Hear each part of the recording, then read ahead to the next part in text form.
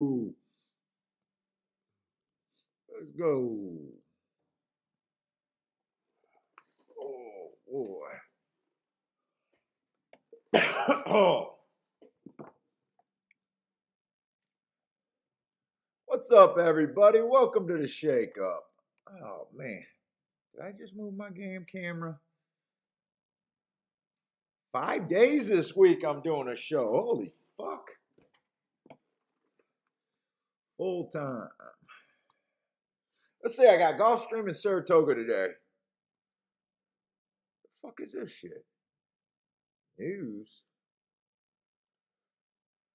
Hold up. I got some stuff popping up on my computer. Motherfucker, I'm. Oh my god! Quit news. Get this shit off.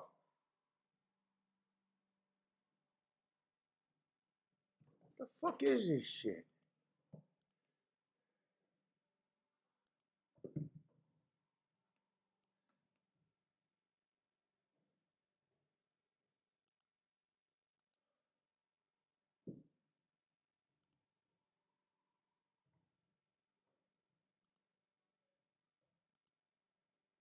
I have no idea. What is this news shit?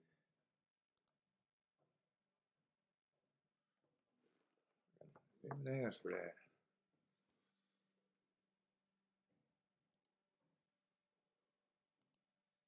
All right, I'm getting set up. Sorry about that. I have no idea what that program was. What's up, Jevin?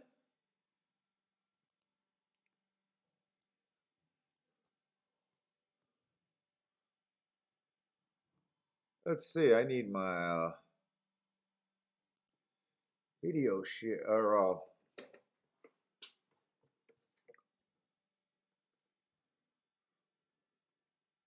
there we go. Let me just get this up. Oh man.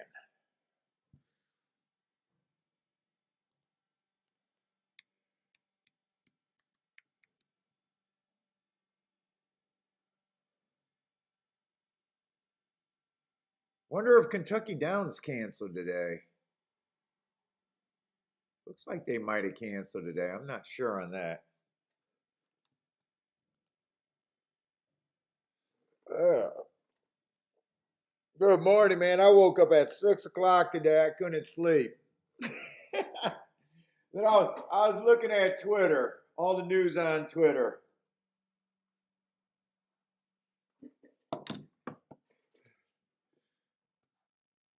Could not sleep. Oh man, I couldn't believe so many people was bitching about that 1-5 ride at Saratoga on that 1-5 that got beat by that 3-horse at 9-2 in that 5-horse race. Even if it was the worst ride on the planet, what the fuck are you? You deserve to lose on a 1-9. I'm sorry.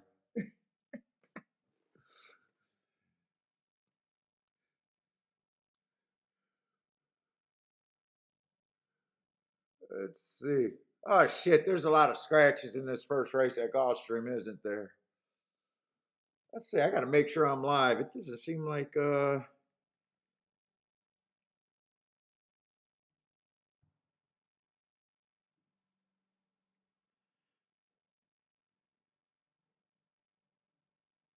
5 people watching. Oh, we on the low.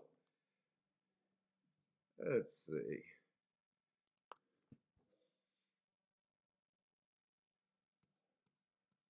Fuck, lots of scratches at Gulfstream.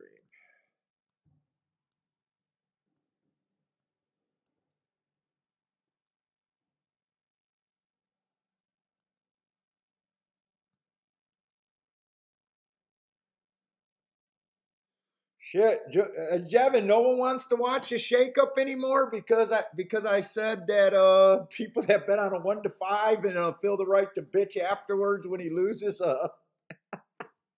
I have no sympathy for. Fuck, I'm gonna lose all my viewers, I guess.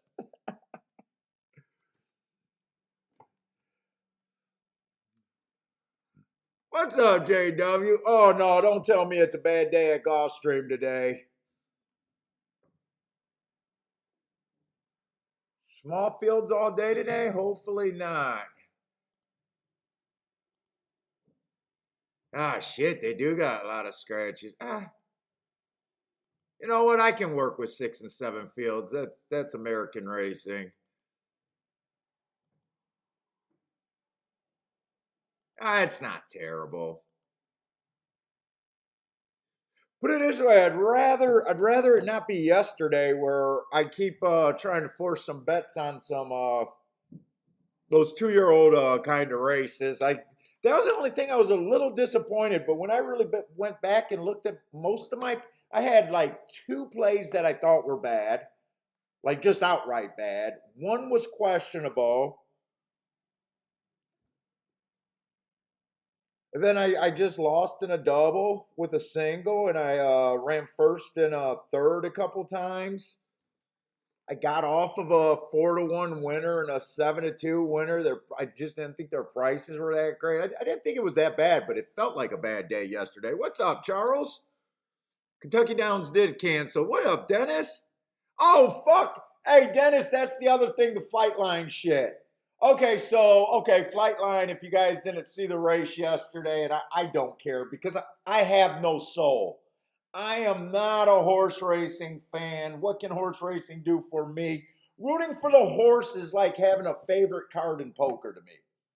It's like having a favorite number in roulette. I don't fucking care. I could care less. But watching how Flightline did win that race, it kind of ruins the Breeders' Cup for me because I don't know what to make of it. You know, it looks like he could be a super horse. If he is, he's a terrible betting opposition. But the funniest thing that I seen was these idiots that were trying to tell people that they were wrong about having the wrong opinion on Flightline. You do not apologize for trying to beat a 1-5 chalk. I don't care if the horse crosses the line before all the other horses get out the fucking gate. My biggest thought was, oh my God, did he ruin whatever race he jumps in the Breeders' Cup in? And then the other thing was like, oh yeah, okay. A horse wins by a lot of lengths. Oh my goodness, he earned a big buyer. I don't see a reason to apologize for that, but the biggest morons that showed themselves yesterday were the people that were like trying to call other handicappers stupid for trying to make a play against Flightline. Are you crazy? Unless you're going to be like on Dean's plan where you're going to bet 100,000 races on Flightline and make a couple dollars. Yeah, he did pass the eye test, but okay, so then after all the excitement was at the buyer, first of all, it comes out that there, I don't know, maybe about 10 horses in the history since Buyer's been doing the Buyers that all earned a buyer near what he did. He wasn't even the highest of all time. Yeah, you always pass the eye test when you win by 20 lengths. Sure, it's just like every home run swing looks pretty sweet. Like, have you ever seen an ugly home run swing? But I'm looking at all the horses that put up like 126 buyer, 128 buyer. Good horses, none of them stand out to me in history to be shit. I'm trying to find out that list. I don't know. I mean, as a bettor, it means nothing. But he probably makes the next race where I'm going to be in a spot where I either try to beat him or I avoid the race because I just don't want to deal with the problem. And that's fine too. But do I got a boner for a super horse or a boner for a horse that might save racing? Look, I'm sorry. The majority of the public is not going to walk around with Flightline shirts. No one gives a fuck. No one gives a fuck if a horse is fast, other than a very few handicappers, I believe. Yeah, Dennis played against them. Don't apologize for taking that stand. It was gorgeous to watch. Just like I said, every fucking slap shot from the blue line or whatever it is in hockey looks beautiful. Every fucking baseball swing looks beautiful. We've seen horses win by 5, 10 lengths, and then the next race they can't compete with the same horses. I mean, it's still gambling, it's still math, but he does, it passes eye test for now, sure.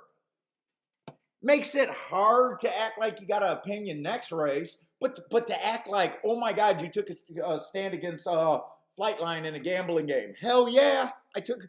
If I was to play that race, I would have blindly took a stand against Flightline. I would have been wrong. So what? What's up, Dean? Roman just ordered his shirt yesterday. Roman's going to be walking around with some ponies on his t-shirt. Oh my God. Well, you know what? There'll be a few guys, but there'll be horse racing fans. He's not going to bring one other fan to the sport. And if he does bring a fan to the sport, it's probably not going to be a high-level gambler, which horse racing needs. What's up, Dad?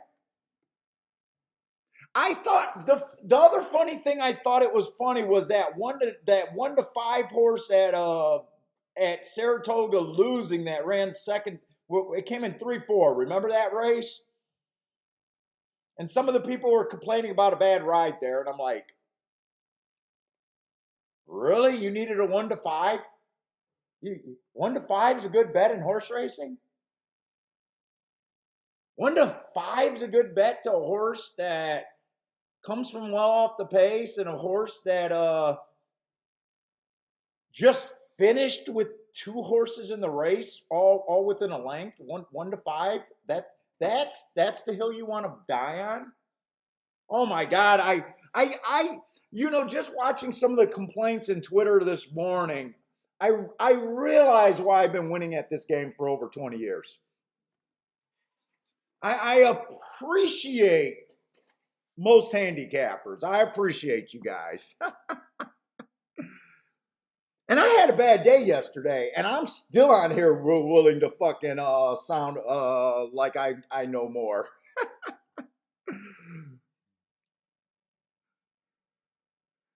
What's up, John Johnson? Who do we like in the first at golf? It's probably a terrible race. What we got? 4 horses, 5 horses? Let's start looking at Gulfstream.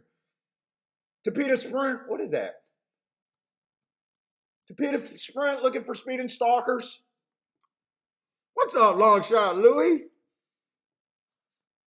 You know what? Actually, if you could get past the 2 favorites, the board's not bad, but let's see what the hell we can get by here.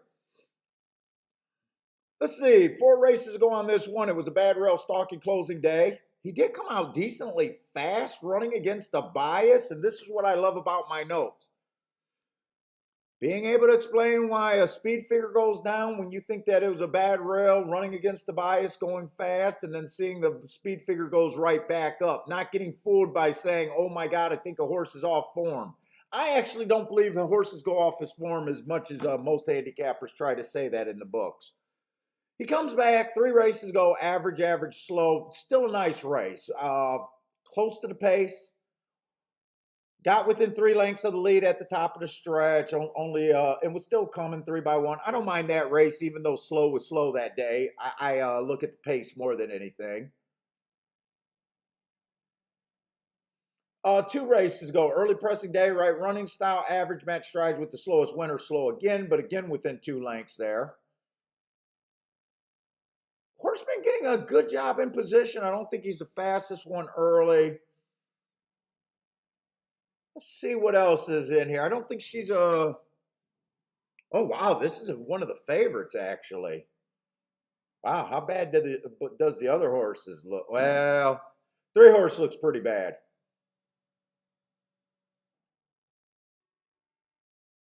Three horse does look pretty bad. Guess the best thing the 3 has going for him is a class drop. I can't really get to the 3 there. Doesn't look like he has any speed.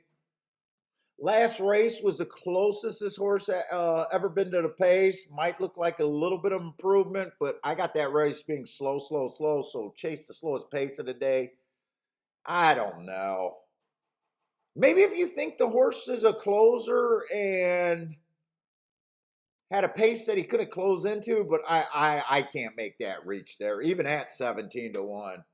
Let's say four only ran one race, ran against the inside bias, but I need more running lines. I have no idea what this horse is. I guess if the horse improve, I'll say that it ran against the inside bias, but can I realistically get there to bet it after just that running line with the excuse? I can't.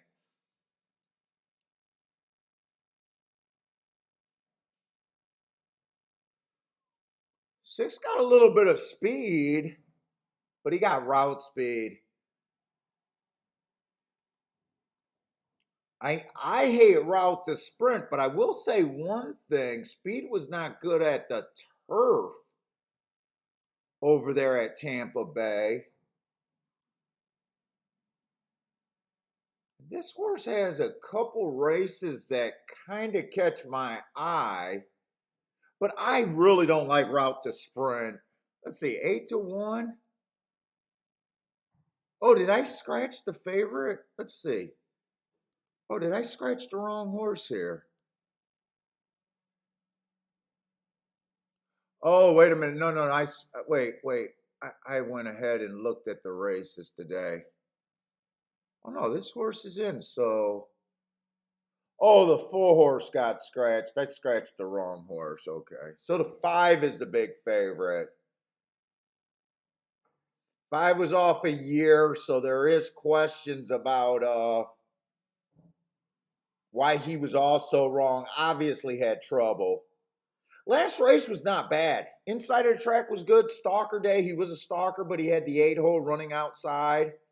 Look, I mean, I'm having a hard time finding a pulse from any horse that even running in this race.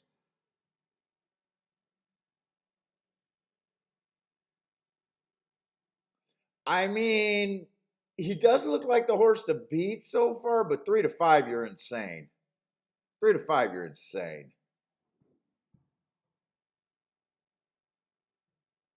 Who did he just ran with last race? 1 cent broken?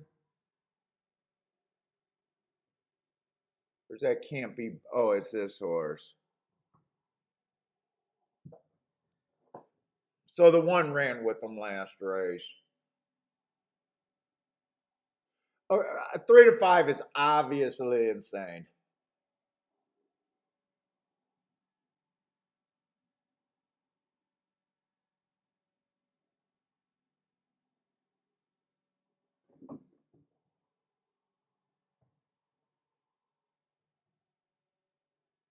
I'm taking a hard look at the 8 because I do like that race 2 back where he matched strides with the fastest winner, but he slowed down pretty fast. Lunged at the start last race. I don't really trust him. I was going to say maybe because I don't think I think the 1 and the 5 get to be favorites by default, really, because everyone else in this race is kind of bad. I was looking at this horse. If this horse could get the lead, maybe, but I don't even think 5-1. I think 5-1 is fair value. I don't think you're getting paid any extra. And I'm not even sure with all those route races before that. And I think I'm reaching pretty far saying if he gets the lead.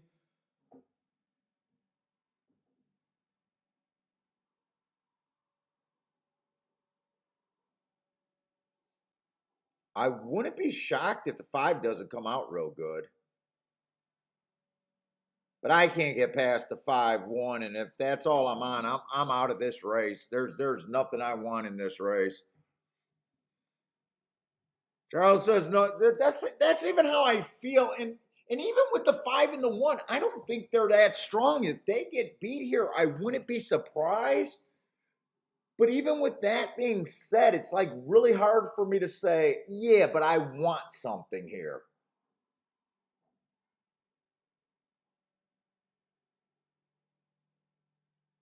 Like I can even see if the 6. I was too lazy to look up those marks. Just right now. Like if the 6 gets the lead here, I would not be shocked. Wow, this is probably a really good race right here, actually. 6/30th.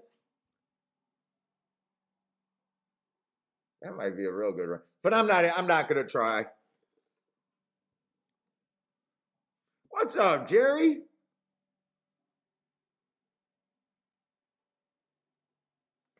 Oh, yeah. But you got to be aware of your payouts and where you think you are.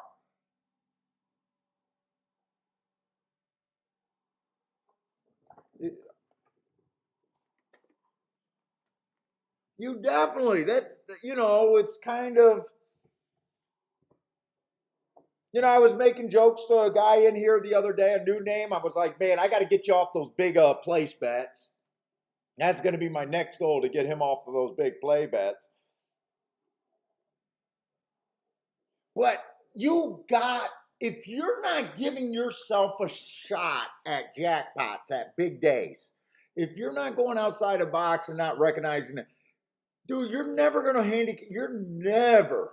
I don't believe you might have a year or a meet or something, but I think really long term, year after year, I just don't think you're going to out handicap in the low range things. I think you've got to be so aware about what you're doing with your money.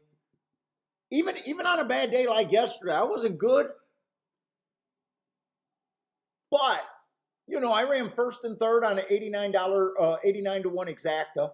That would have been a very big hit. I ran first in a cunt hair to a $47 exacta, that to 1. That would have been a big hit. That double, that 3 to the 4, where the 3 got caught by that 1 at 14 to 1 first timer. I think that would have been a solid hit. You gotta set yourself up every time. I almost think every time I hit a thing, I gotta be about 500 or more dollars. Almost every time I want to hit something. You want checks. You want to give yourself that's the only way you're gonna win at this game, is that I believe. And that's been right for me. You win tournaments, you win a pick six, some years, you win a tournament some years.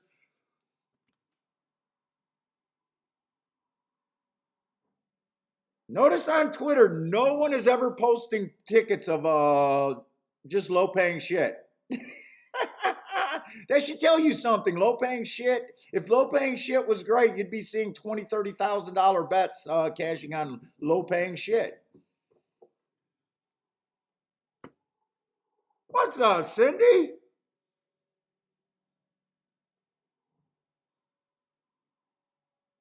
But a lot of about just betting is just knowing where you're at, knowing where you think your opinion is at, right or wrong. Understanding when you should bet, is it worth it? Not all, even though winning tickets, not all winning tickets are. In fact, the winning ticket that I hit yesterday, I knew that it was paying a $17, 17 to 1 on the exacta, and I forgot it went down to 14 to 1.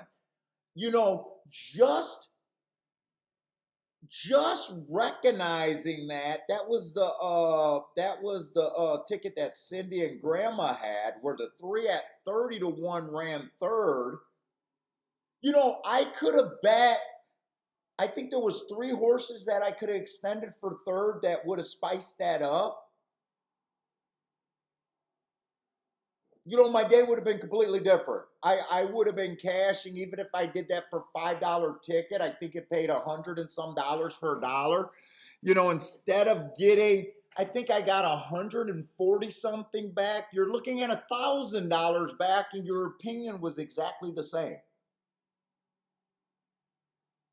The opinion was exactly the same. And in fact, my bet would have been probably a little bit cheaper.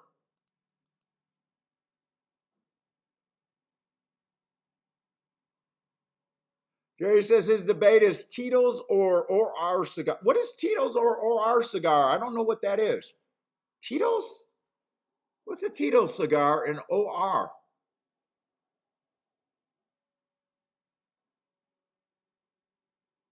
I don't think I smoke any. I don't know any Tito's.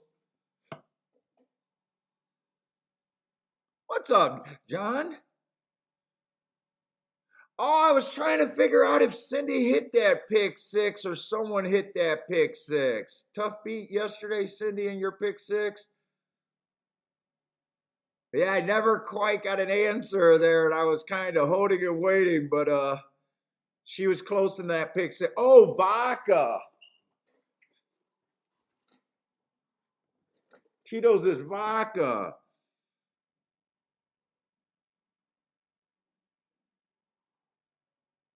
Oh, vodka or cigar? Well, I don't understand why you can't do both.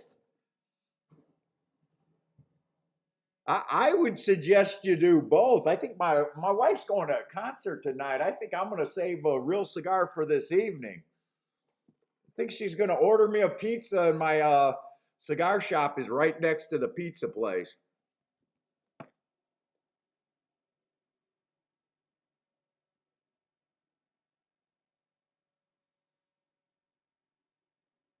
What's up, Cindy? Yeah, I was hoping you hit that, but sounds like you had a tough beat in the last race. Dean, that 1-5 exact is going to pay you. Hey, Dean, you could have started off your plan with Flightline yesterday. All you got to do is find 100,000 more of them a year. I think Tito's Vodka actually sponsored a Hawthorne tournament that you could see on YouTube, where it was an invite only with about, I don't know, maybe it focused on about 10 people, and I think that's on YouTube. I think that was sponsored by Tito's Vodka.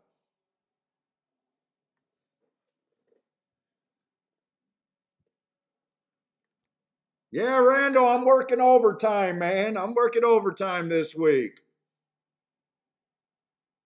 I was in a good mood this week and got a good start on marking the forms, everything. Boulder told me he's visiting he's actually at Saratoga and asked he gets my marks and he takes a long time to mark them up. So I was like, enjoy Saratoga. Don't worry about marking the shit up. I don't want you in your hotel taking too damn long. So I made sure I marked every form for Saratoga this week. So I was like, let me send that to Boulder so he can enjoy himself. Hopefully he hits some horses, but I didn't want him marking up his form. He takes a lot longer than me to do it, he said. What's up, Lanier? Hawk Rivers, what's up, man? So maybe I should say this show is sponsored by Boulder today, just me wanting to help him out. What's up, Sean?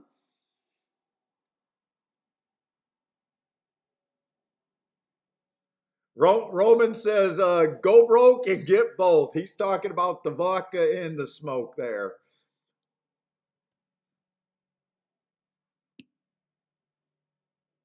See, when he puts up the or cigar, I was reading that like that might have been like a lot of people would put up a DR for like Dominican cigar, and I was like, what the fuck is an OR cigar or CON for Connecticut cigar? That's what how I was reading that instead of the or.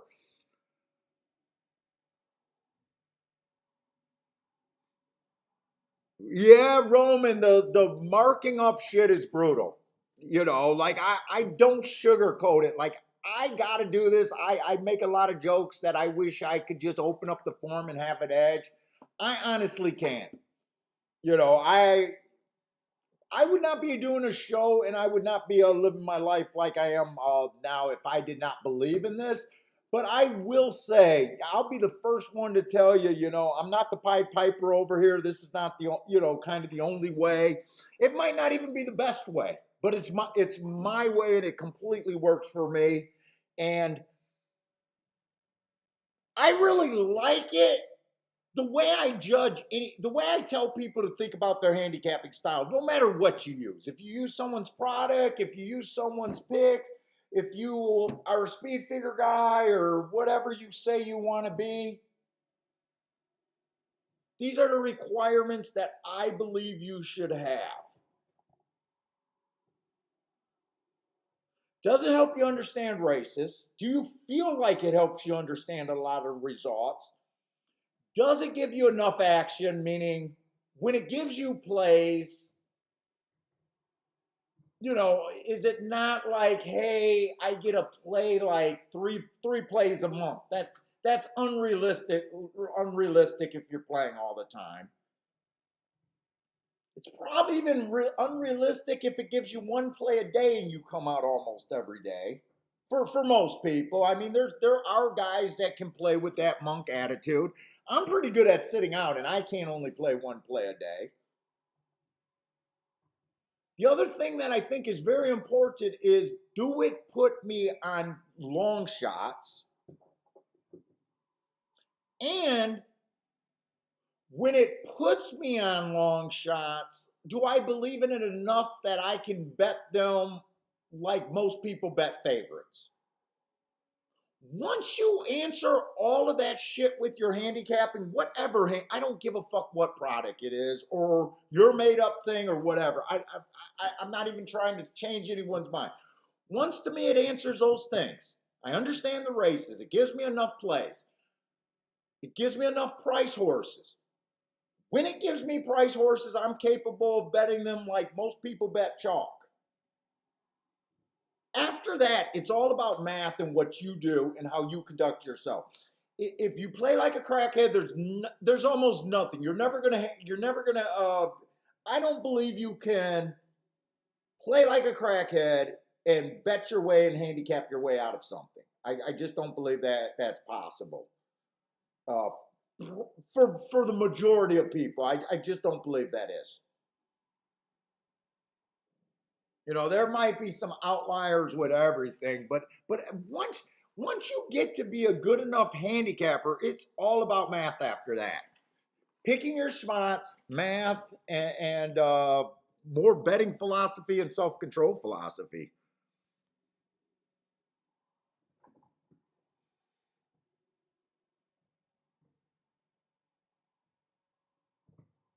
The famous Oregon cigar there.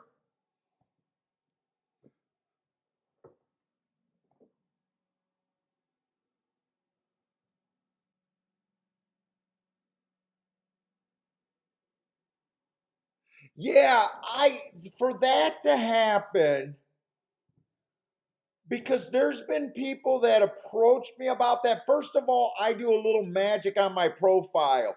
So first of all, I don't even know if it's possible or if it just gets to be the unaffordable thing for me. I would have to be able to download a form.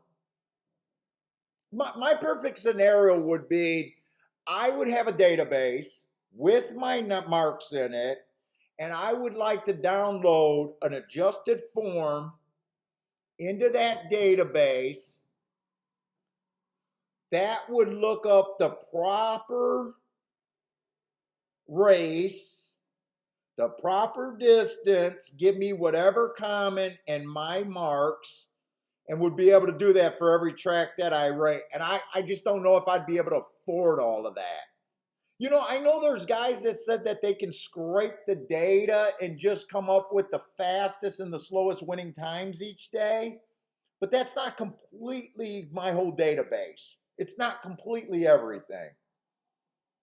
And I do a little adjustments and a little magic that I don't completely say that's out there.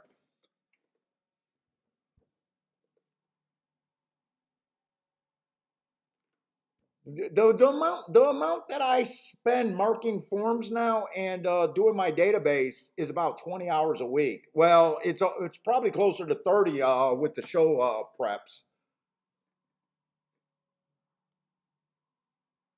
I did 5 shows this week, an hour per card. I had 2 cards almost every day. That's 10 hours of marking right there, and then 20 hours of doing my database shit. And my database is just me doing spreadsheets. It's nothing special.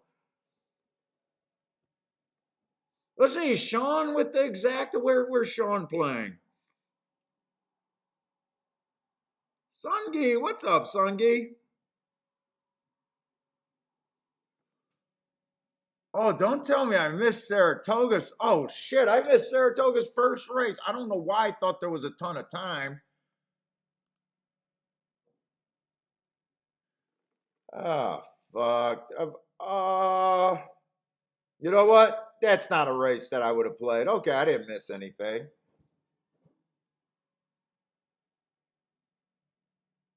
I'm interested in what the five did.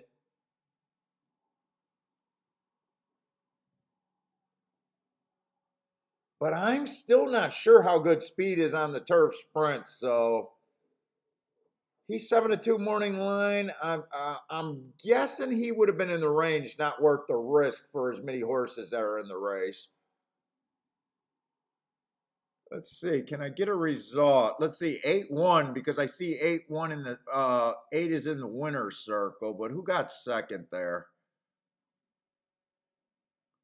Let's see. The 2 and the 1 and the 3 got scratched.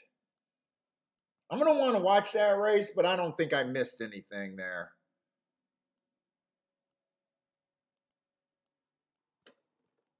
Let's see, 1 and the 3 got scratched.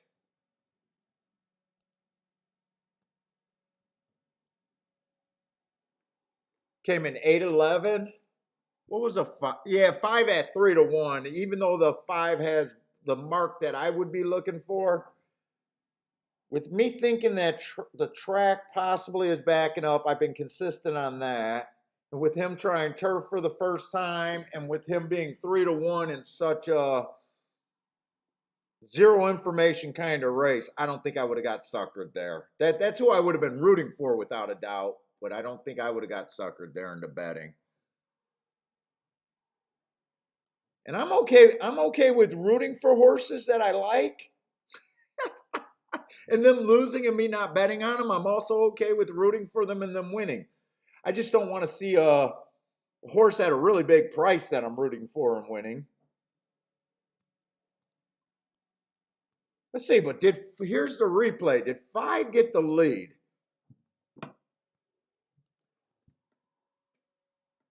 Can't tell who is that on the lead, and is he by himself? No, there's 2 horses dueling there. It does look like that might be the 5 dueling, though. So he did get the lead. They went fast, 21 and 2. Yeah, that's 5 and 6 is dueling, and they did come off the pace. And the 8 horse won that first time starter. Oh, nice price. So that must be the horse that you guys were cheering for. You guys hit that horse. Nice. 8 came off the pace, and so did the 11. And 5 held up pretty good. He put the 6 horse away and then to get beat by everyone else. Okay.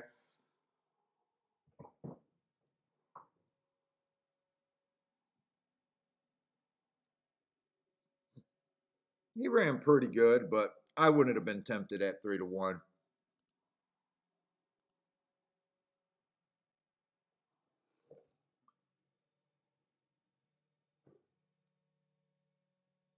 And the 11 I didn't mark up just because he looks like he may have the running style, but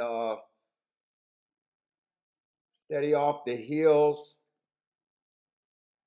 But I would never want to do something with him at 9-5 or 8-5, 6-5. Like that's why I think a lot of handicappers just. I mean, why would you take 6-5?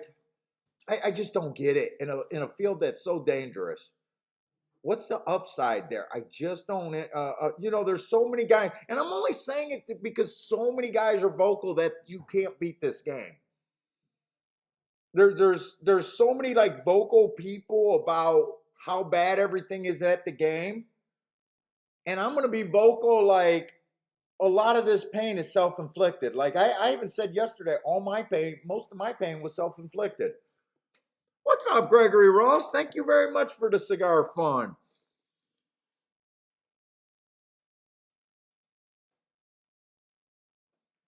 Like, even if this horse won, what's the math there? in the win, I guess in the win pool. I mean, I'm not looking at every exact and every pick five, every pick six. You know, I'm just talking about the win pool. Like, what's the upside there at 6 to 5? Double your money in a very dangerous race. I mean, 6 to 5 is less than a 50% chance to win, so you're asking for a coin flip. I mean, yeah, the horse got second. What's up, Boulder? I hope you're enjoying Saratoga, man. I told everyone that the show was sponsored for you because I did not want you. You told me you were at Saratoga, and I didn't want you in your hotel room marking up forms. I hope you're having a great time there this week, and I hope you're winning money, man.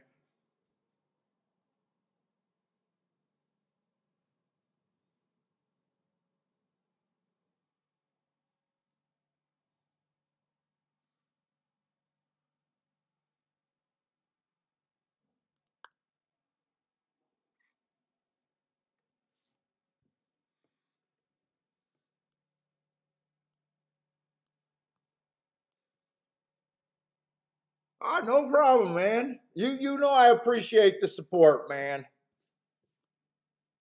I wish I could figure out how to cut down the short time of marking shit. I wish I had a better way. I just appreciate your support for so long.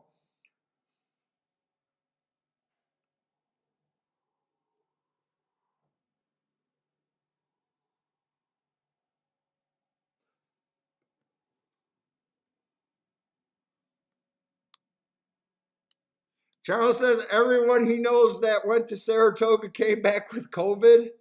Oh, that's not a good. You don't want that on the travel thing. I know, Cindy. Someone else said that Gulfstream didn't look that good today. What's up, Danny? John Johnson likes the four over there at Gulfstream. Let's take a look at this. We got $20,000 claimers. Let's see. One might have the right runnings. He does go to the lead. Those Tapeta routes, I'm looking for horses coming off the pace for the most part, unless the pace is so slow. Ran on a bad rail two back. Might be a little upside there. Early pressing day last time was a little far back. I guess he has excuses the last two races. I'm still not sure how much I like him.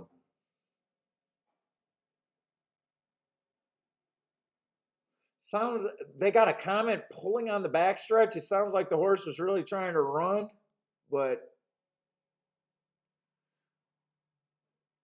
that's the extreme. Maybe the jockey overrated the horse there.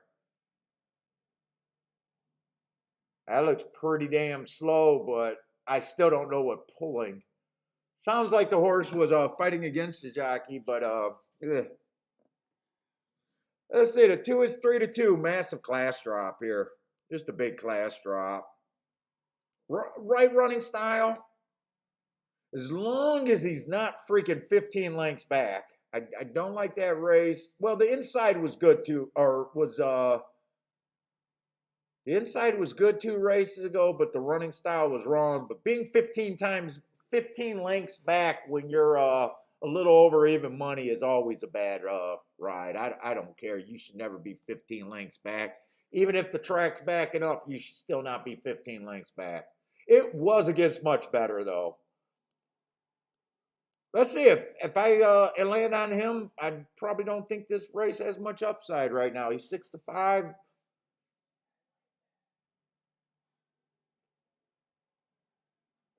3 looks like possibly could be the speed here, and I don't think speed's good unless you get 25-50.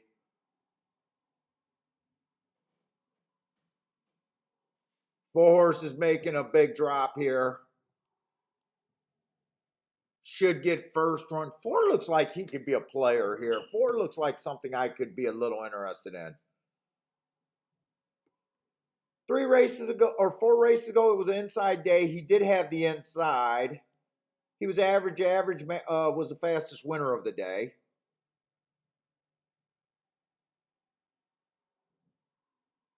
3 races go average, nice. Both, that's a nice run. 2 races go bad rail. Had the bad rail, so I like the excuse there. I think there's more upside.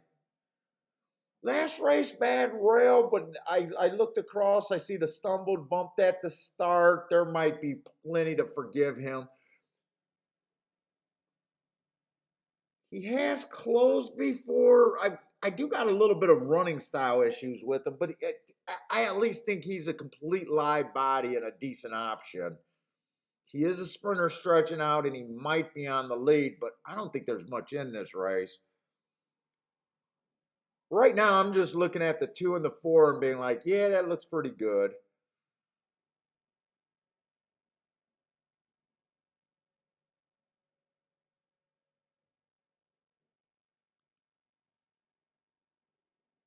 Five's an okay option. 3 races go on a stalking closing day. Went too fast to win. Every time you see the heart, it's always an excuse. Heart's my best marks. It means the horse went too fast to win. Comes right back, wins off of that race, going wire to wire. Was able to beat a slow pace there. Looks like the horse, he's another viable option, but I'm looking at 100% an ABC ticket there. 2, 4, 5.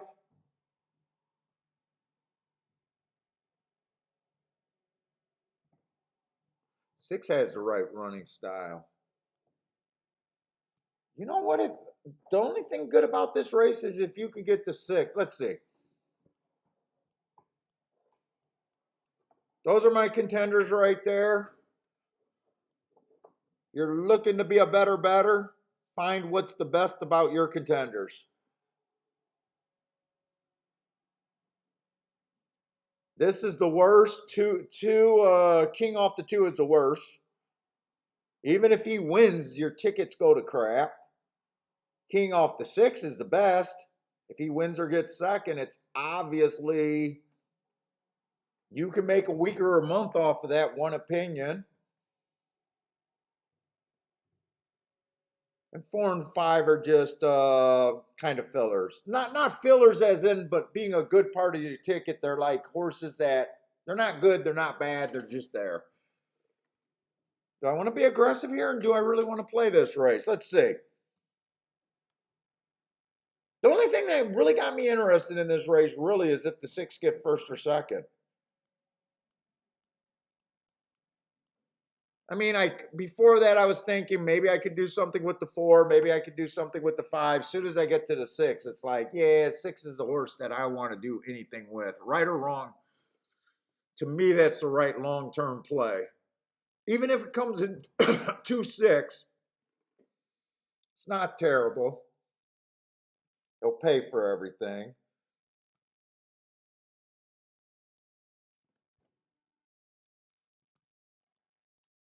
I would key box that. I'm probably going to start off with the play bet here. 6 to win. What was the weakness on the 2?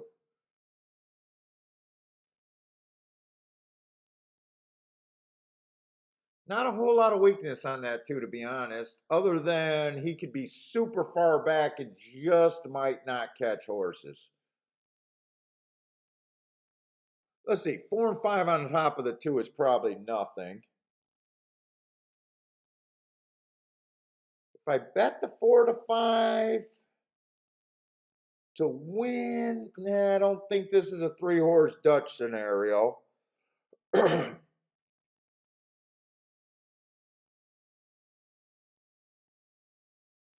see, the only other ticket I might want here is a 5-6, just exact the box, just in case the 2 is too far back, the 5 and 6 gets. I said that wrong. The 5-4. I already got the 6 if the 6 runs with those horses. Let me check that 5-6 exacta or 5-4 exacta. 17 and 7. You know what? $17. I don't need it. I considered it.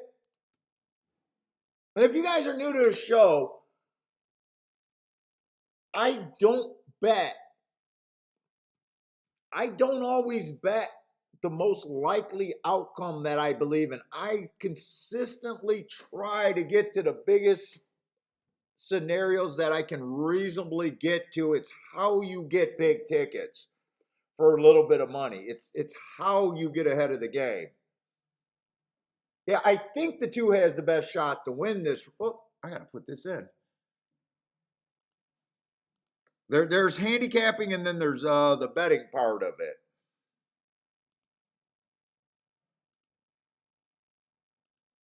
Let's see, key box.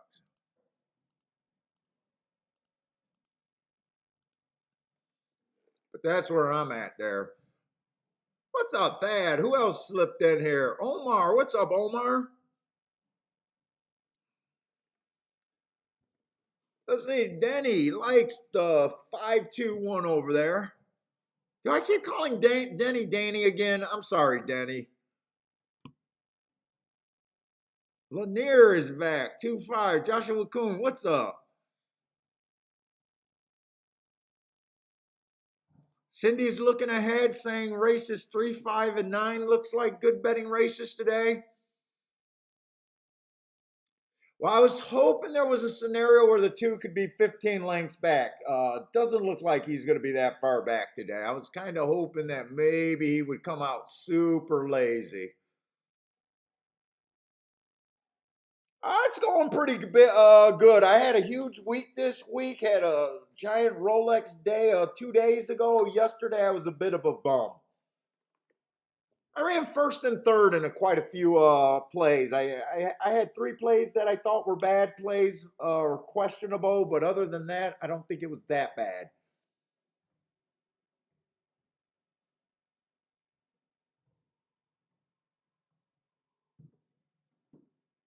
Rolex days in a month or a week always makes everything okay. Shit, 6 got the lead. I hope the 4 doesn't keep running or the 2 doesn't keep running because I think the 4 and the 2 is going to pass the 6. Come on, 6. 6, I'll be happy if you even get second here.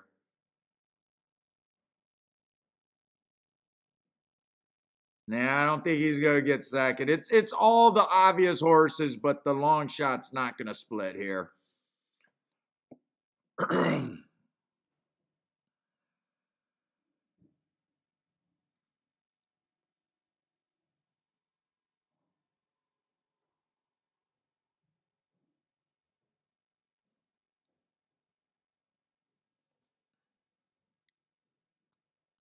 Yeah, Friday was real good.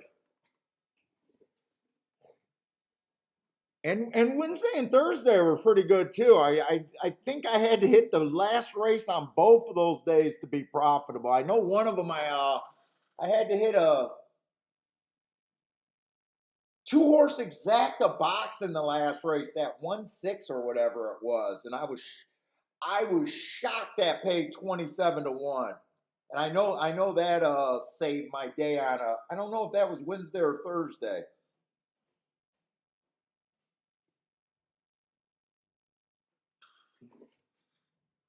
Dad with the little boom.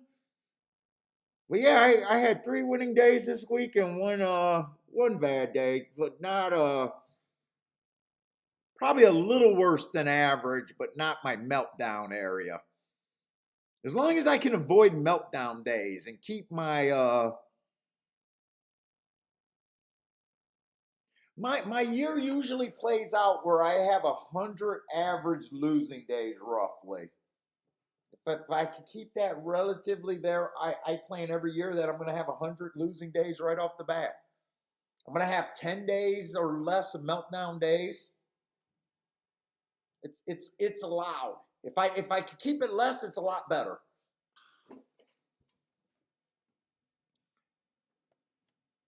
If I can have 5 or 10 Rolex days, usually 5 to 10 of them a year,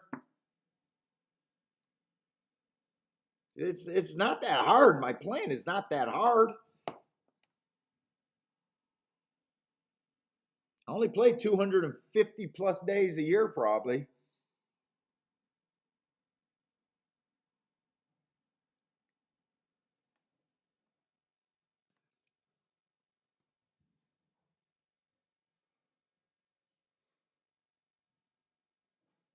Let's see, Saratoga, we got to go right over. So that was my first bet over there at Gulfstream. Didn't work out. No one ran bad. You know, had the four contenders in the super, but fuck, I don't think anything was playable there. Probably should have sat out that race, but I thought if the six ran first or second, it could be worth it. You know what, Omar? I don't even like Rolexes. I hate Rolexes.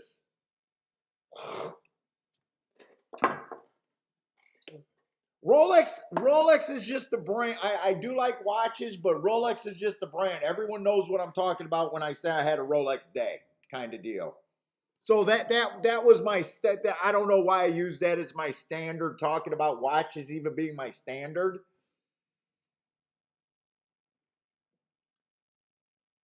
All my wife's cousins have Rolexes, uncles, everyone got Rolexes. When I got my first nice watch, I knew I didn't want a Rolex. But if I had to say, it'd probably be freaking, everybody else's probably favorite would probably be the Panda.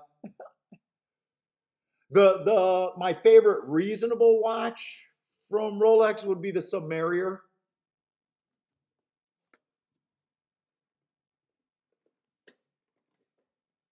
But I would pick a Mega, and I picked a Bentley for my first choice. Not a Bentley. I'm sorry, a Breitling. It was a Breitling Bentley that I was looking at for a long time.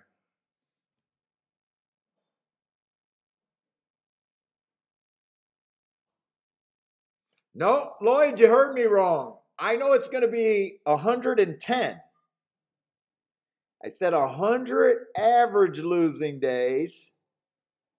Oh, you watch it? Yeah, watch the show, man. I usually protect myself. I'm probably close to I'm probably close to 50% winning and losing days throughout the year. I'm not that far off from it. Mainly because the way I play, I shut down. You see how I play all the time. When I get up, I shut down.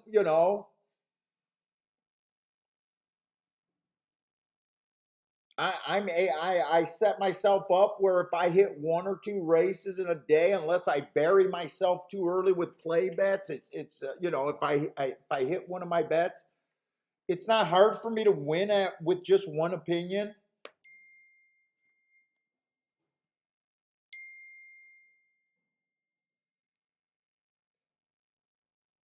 Oh, Matt's watching today. Or what is Matt coming up here with Rolex?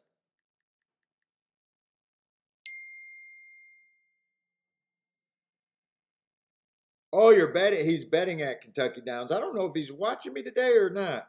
Or did he just say he had a Rolex stick? Oh, he got a Rolex. That's not a Rolex. Wait a minute. What did he get?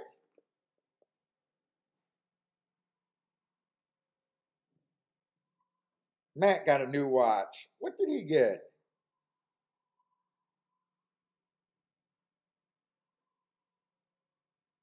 Is that a long jeans? Hold up. Let me see what he got on his wrist.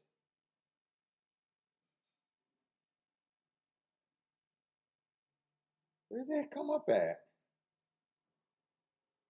Matt.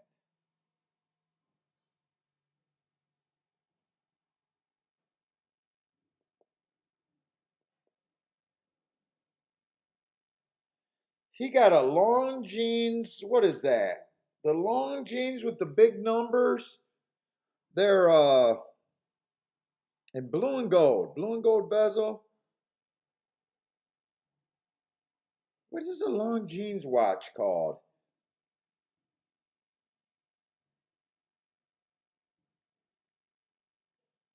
Their dive watch, whatever it is.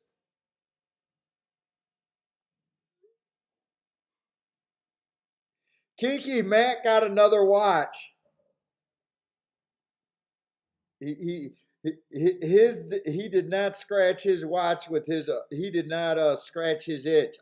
My itch got scratched with my Breitling. That looks nice.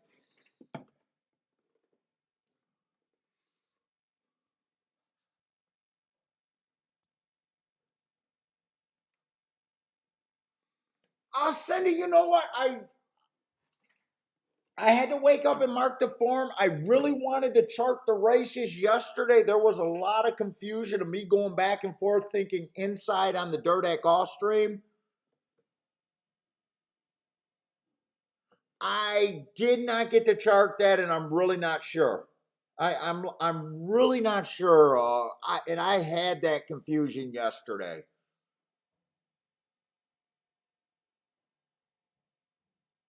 I don't think if you're talking about the dirt, I don't think anyone outside of the 4-horse won yesterday on the dirt. But they were all chalks or low price horse. I kind of think the lowest price was 2-1 winning. I'm not really sure. I'm gonna probably just try to trust my eyes and stuff. But right now, yesterday was definitely some confusion yesterday with me. And then when I finally thought I had it figured out, they stopped running them. So I'm not really sure there.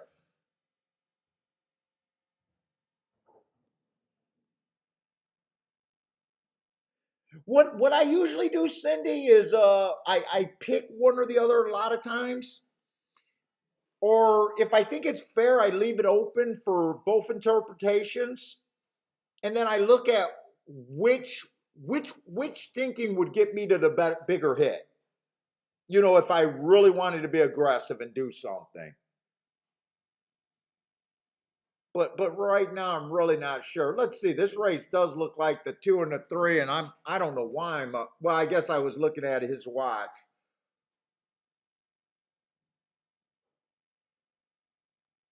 This is just a $40,000 claimer.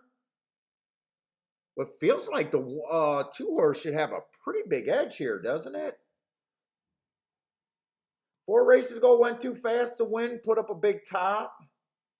Very next race won, but at 40 cents on a dollar. 2 races ago, earned a heart. I just don't know what he did at Delaware.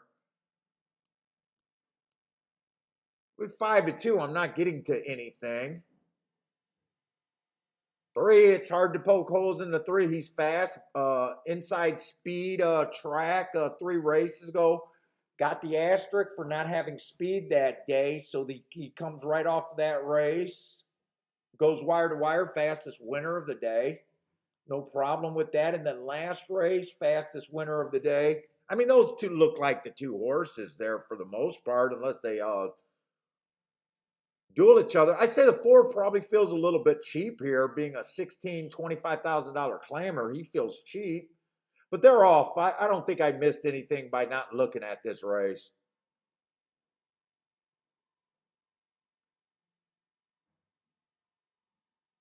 6 looks like $25,000 claimer, maybe even. Well, he did go through conditions here. He still looks a bit below the 2 and the 3. In fact, if he won, I would have thought that he would have to do it rating here instead of being on the front end, and that is his win condition rating here, I think.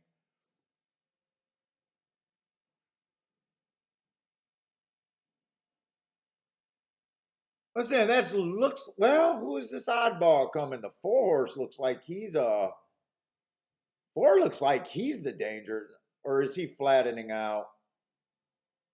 No, 4 looks pretty dangerous. Whoever's on that rail looks pretty dangerous, but the 2-1 in my first statement was that doesn't the 2 have a pretty big edge?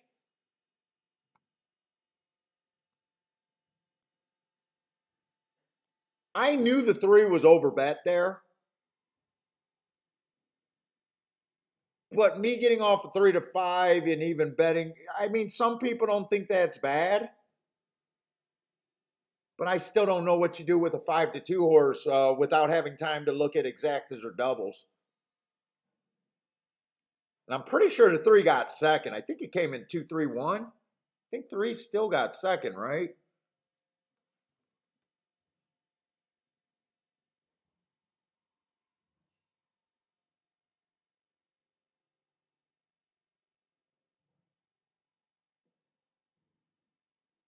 Two, three, one, four. So even though I haven't been able to look before the race, really at the first 2 races at Saratoga, they're both races that I don't think I would have really been.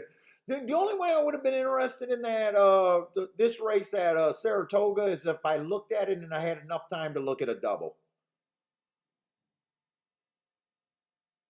Maybe if I'm right about the next race, I might regret not being able to see if that price did on the double.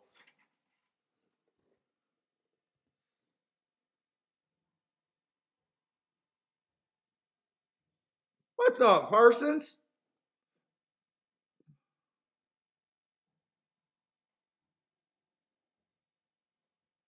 Well, no, my Rolex day, I always try to explain. I know some guys, when they have their biggest day, they're smaller betters. I know guys use that. When my definition for a Rolex day, I can walk into a Rolex dealer and I can walk out with a watch, a brand new, untouched watch. Now, I know you can't half the time because they never have the selection in there and you've got to get on that fucking waiting list. But in theory, I can go. So even if the prices are higher, I can still walk out with one. That's my definition for a Rolex day. So my Rolex days start at about 10 grand. I don't even think you can buy a day date now for less than 10 grand.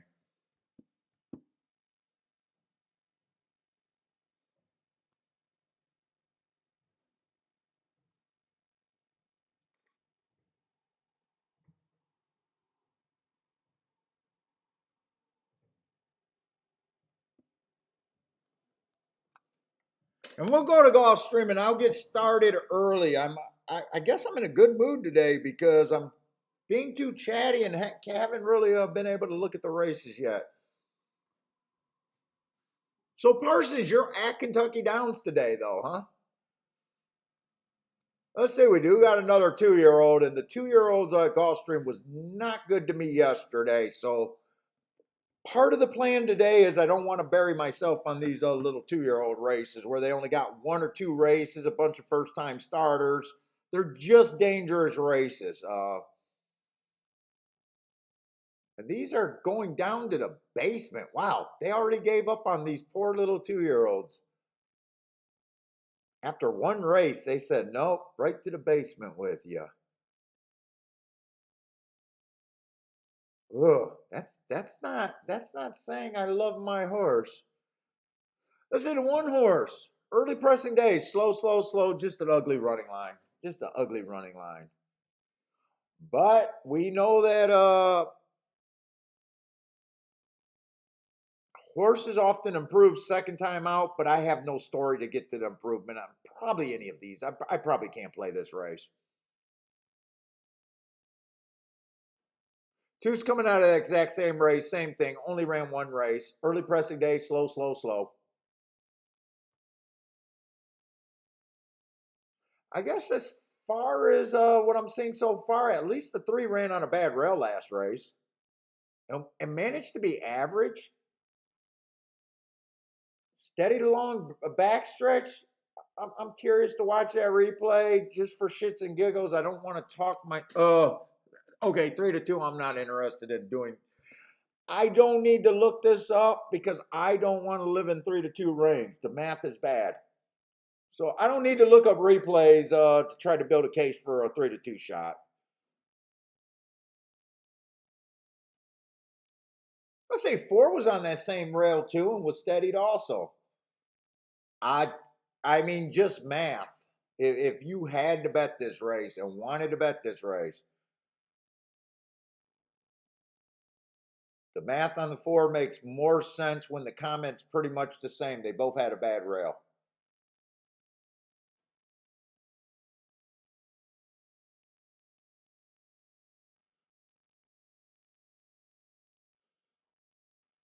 Six horse Inside of track was good. Early pressing day. These is just, I can't do anything with this race, which is good because I can definitely look. Oh, and then there's the 7 horse.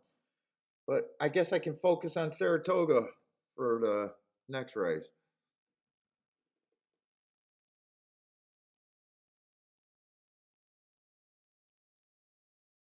Oh, your watch was brought from a race bet. Oh, from a race bet there. Oh, nice.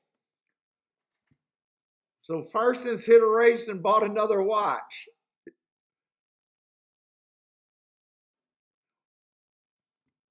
Oh, that's what it is. A Longines Conquest. Hydro Conquest.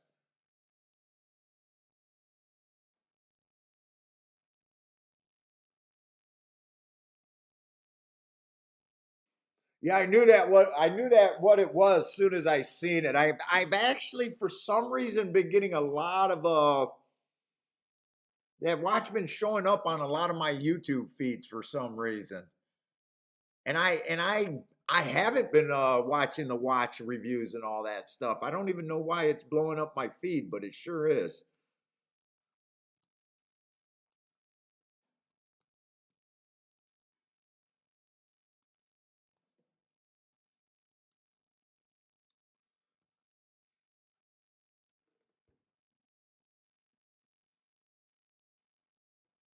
I say, might want to do a little bit more work. Well, some of these horses I can't do any more work on. I'm behind on a lot of sea level tracks. So what we got? We can look at this. We're looking on the turf, and I want to play turf over there as much as I can, as long as it makes sense. I mean, I definitely want to look at all the cheap turf races there that I can. Uh, 32,000. Looking at a stalking, probably stalking closing track is what it's been doing for the most part. There, speed's been terrible. Still want to make sure that someone can't get away with a super slow time, super slow pace, but for the most part, you do not want to try to go wire to wire there. Let's see, this 1 horse, 4 races ago, stalking closing day, so ran against the bias, tried to go wire to wire, also went too fast to win. I love that race. Comes right back, wins that 7-1, slowest winner of the day. Nice race. And nice price.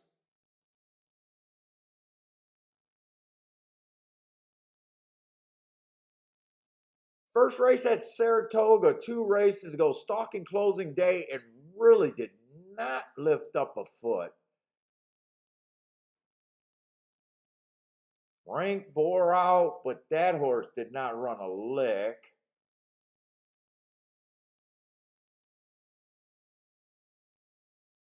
Then they tried him on the dirt. Before that, I mean, he looked like a turf horse, looked like a kind of speed, maybe a stalker at the best. He got a speed track last time, ran against the bias, went to the basement. I'm not feeling good about that. Plus, if he runs, I got a feeling he's going to be on the lead or near the lead.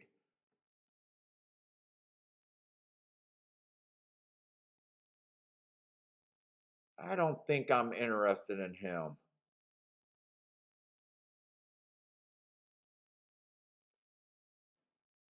Let's see, we've been doing some class work. I don't mind trying to look at some class here. We're basically been winning at this level. 32,000, 35,000, nice little second there.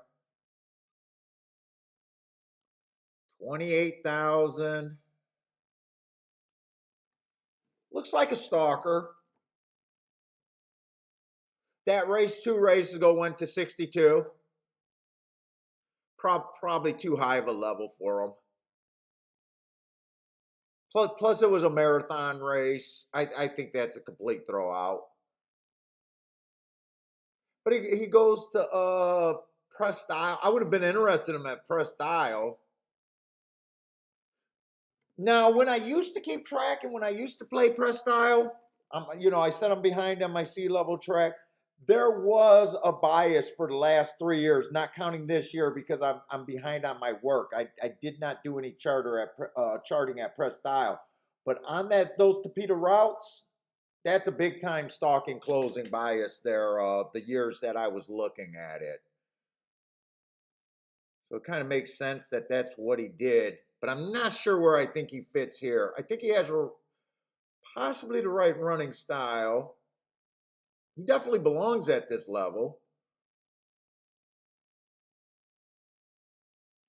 7-2, I'm thinking probably sounds about fair. I might even do a betting line here because I don't think I'm interested in the next race at Gulfstream.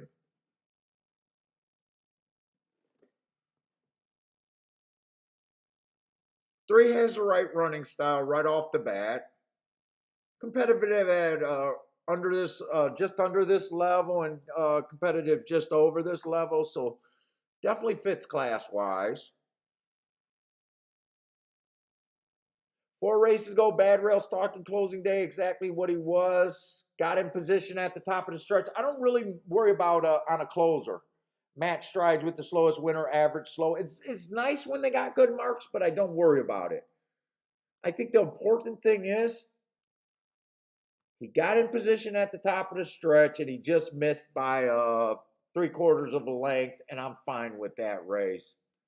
Comes right back off of that race, wins that race. So at a little bit lower stalking closing day, he did run with the bias, won. Last race coming off the pace, a little bit of higher level. This horse does a great job getting in position and just if we're right about the track backing up, he's definitely a player. Or she's definitely a player. What's up, Jay? Who else slipped in here?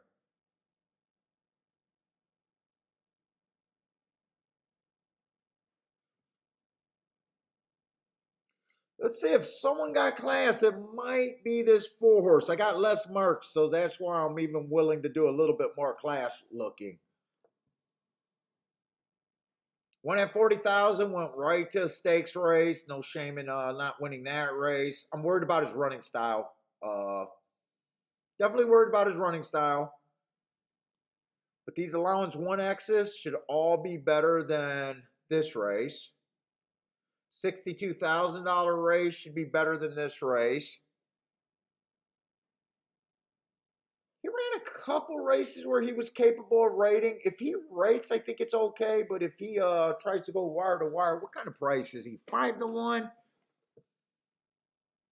See, if I'm thinking odds line on him, if he tries to go wire to wire, I think his chances go down a lot, and I'd be doing a odds line, the math, like he's a 10-1 chance, maybe even higher. And if I knew I was going to get a good stalking trip, I'd be looking at him like he should be about 4 or 5-1. It all matters to what kind of trip I think he gets.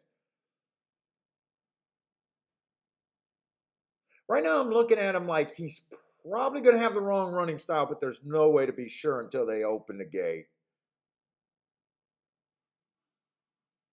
Even last race, looks like he was trying to get the lead on a sprint, but he does have a little bit of. I do feel he has a little bit of a class edge. By the way, I am ignoring that $17,000 race that he dropped for and lost that race. He probably should have won that race, but you guys know a lot of times the first race off a drop, a lot of times for whatever reason they don't win that and they win the next one, which he did raising up in class, so that was nice. So actually, I'm not worried about him not winning that race.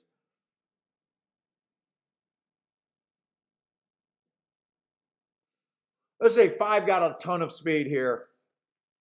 Probably too much speed. He does have class, though. 80,000 stakes race, no shame in that. Winning a 40,000, won an $80,000 race, ran third in 100,000, ran an okay fourth at 100,000. Here's a 50,000 race, should be tougher than this. Here's a 60,000 race. Problem with this horse, he's going to be running against what I think the track profile is. Wow, I'm shocked he's 7-1. I'm shocked the public. I guess the public is catching up on that. This track's not backing up, or they're looking at him like he's a cheap, like he's a quitter. I don't think he's a quitter. My note says 3 races ago he ran on a closing day.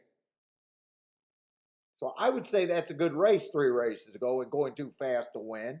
The problem is he comes back, he gets another stalking closing day. He's running against the bias going too fast to win. Comes back, another stalking closing day, running against the bias going too fast. I almost feel for these horses sometimes. And that's a really nice second, by the way, there. But you almost feel for horses like that when they're running against the track and they're like, you feel like they can win at any time, but 7-1's not a bad price on them. But I'm going to play to where I think the track's playing is what I'm leaning towards. 6 is a nice price, but he looks like speed and also looks like dropping.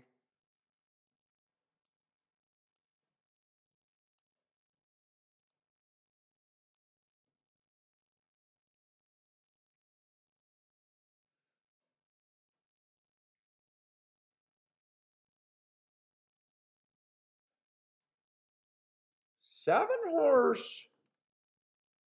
7 horse is tricky because I see some races where this horse is on the lead, and I see some races where the horse is doing exactly what I think she should be doing.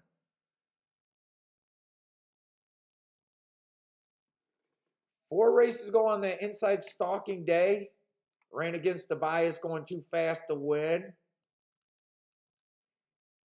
Won within 3 races after those hearts. 3 races ago, ran against a good inside.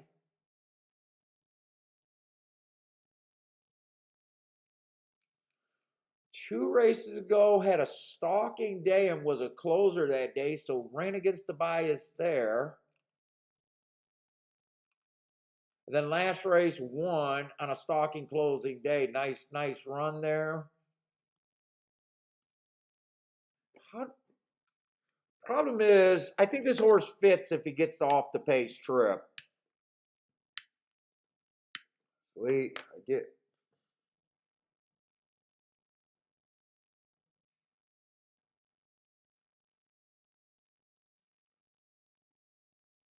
Dude, the speed horses are tempting here. The 6 and the 5. 6, 5, and 4 is actually they're at a tempting price. It's almost looked like Saratoga is saying they want nothing to do with the speed. Most of the handicapping's there. I'm shocked these horses are at this price. I'm even tempted to go against what I think the track is doing.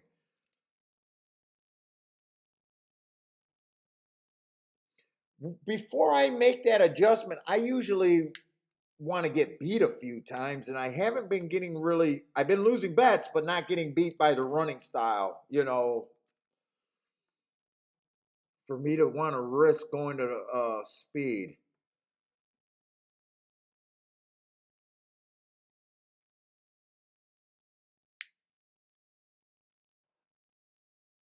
Were all the closers I think that fit the 3, the 7.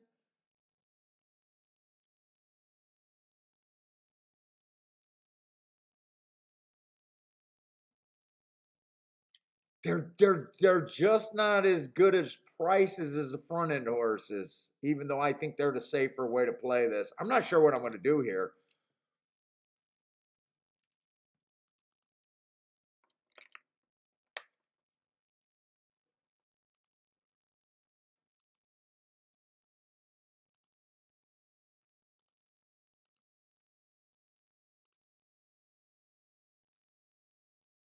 I got to do these. I don't know how they figured out how to get this where I don't have to do the. I used to be able to do all of these in a group. Wait a minute.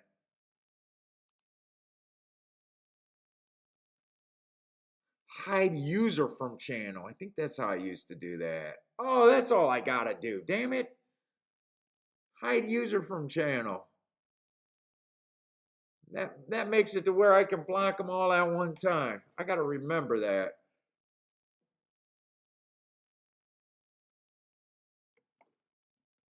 Parsons, are you playing today?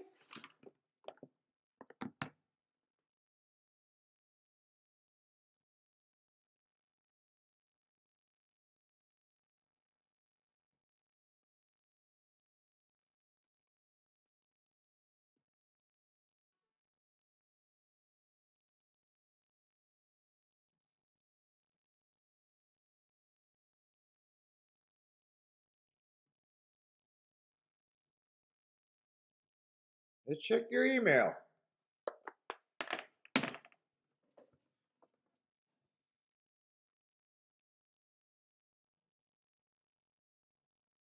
Oh, shit. You know, when we were looking at that race, I said that 4-horse at Gulfstream. I'm just now seeing the result. Didn't I say the 4-horse was to play over the 3-horse if you were forced to bet there? I said that when the 4-horse was like 13-1. I don't know if I would have kept looking at that and seeing the 4-horse at 45-1, what I would have done. I'd like to say that, yeah, that is the horse. Coming out of the same race, and they both had the same bad rail. Did anyone play that? And is that even worth playing? I'm not even sure if that was worth playing. Well, I'm doing a show, so I got to look at other races. That was worth playing.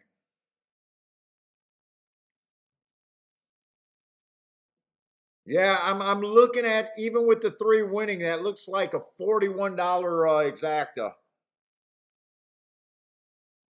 Now, in my defense, when I said it, I think the 4 was about 11-1 or 12-1, something like that, and I just, I that did not catch my eye because of 4-5 over 11-1. Like the 4-6 is only paying, or the 3-6 is only paying $15, so I never checked it. But I never knew it was going to go up to almost 45-1. Son of a bitch. Oh, nice. MKT played it. All right. I'm glad someone played it. Lanier had that 4 too.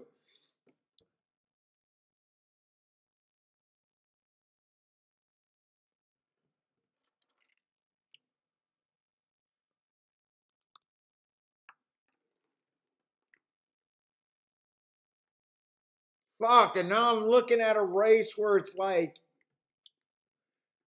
the speed looks good, big class drops, but I think it's bad, but the prices look great.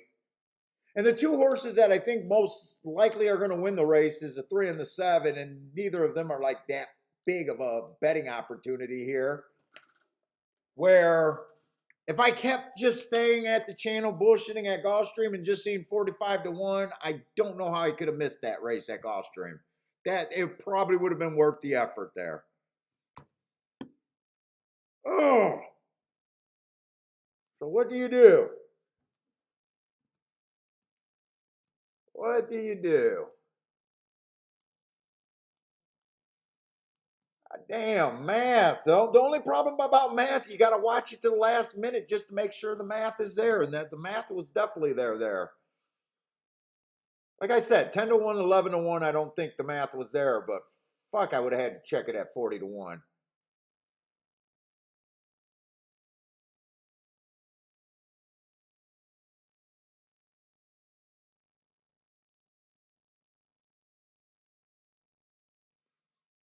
And oh, MK, you liked the 3, and you were looking at who was worth playing in second, and 4 was the only value in second.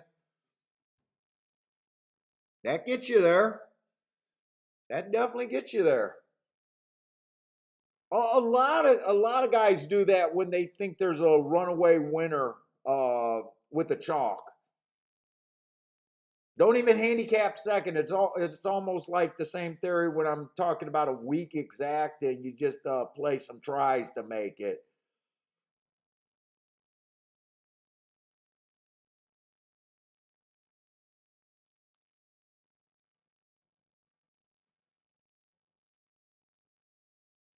Still trying to find. Okay, I'm gonna write down what I'm thinking of. It's the 3 and the 7.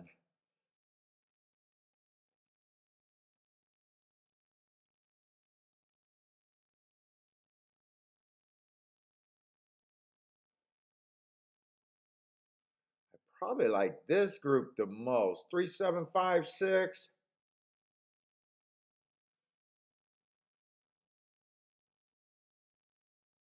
Doesn't hurt to price it out, I guess. Let's see. 37 can't possibly pay anything.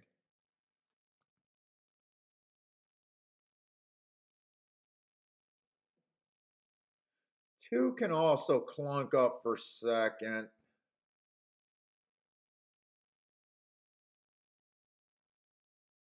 I think you're stretching more on him for the win.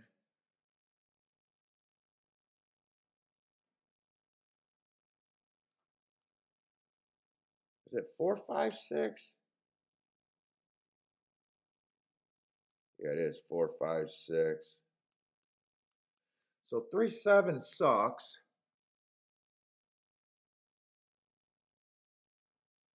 3-4, 3-5, 3-6 are all good if one of the speed horses hold on for second. 7 with those are good. Are okay. They're all like $20. I'm wondering if I really want to do this.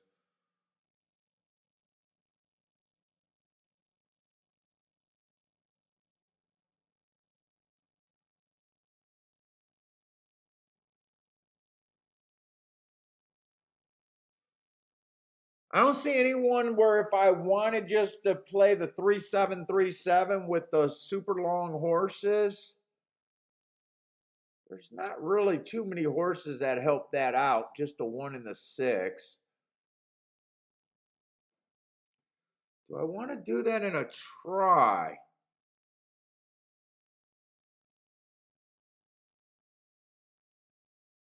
I can see one of the speed horses holding on for second.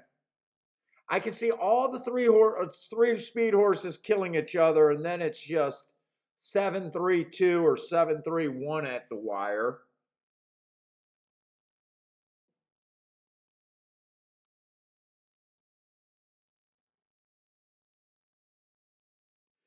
I think I got the scenarios that I think are winning. It's just trying to make a bet happen. Let's say 3 at 4-1. I probably just keep it simple. Do a win bet on the 3 if I could get 4-1.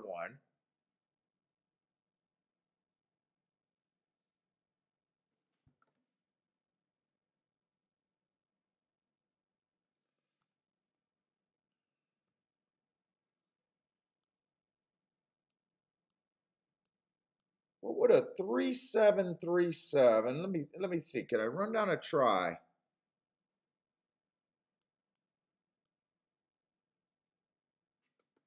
I don't know if I like it here. It doesn't feel like there's enough bombs and enough big enough bombs to kind of suck up there.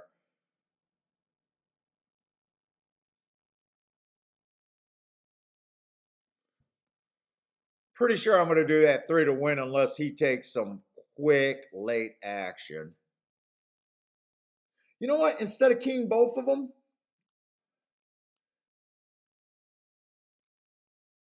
can any one of these speed horses rate for the first time? I don't think 6. 6 is actually the best.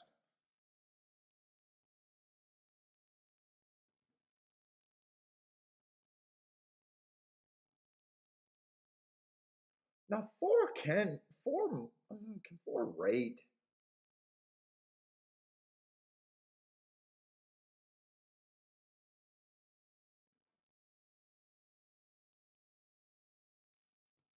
4 can rate.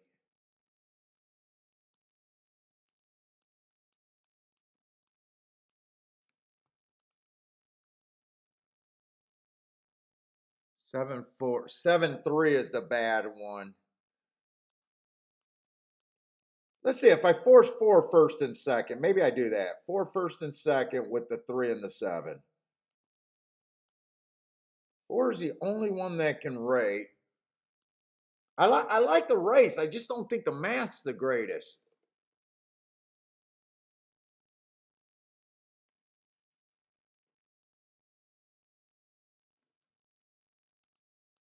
By the way, that's a 7.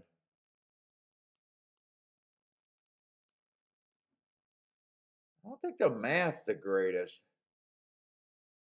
So 3 can win. I could get the win. I could backdoor exacta if the 4 gets second. I could hit the try. Let me see. Oh, they're in the gate. Let's see. I'll do the win bet. I definitely want the win bet. I guess I'll do the exacta next in case I get shut out for the try.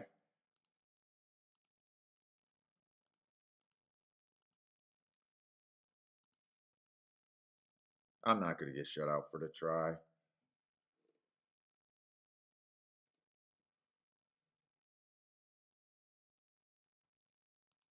We'll try to try. 3-7, 3-7. Just the 1 and the 6.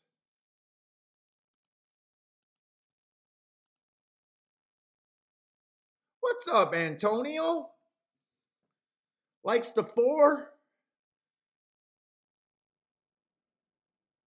Cindy's playing the 3 to bounce around and run second or third. I'm playing the 3 without the bounce, I guess. I don't want the bounce around. Well, I guess I do got some outs with him to get second. No outs for him to get third. So I guess I need the 3 to get first or second.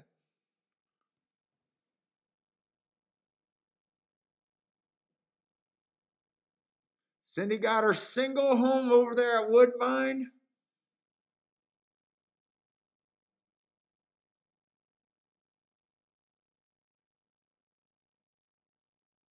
Oh, wow. I'm not getting 3 across. This is a little bit different. They let the 6 go to the lead. Hopefully they're not going to get 25. Hopefully well, 24 and change gets to be dangerous. 24 and 2 I think is still okay. I didn't want to see 24 and 3, 24-4. 24 and 2, I'm going to have to live with. Hopefully this gets sped up at the second call.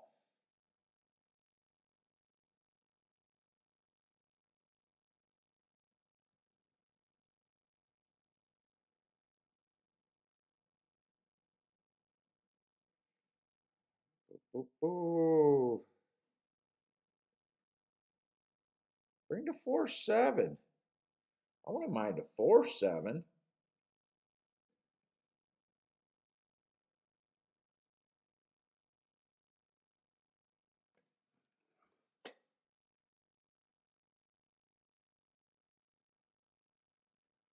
Come on, 4. I need 4 to run with this. Oh, I need my spit bucket.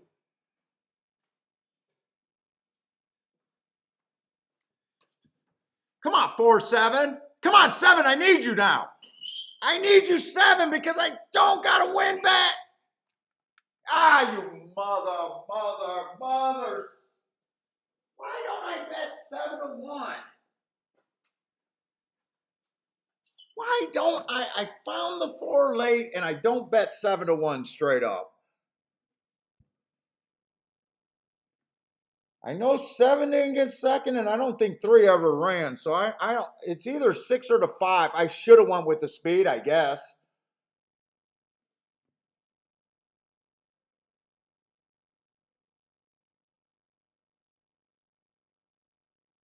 Oh, the math was so good on the speed end.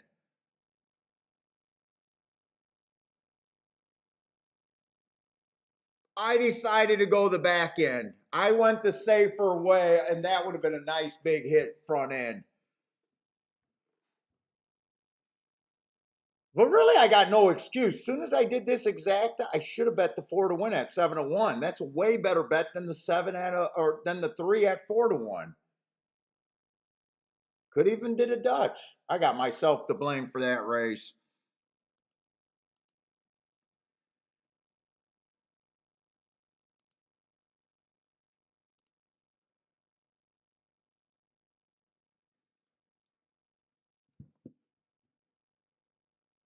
(24-2), 49-2 was not good for the 3 and the 7. 49-2 was really bad.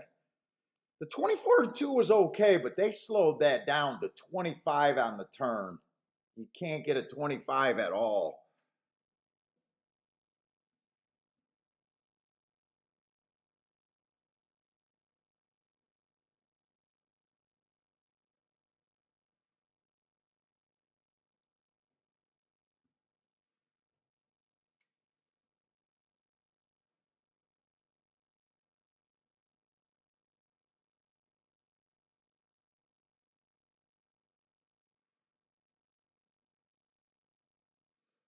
And we did all the class work on the 4. 4 was making a monster drop. In fact, all the speed were making the big class drops. All the speed.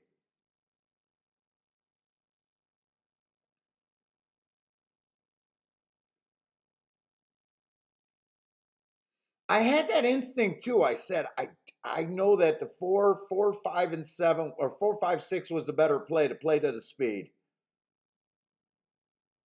Son of a bitch.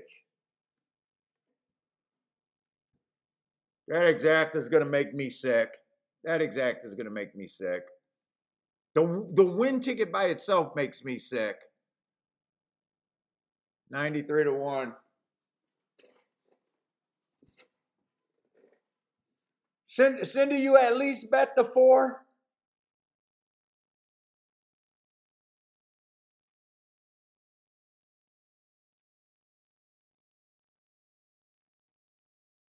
Dude, I almost like I'm reviewing what I said in my head, and I know that I said this almost feels like a race where I should play the speed, like speed is the bigger value on those class drops. And there's really no upside playing the closers that I liked. And I kept fighting with the closers that I liked. And then you get 4 came off the pace. There wasn't the speed. But this race makes perfect sense to me. And it was like my instincts, what I said was like, yeah, and I just said to something when Cindy asked about, do I think Gulfstream is going to favor speed today? And I said, you know what? A lot of times early in the day, you look at the contenders and you decide which way to go based on a lot of times the prices. And this would have been that exact fucking result right there. Oh my God. All right. I don't mind where my instincts are.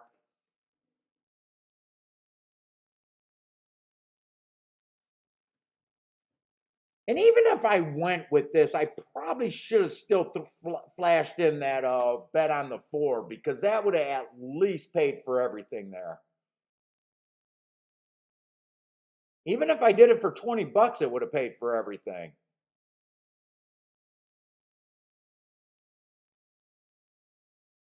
Fuck, it would have been paid for everything plus a profit. I did these for $10, but there's not 3 horses there. What did I put in that race? $40 there. I did these for $5. That's only $10. And I did $20 on the 3 to win. Total playback category. Yeah, even if I would have did another $20 on the 4 to win, you would have got 104. Yeah, you would have easily paid for everything. Easily paid for everything.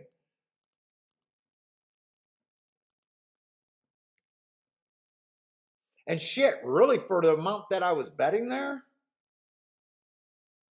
it would have even been worth doing a $5 exact on the front end and bet cheaper.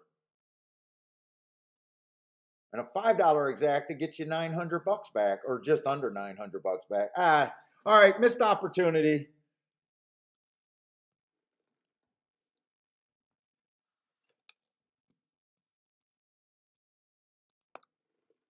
We got plenty of opportunities today.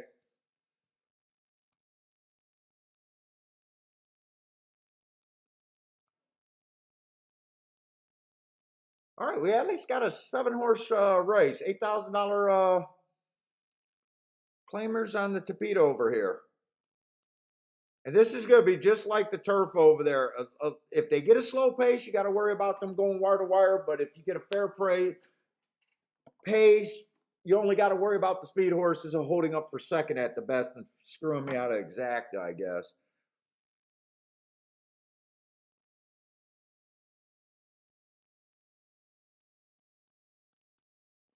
Let's see. I mean, one's definitely belongs at this level. 4 races ago, bad rail stalking closing day, ran on that bad rail. Ran with the bias, but had the bad rail. Average, average, average. Comes right back to win on a stalking day. Not that he was a great price. 2 races ago, again, another stalking day, just missed. Not a great, this horse so far haven't gave you any great, the horse is definitely informed, but he doesn't offer you anything as a better.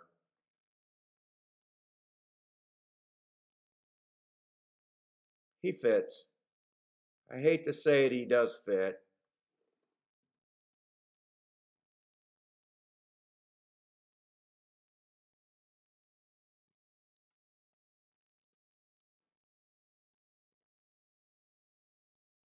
The cheap horses I always like to see if we're running in same races and stuff.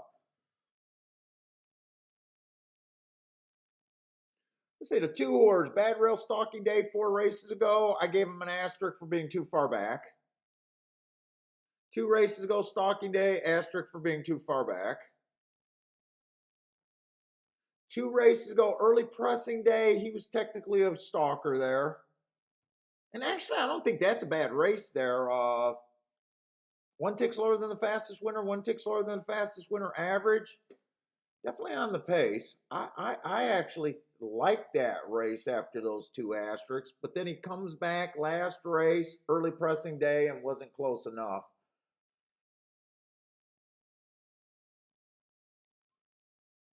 Kind of off of recent class drive.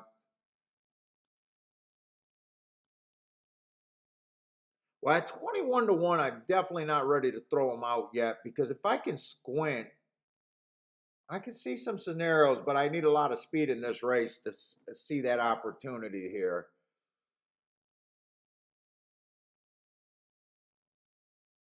Might not get a lot of speed. 3 doesn't really have speed. 4 races ago, Early Pressing Day, went too fast to win as a stalker. That's usually a good sign for a backing up track right there, going too fast to win as a stalker. Comes back, it's a stalker day. Was too far back, so he got an asterisk there. Then he runs against an inside track where he was outside, gets an asterisk there. And then last race was the first where he got a kind of a fair track for him or where he fit the track.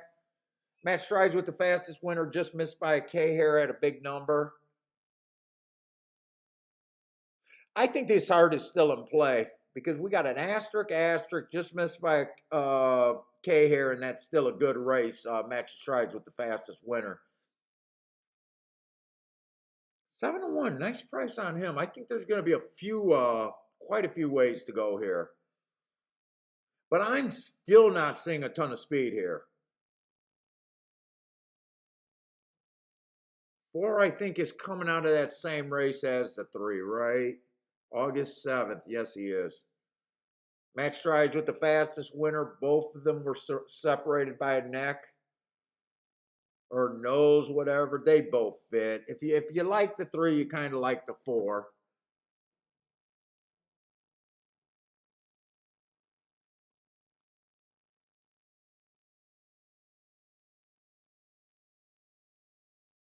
I wish I could put that 1 on the lead, but I don't think I can. I want to hate the 1, but I just can't hate the 1.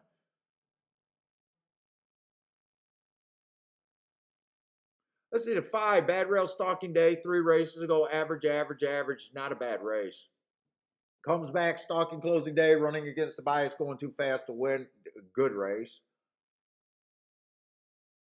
Last race, Early Pressing Day, dueling, going too fast to win, good race on August 7th.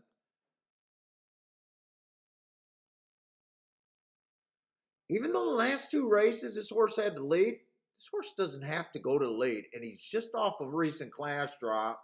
A lot of these races he's been rated. What kind of price is he? Fuck, he's 9 to, man. This, I think, is going to be a tough, good race. I think I'm really interested in this race.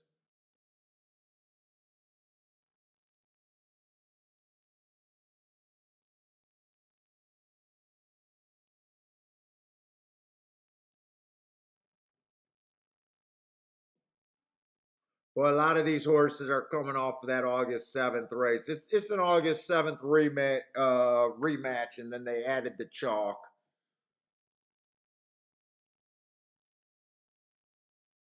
And the 4 horses coming out of that August 7th race, I mean, you're picking hairs. They were all within 3/4 of a length. They all can win, hit the board. It's difficult to make a case that any one of them go to lead. Or I probably, if I do something here, I'm probably just relying just 100% on math.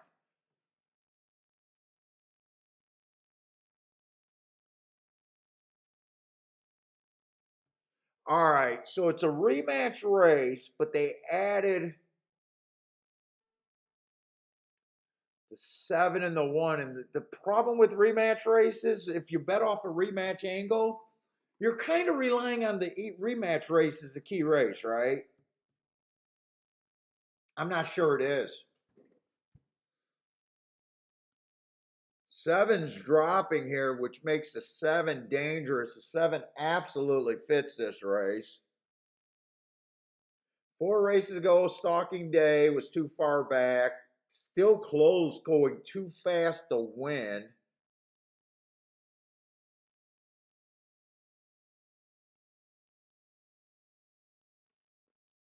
Wait a minute, Stalking? I want to look up that race. Something doesn't make sense there to me. In my head, that I didn't wrap my head around that comment. It almost doesn't sound right. 4 races ago. That's the May 6th race at Gulfstream.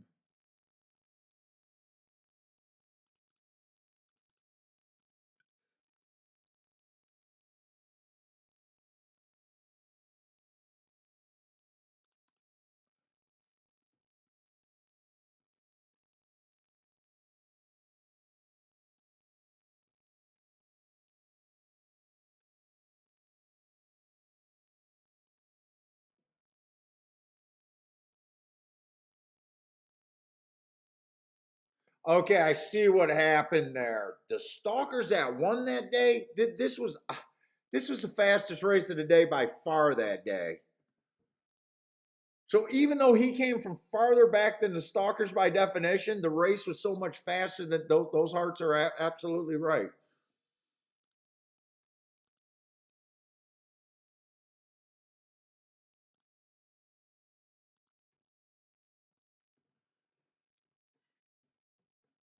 Well, I was all keyed up about that August 6th race, but I can't tell you what I think of this 1. I think this 7 definitely deserves to be either the favorite or the second choice. And I have no idea what to do with the 1. I want to throw the 1 out as a better, but as a handicapping, I don't trust that that's the right move. And then the 4, 5, 6, right? The 4, 5, 6, I all think is basically the same horse. Actually, the 3, 4, 5, 6 is all the same freaking horse.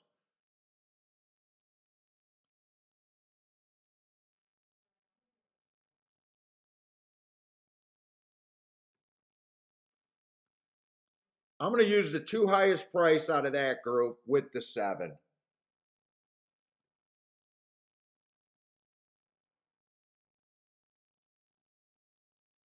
2, I was interested in 2, but after I seen the other horses, I'm definitely not as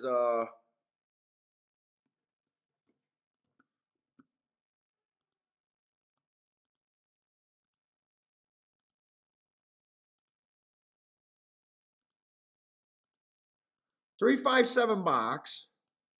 And then I want to do a key box 7 with those horses.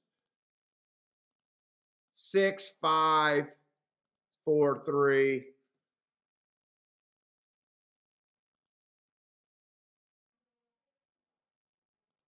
And shit, I want to do a win bet even.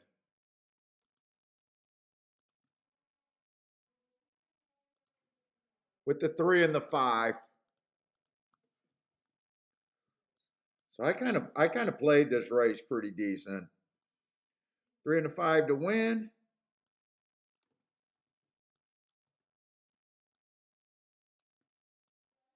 If the one wins, I'm dead, and if the two doesn't get first, then well, I could still hit some exactas. We'll see how this race plays out here. Come on, one, go to the lead. I was trying to put you on the lead. Well, now I'm mixed because I kind of need the 5 to get a slow pace.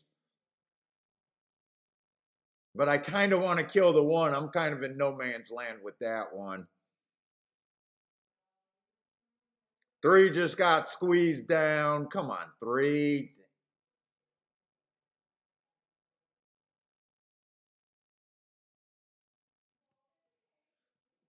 I think this race is beating the 1, and then you still got to figure out to get the right key. And I hate that one of my horses, 3-horse, already got a hard steady. He is a closer, so hopefully it didn't bother him, but I just don't like it.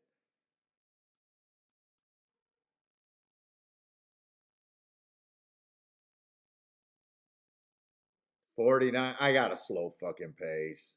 Are you kidding me with these slow paces?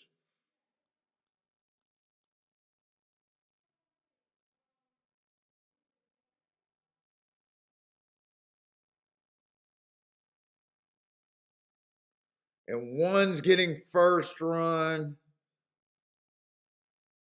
I needed 1 to flatten out. I think 1's going to win this race. 7 might be able to get up for second, but I need a 1 to go away, and I think I got a ticket, but 1's not going away, and 1's not going to. Yeah, fuck. One. Well, no. 1 fucked me. Can't get by this chalk.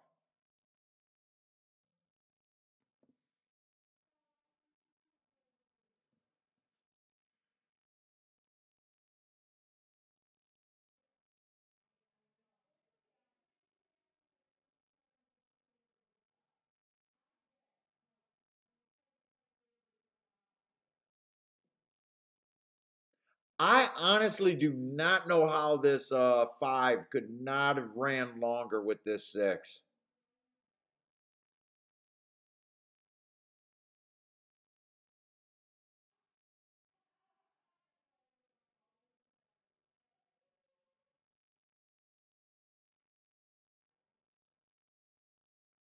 I thought 5 with the bigger. Well, I took 5 out of that group just because of the price.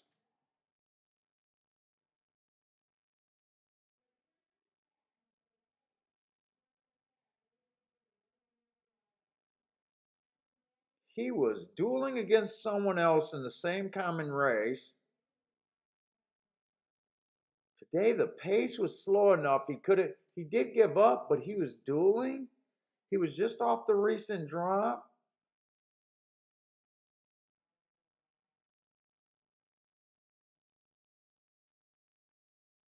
Off a bit of a layoff.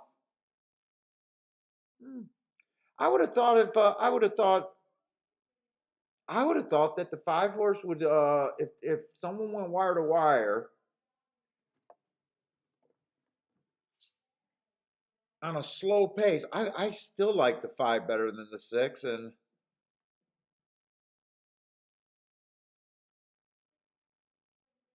I still like the 5 better than the 6.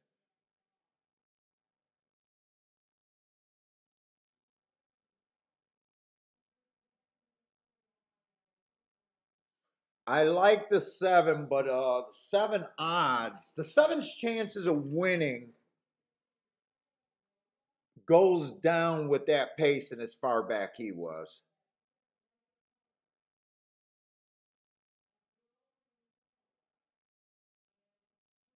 So I'm not, I can accept him losing. I'm just re-looking at the bet to see if I really liked it.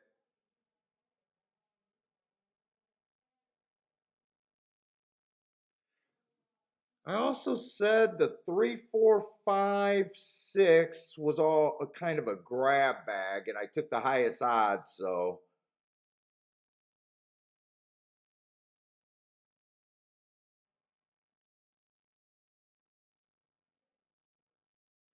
3 did get checked. You know, it's just a case of horses beat horses, and I guess the way that result came, I guess I'm kind of happy that the one horse did run second, because I would hate to see that coming 6-4 and not have that exacta. And I wouldn't have had that exact. I guess if I was going to lose that race, I guess in my head I need that one to run second. Shit.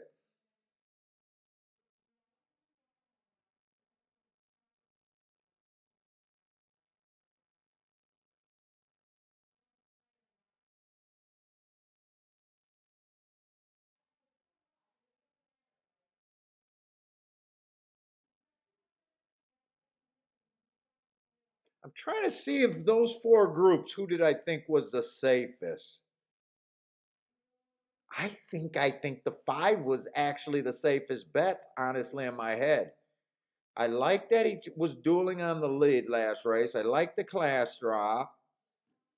I like the other races where he rated. I I think I'm okay. I think I'm okay with that bet and that decision to do it. Kind of question myself if that's really what I should have did, but I kind of think it was.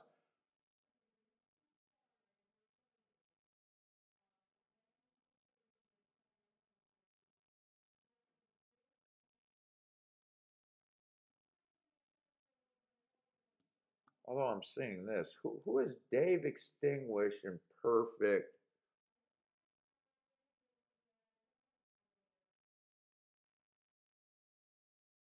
Three beat the five before. Who is that?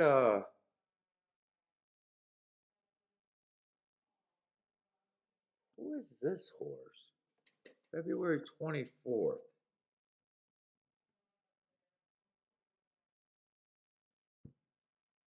February 24th. Who is that horse? Kissing? That can't be Kissing Frogs, right? No, that's not Kissing Frogs. Who is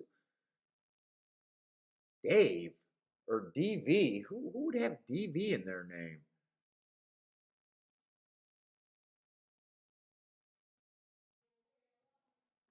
Wait a minute.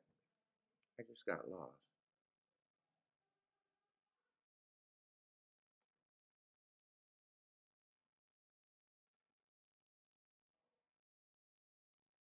Wait a minute. Why can't I find this race? I'm going down a rabbit hole right now. It kind of matters to me right now. I'm just trying to see what I really like there. Who the fuck is this DVEXG?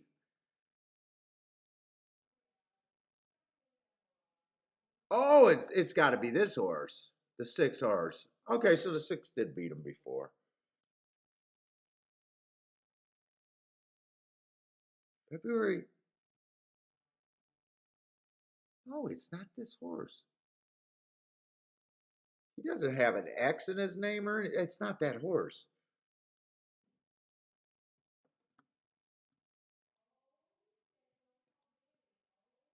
February 24th. The timer malfunction. I should be able to find that race. What is wrong with me? Ah, it's a seven horse. You know what? Yeah, that's the bet I wanted.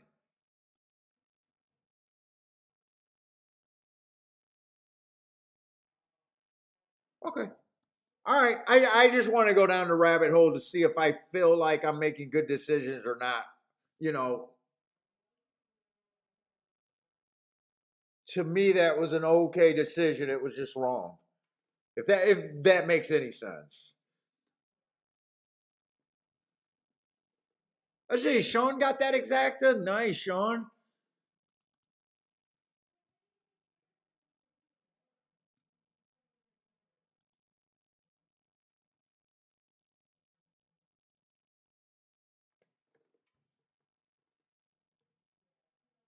Claim 14,000, 7 furlongs. Not when there's just 3 lifetimes on the dirt. Inside of track's been good. Or not, no, I'm sorry, I'm getting my tracks messed up. Speed and Stalkers is what I'm really looking for. Making a bit of a class drop. Bit of a class drop. But I don't like this horse's running style at all. 4 races ago, inside stock and closing day, ran against the bias there. That's okay. 1 race sample. This was an early pressing day, ran against the bias, but for the most part of the meet, you need to be on the lead or close to the lead.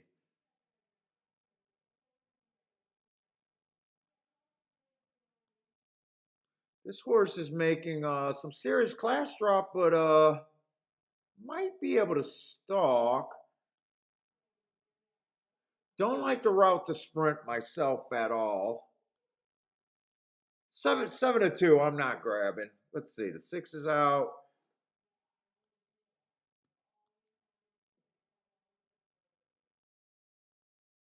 And I hate it when my wife talks to me on the phone or talks about me on the phone.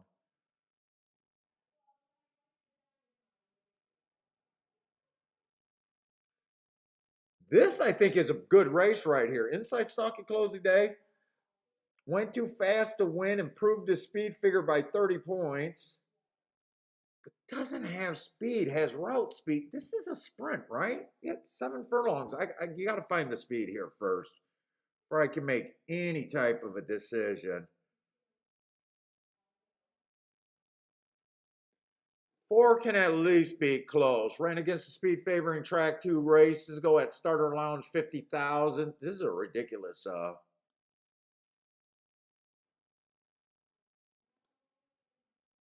4, I think, is a player.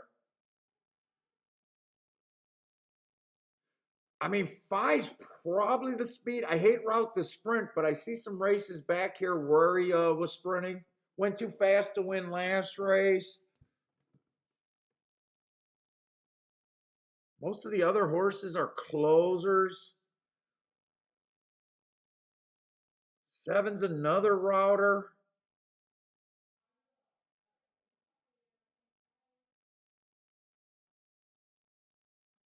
9 horse got a little bit of speed. Who's this 10? I got to get through all these horses. Wow, all the decent like looking speed horses.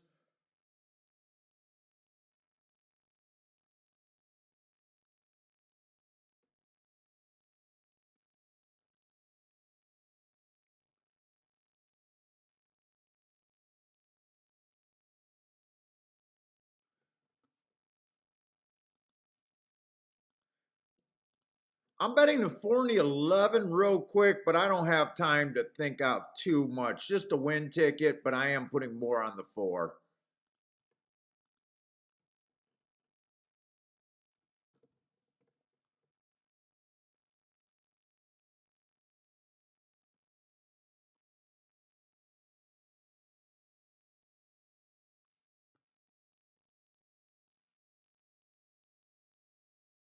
Yeah, I wish I had a couple minutes because I even think 9 could be a player here.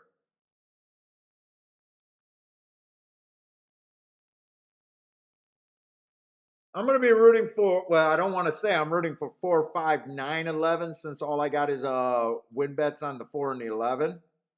Let's see, I did bet the 11 less.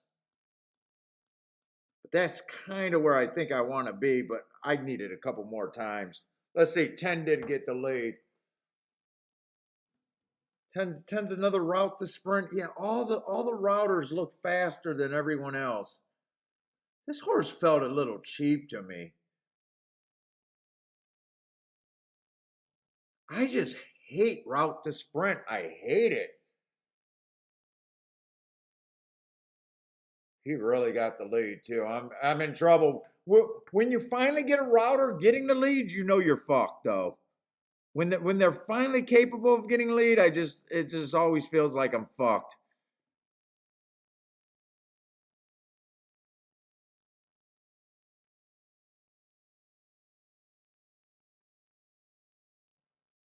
Four was on the rail, then had to angle off, so I'm not getting it. Wow, why is everyone angling around horses? Who is this horse in third? He had to really pull himself off the rail and re-rally. That might have been the best horse in the race. He might still win.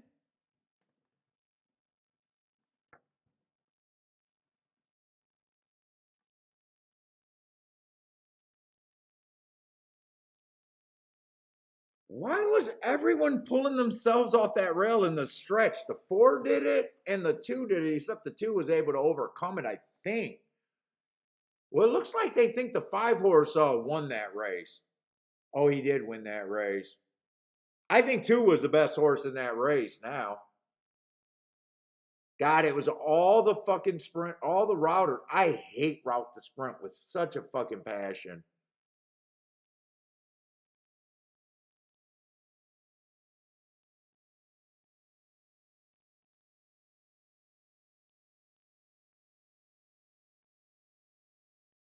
With such a passion.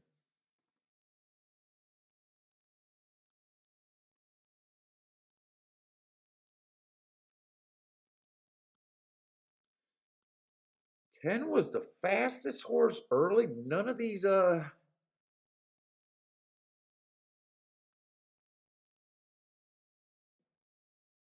last 2 races, I'm like really like glancing. 10 felt cheap to me. I'm kind of shocked that he was the fastest horse early.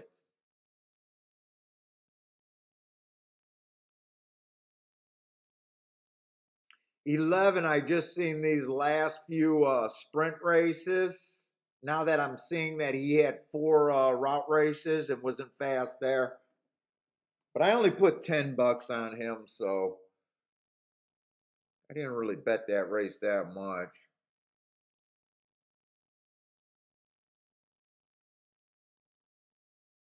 9 couldn't get the lead, but 9 looked cheap. I can understand why 9 didn't get the lead. He looked kind of cheap.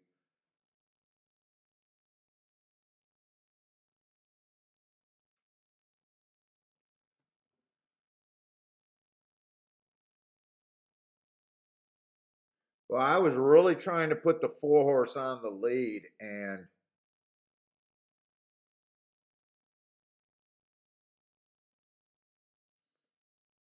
he never really gets on the lead on a sprint. He actually ran a couple route races. That's where he was on the lead.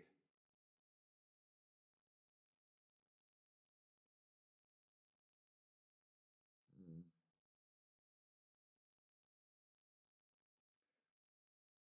I still didn't mind this race. I still didn't mind this race. I kind of excused that turf race in my head. He was 6-1. He just didn't.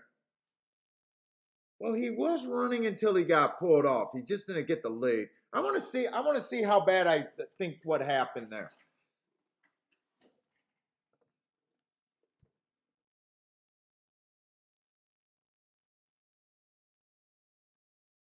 But 2, I think, was actually the best horse in the race. Let's see. He earned his heart 2 races ago or 3 races ago. He earned it at a mile, but even that he won within 3 times.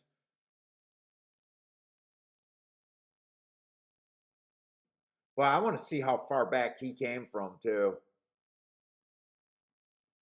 I wonder if the 2 and the 4 both had to angle off the lead because the 10 horse was tiring and they seen him drifting the lead. I wonder if that's what happened there. It just caught my eye. Hey, what's up, Catherine?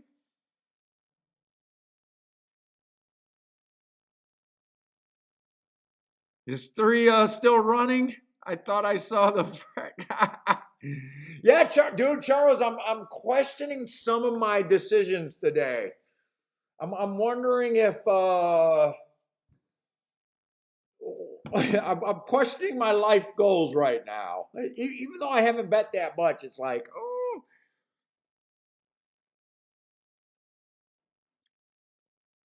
Thad doesn't care. Thad had a little boom right there. Lloyd had a boom. 8 was closing fast.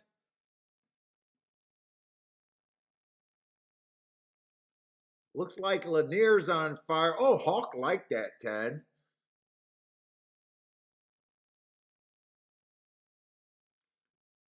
Cindy was predicting that the 5 and the 9. No, I did like the 5 horse. At first, I thought I was going to do something with a 5-4 box, which would have done nothing because the five actually won it, but I did not care for the two.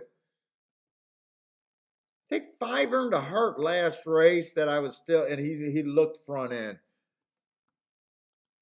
Let's see, four's in a good position. I'm not complaining about the ride, by the way. I just find it funny that the four and my theory is the 10 had the lead.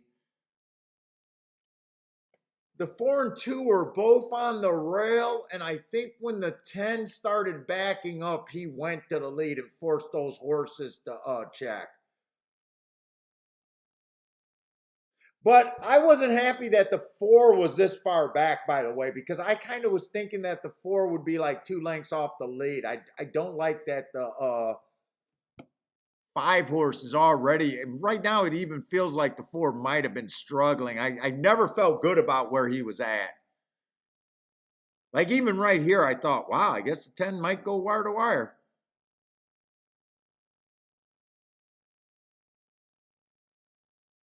Let's see, what happened here?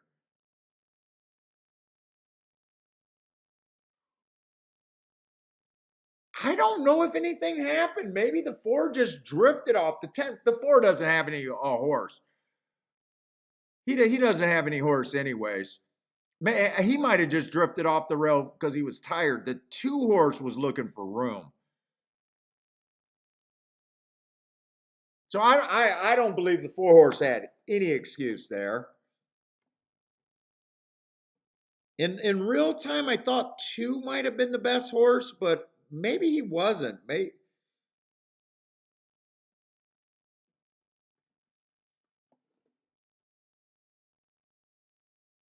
Wow, and 2 was pretty close to closer to pace because I thought 2 was a closer at a route. Uh, Kind of a stalker at a route.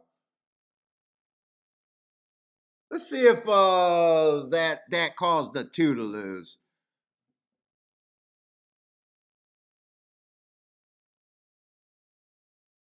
Or maybe the 2. Oh, I think maybe. No, I don't think the 4 had anything. 4 didn't have anything. But I was thinking maybe the 2 made his move to the rail and the 4 seen that.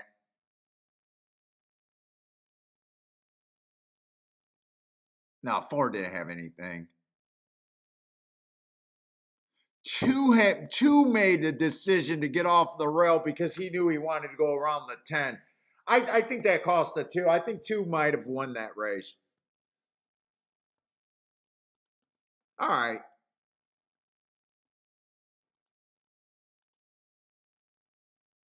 Hey, what's up, Jay?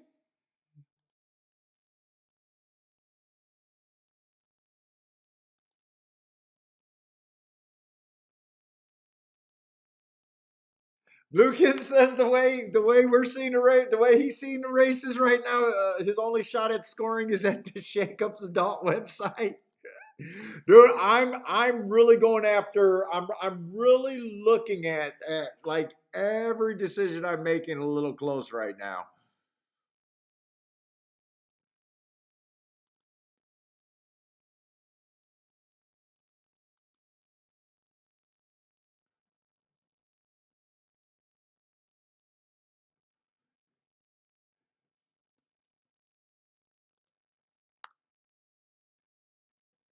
And I still feel like there was 2 spots like that 4 horse at 45-1 that I just said this race is nothing and I walked away from. When he was 10-1, I think I would have hit that race. And then I think there was still a chance that I could have made that right decision with that 4-6. I had the 4, but I don't understand why I didn't get the win bet down. So I don't even think today's terrible, but I'm really like questioning, mainly because yesterday I thought there was 3 races that I did not like what I did. One of them really pissed me off, but 2 of them were like, you didn't have to do anything there.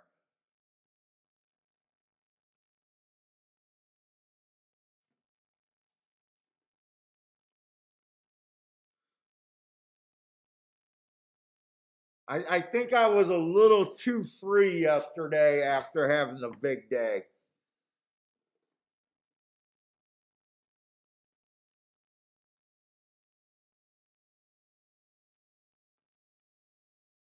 And then the other thing I didn't like, remember I wanted to bet that four horse at he was higher and then he went down to 4-1 and I said, "Oh, I just decided not to bet him and went with another one and that cost me there." And then there was a three horse at 7-2 that I messed up. So I had my shots yesterday, but I just felt like I was messing things up.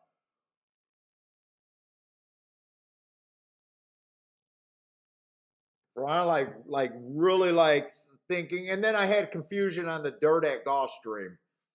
And we got a dirt race at Gulfstream. Let's see if I can continue that confusion. See, this is a $20,000 claimer right here. One feels a little bit of cheap, but this horse got some speed. Oh, and then I messed up Earth. I can't believe I can't believe I lost that race to Earth.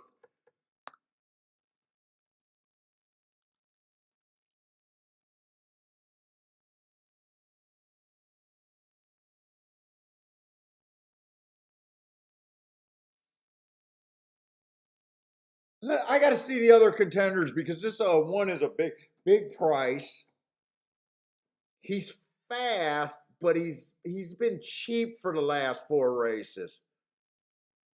Four races ago, went too fast to win, comes right back and wins off of that fast. Two races ago, run on a bad rail, had the three hole. I like that race. And the last race, bad rail stalking closing day, running against the bias, running against the running style bias, the rail bias, and going too fast to win. But these $6,000 claimers in a $20,000 race makes me a little nervous. But then again, he's a nice price. Well, let's see. The one, or I'm sorry, the two horse. I mean, he doesn't scare me. He's mostly a router. He just broke a maiden 12-5 and he just won a 12-5. He's stepping up. Maybe this is a weak the three belongs in this race.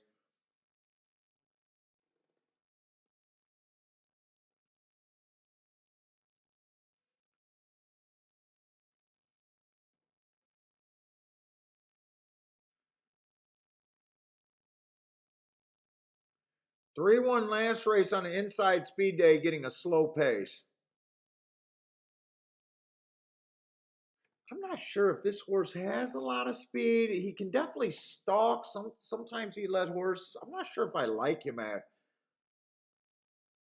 5-2. Four horse definitely got a front end engine and is in the right class. Four races ago, stalking closing day, went too fast to win. Comes back, runs a nice third, matching strides with the fastest winner of the day at the 6 furlong mark. That's still a nice race. And last race runs against didn't get a good break.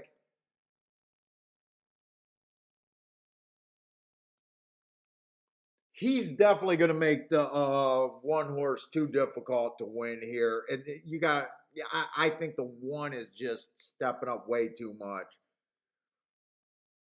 They got a horse in really good form, but I don't know why they decided on this spot.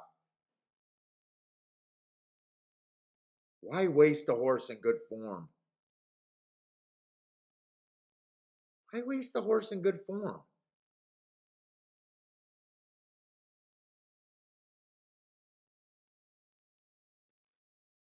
Tempting at double digit, but my warning bells are going off. Don't fall for it here.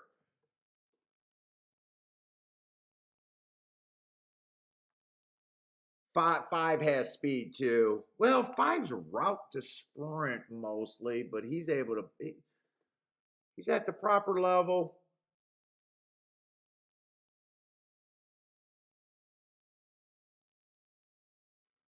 I don't think I'm. I think I'm seeing the 3, 4, 5 here. I just don't think there's much upside here.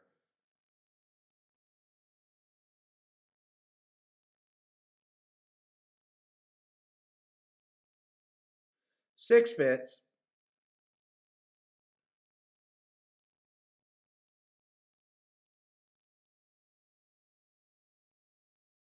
Ran against an early pressing day last time. 2 races ago, inside the track was good. The timer malfunctioned. That was allowance 1x. A lot of these horses haven't been able to do well at 1x, I bet. 6 is probably way better option than the 1's in better form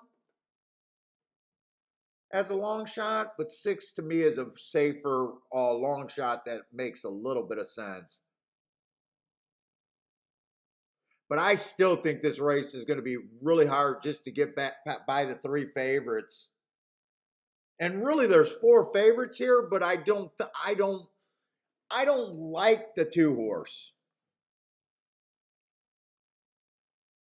I don't think the 2 should be the favorite, but even though I get rid of that low price horse, you know, I got 3 other. I just don't think you could make the math make that much sense here.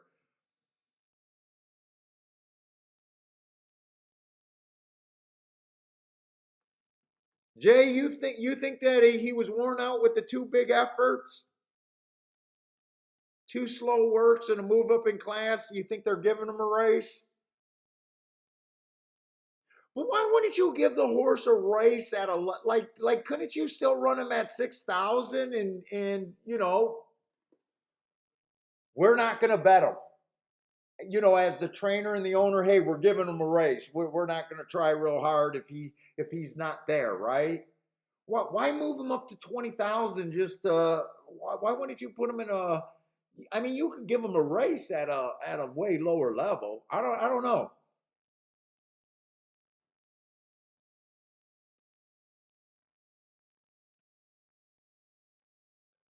Now horses that are super sharp at low levels do surprise, but it just seems like too tough of a mountain for me here.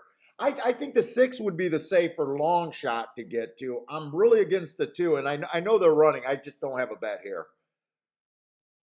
But I still think it's going to be too hard to get by the 3, 4, and 5. I think if I was forced to bet this race, like I had to bet this race, or I really wanted to, I'd force the 6 to get first or second with that group of horses 3, 4, 5.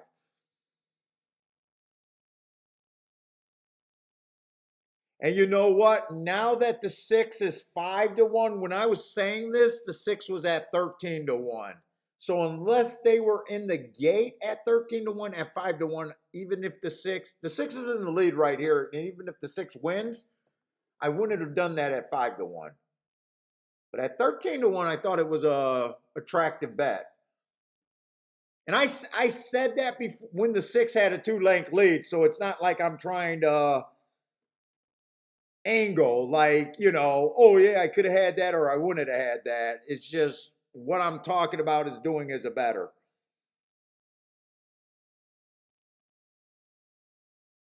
And 6 did hold on. I just don't. Did they kill that exacta? Would have won. 5, 6, $24. At 13-1, I like it. I don't think I would have done it at 5-1.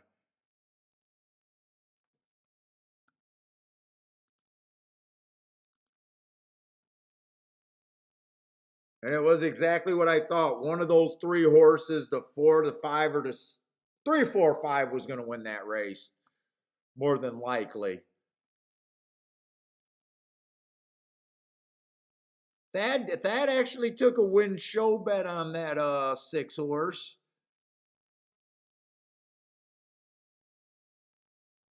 Ooh, had a shot at the try. Used the wrong. I think if he would have used the 5 instead of the 4, like where he was going there.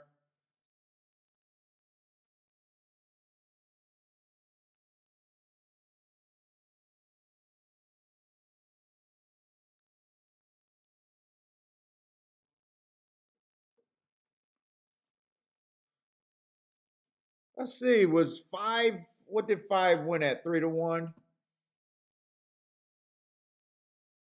Yeah, that would have been a really good bet. Even if he dropped to 10-1, that would have been a really good bet. Did anyone see when he dropped on me?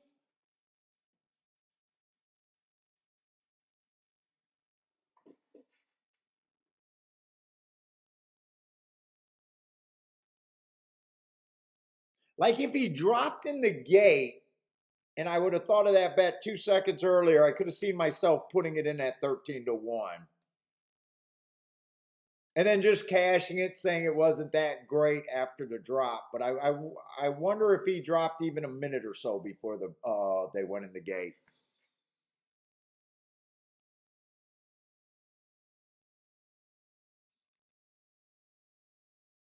Oh, they killed you, Bluekin. They caught you late with that 13-1, and it still wasn't a bad bet. I thought he was a contender. I just thought he was, you know. So I liked my instincts in that race. I think I'm handicapping good. I'm just like really just being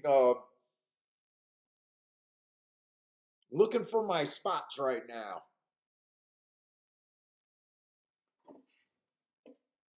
Dad didn't see when it dropped. I didn't see it until he had the lead at 5-1, and then I was like, oh, wasn't he 13-1? He was 13-1 when I was talking about him, right? He was a price, right? I'm not crazy thinking he was double digits.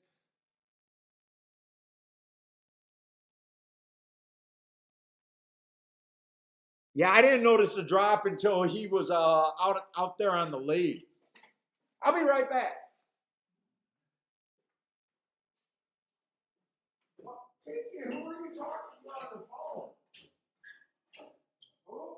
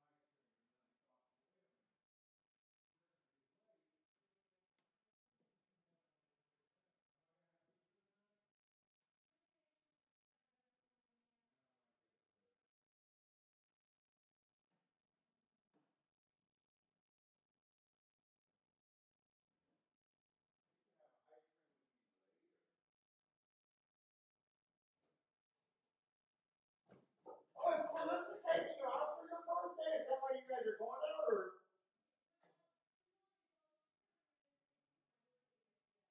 Oh, because if Nina and Danny can't go, don't you want to invite them to your birthday, or now you can't because of this? Oh, okay. All right. Mike's trying to get some.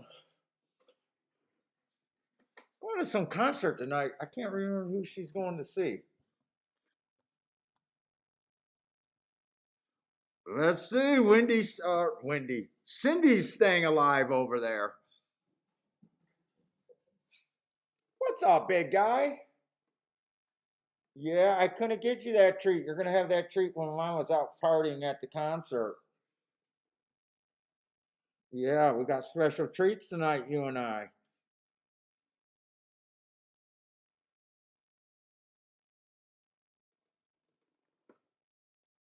Oh, we gotta get your eye boogers.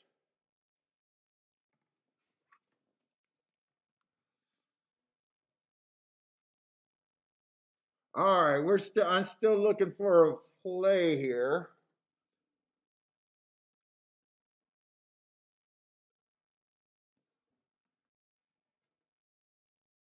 Is that Weedy Lopez? Is that how I say that? Lopez? Weedy? Weedney? What's up, man? First time I seen your name.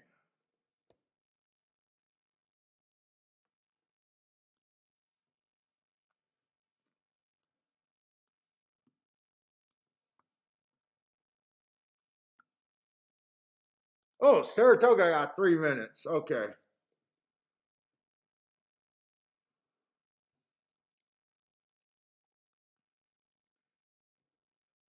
Five furlongs on the turf, 5.5 on the turf over there. I'm going to have to jump ahead to the favorites over here real quick. Allowance 1X, 5.5 on the turf.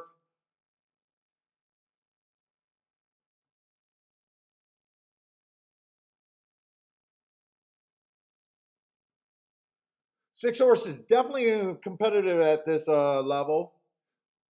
Let's say 4 races ago, tried to go wire to wire on a stalking day, going too fast to win. Definitely like that race. Comes back, average, average, slow, but he wins his next race. So he won within 3 races after earning that heart. In the last race, he went too fast to win again.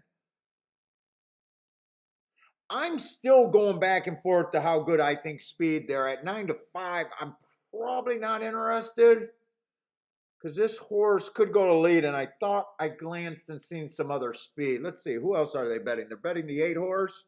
Allowance 1X, nice race right there.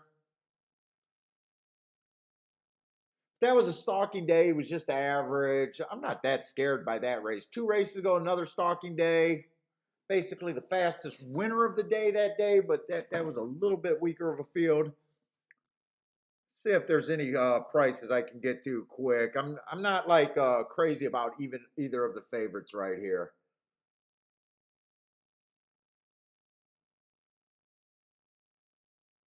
Let's say the 7, 4 races ago inside of the track, gave him an asterisk, comes back.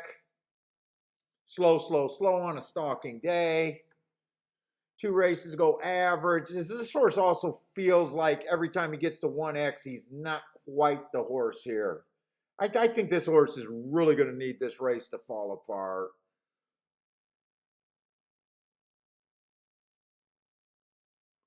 Let's see, 5.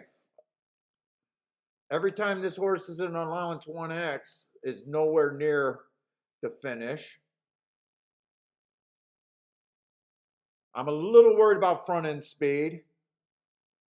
Let's see, 4 races ago on a bad rail, that's a nice race. He comes back, improves his speed figure after that nice race, being average, just missing.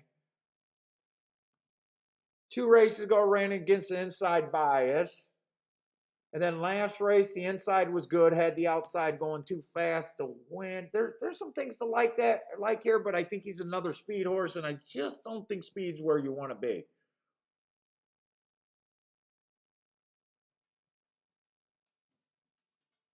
Or fits running style wise.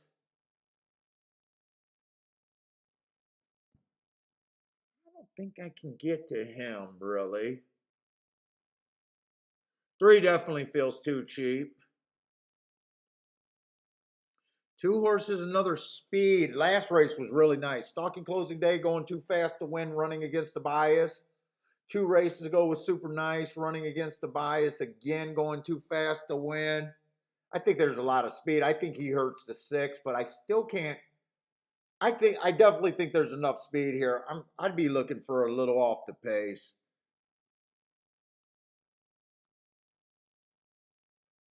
All of that is going to help the 8. I'm not interested in the 8 at 2-1.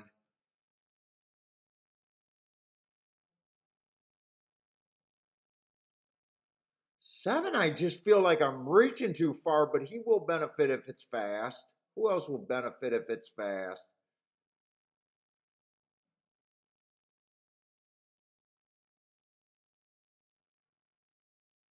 I think 8-7 will benefit here the most. And the 4.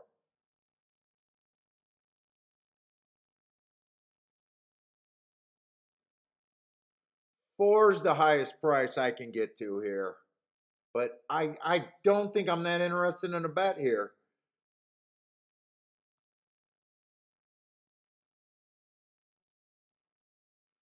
I definitely think the 8's going to be tough. Oh, they're holding this race up for me to try to wrap my head. No, they're not.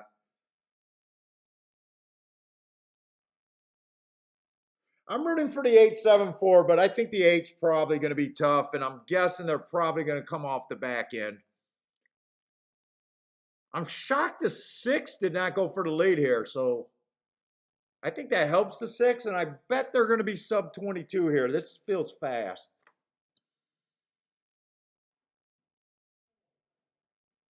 I'm shocked the 6 rated here.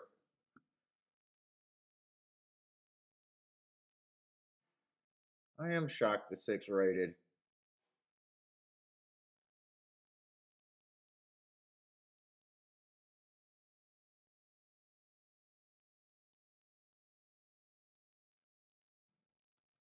Come on, 4. Bring the 8 with them. Come on. Nah, come on, 4. You got him. This horse went too fast. This is an easy ride right here. This is an easy ride.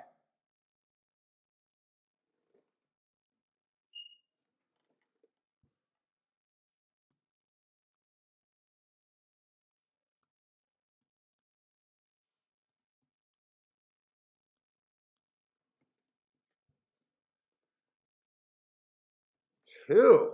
What's up, K Phil? Boy, that ended up being a really good betting race. I seen the 4. I did not see the 6 horse rating. I kind of didn't see the 8 horse being that far back. I don't know why he was that far back.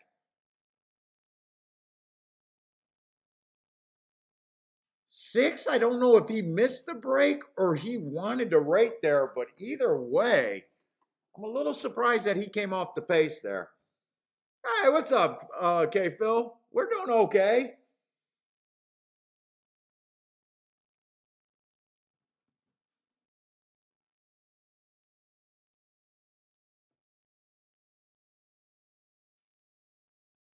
I kind of thought the 8 was going to be super tough and on such short time. Who was the? Oh, 7 was the other horse I thought would benefit. 7 didn't run.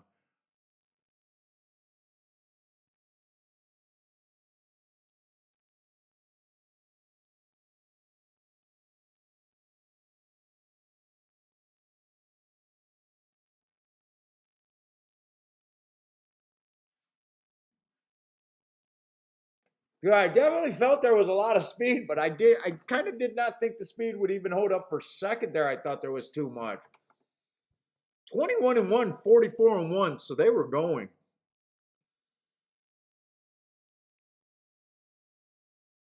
What's up, Airhand? Airhand had the exact over there?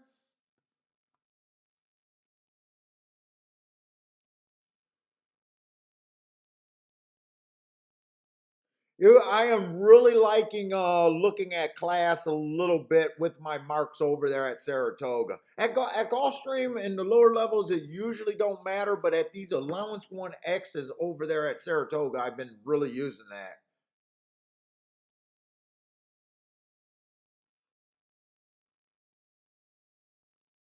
you know, along with my biases and you know how I think the track's going to play there. You know, I definitely had prices today where I could have been doing some stuff with so far. I'm still looking for a bet that where I can really jump in there.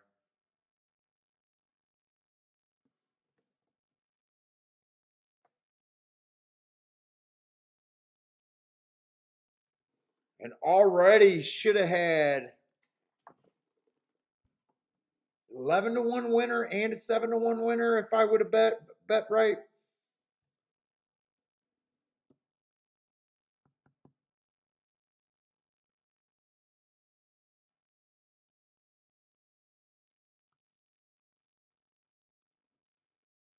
And I don't have time. I've been putting myself on short time every freaking race. So let's go right over to Gulfstream. I don't know why it feels like I get time to look at one race and then not time to look at the other race. If I'm pausing or what, it just feels quick.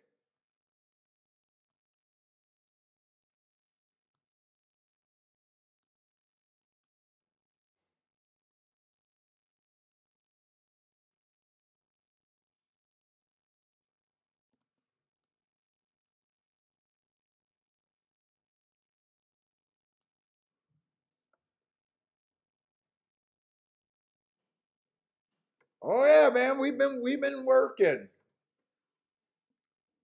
more shows.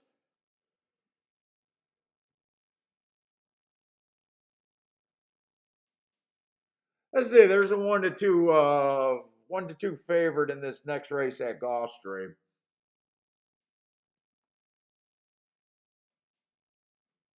$60,000 claimer, 65,000, whatever you want to call it.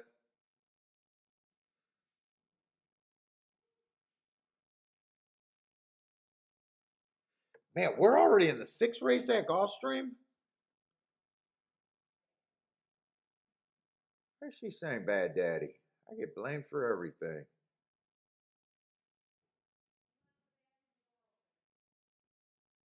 How do you know he doesn't open it with his paws? If you're so smart.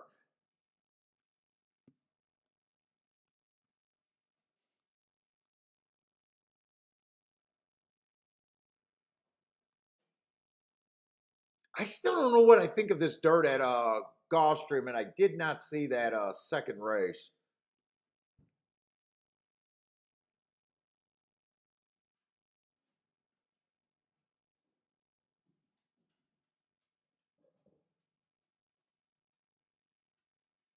Fuck, I don't remember who won this first race either.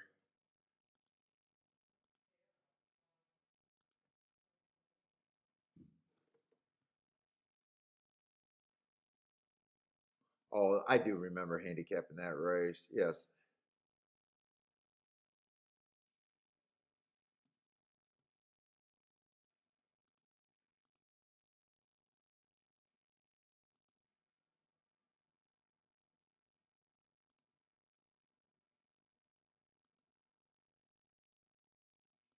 Gulfstream's been pretty chalky. Okay. Really chalky today. All right, let's look at this race.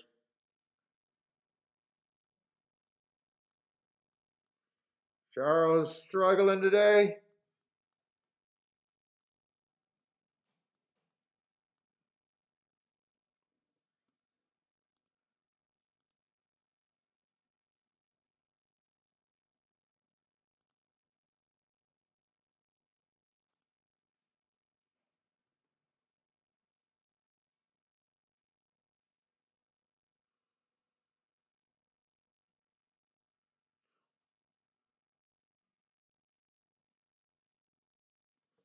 Right now, I'm gonna look up that race over there at Monmouth. Right now, I just think this one horse is too far back. I think I'm feeling tired from so many shows, by the way. I just don't feel like looking up any more horses.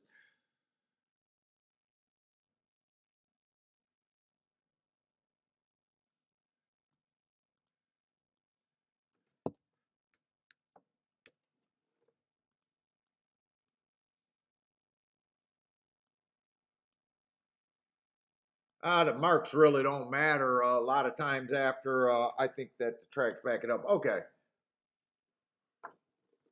2 races ago, inside stock and closing day. That's exactly what it was. Not a bad race. Average, average, average at this level at Gulfstream. On the one, goes over to Monmouth. Speed favoring track. Ran against the bias there. Slow, average, average, but ran against the bias is an important thing to know there. He looks like a closer at this level, and he looks like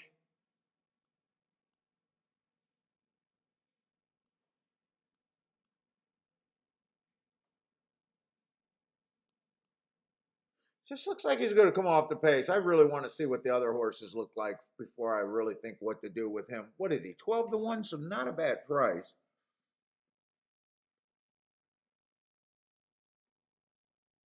Let's say the 3. Stalking day, 3 races ago. Went too fast to win. Super nice race.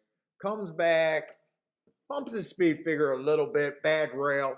Love that race too. Grade 3 also. No shame in that race at all. In the last race, 6-hole, when I thought that the inside was good. Dueled, went too fast to win. This is a serious horse. Wow, 8-1 on him.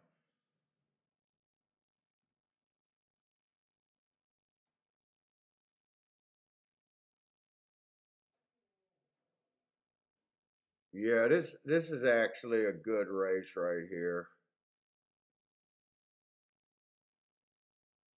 4-horse, inside was good 2 races ago. Had the 7-hole, ran against the bias, still managed to be 1 tick slower than the fastest winner, average, average. Last race, ran a big speed figure on a day that the inside of the track was good. Started from the 8-hole, gave him an asterisk, went too fast to win. Nice race.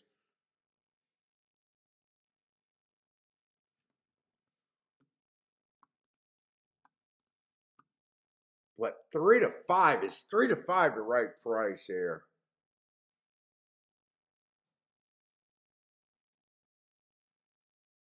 He runs nice at sprints. He's won at a sprint. I was gonna say maybe he's a route to. Man, I don't mind him. I just is 3-5 the right price.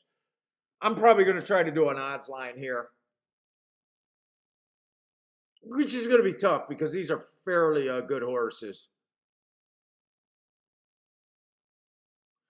Let's see, the 5-horse just ran out of bad rail last race, so I even think there's upside there. I don't like route to sprint. We got a couple 1-race samples that are a little annoying. I'm going to say the 6-horse probably feels a little cheap and probably really needs a meltdown here. Wow, he's 9-2. Really? He's 9-2? Last race where he finished at 3rd, I would downgrade that race. The inside of the track was good. He had the inside. I would downgrade that race a little bit. I don't like him at 9-2, I don't think.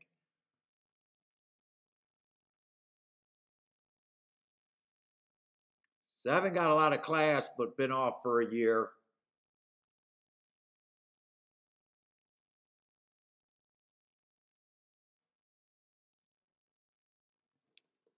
And 8's a pretty nice horse. 3 races ago, ran on a bad rail. Comes back, inside was good, had the 5-hole dueling, went too fast to win, and then almost won last race.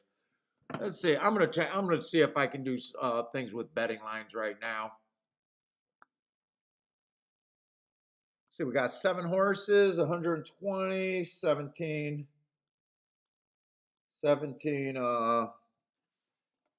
percent on everybody blind.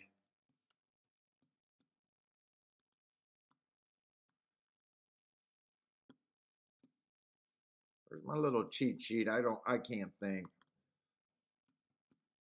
Means right now you should be looking before betting at about 5-1 on everyone.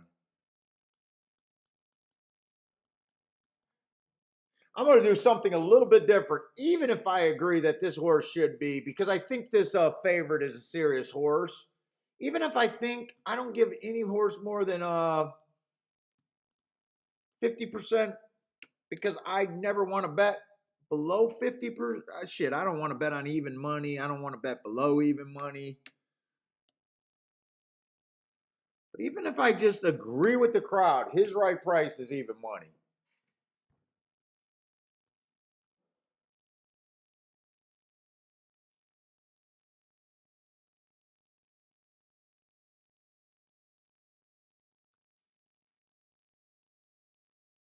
And I'm not sure I do. Let's see. Red Crescent, off a year, route to sprint. How hard do I want to be on him? I want to be really hard on this six horse. I know that. I'm not interested in him until he's 17-1 or higher. I don't see any reason why I want to play him. I'm going to be hard on the 7 too off of that year layoff.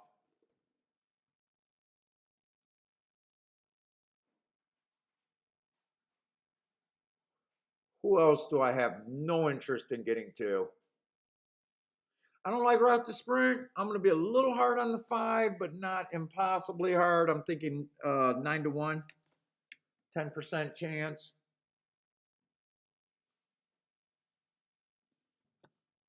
I need a calculator here. 120 minus 50% minus 10 minus 20.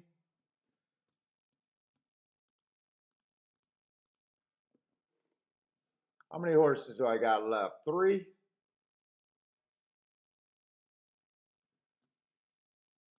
Divided by 3 equals 16.6%. Wow.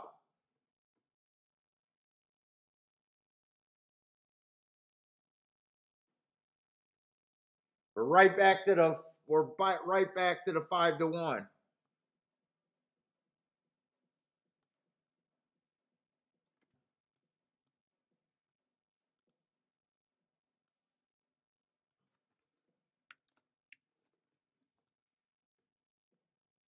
You know what? That's not true. I don't like this horse the same as I like the other two. Wait a minute. I don't like him as much. I know I don't like him as much. 9-1. That gives me 40 points, 20%. I think the 3 is 4-1. And I think the outside horse is 4-1. I think that's how I really see this race. And I'm not even sure if I think that 4 horse should be even money. I'm just saying if I give the crowd the benefit of the doubt right here.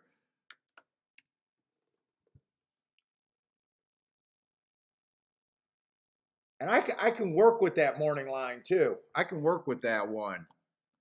8's a bit of overlay. The 8 and the 3 are my second choice here.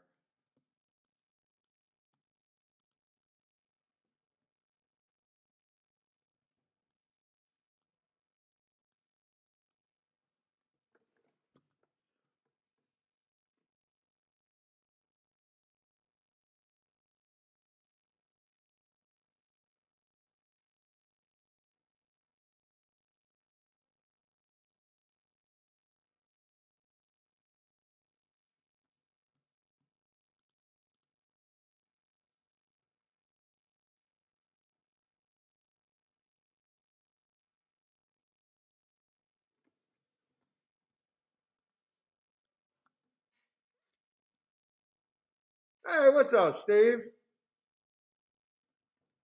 Did the 8 and the 6 bad? Why do I feel like the 8 and the 3 and the 8 horse are coming off of the same race? By the way,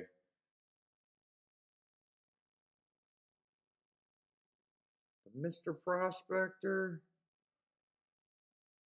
Were they coming off the same race? No, they weren't coming off the same race.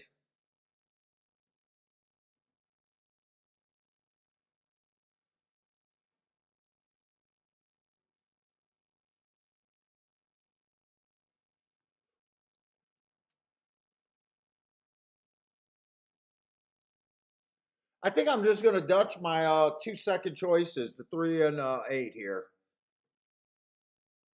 Math makes sense. I expect to hit this roughly 40% of the time, kind of deal.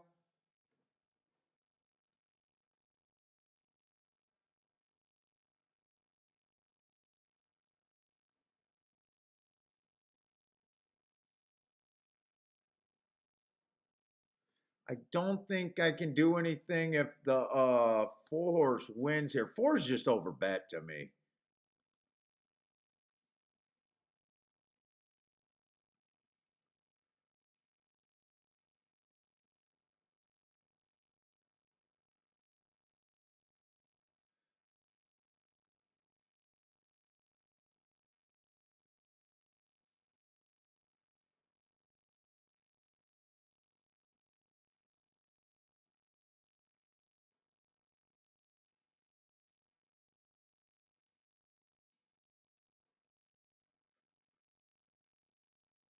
That's probably all I want to do. I was looking at some exactas and stuff and see who else I think could benefit coming off the pace a little bit.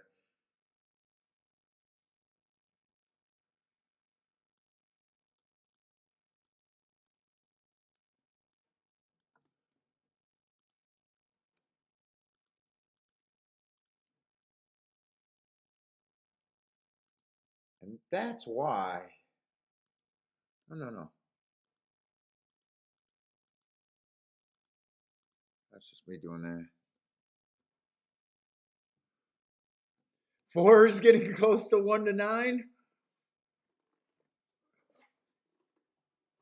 Yeah, I don't get these people that just keep going up and saying, give me some of that. I just don't get it.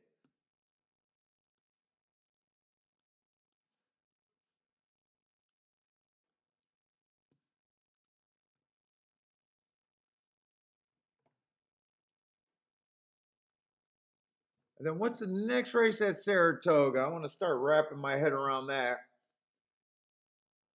One of those 2-year-old races. And we got a couple entries. Let's see, I want either the 3 or the 8 to get a fairly easy lead. I don't want a speed duel here. 3, I don't know if the 3 missed a break in rushing, but I definitely don't want them dueling. I'm hoping that the 3 goes fast and the 8 just rates here.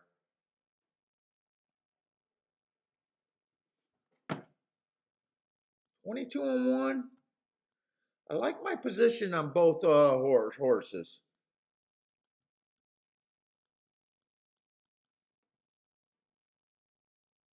4's in really nice position. If he beats me, he just beats me, but I got exactly what I wanted. 4 has to come off the pace to get me. Shit, 7 looks interested, huh?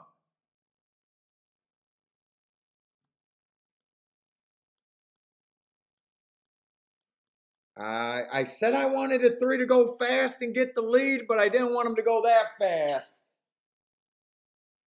Come on, 8, have something.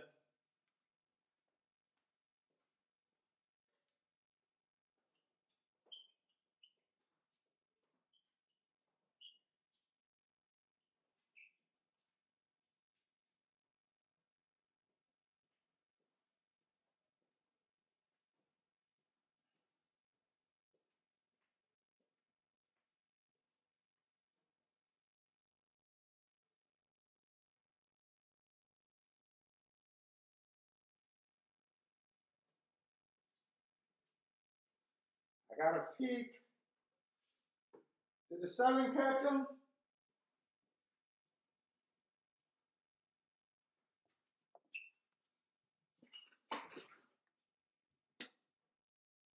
Oh, this is going to be one easy.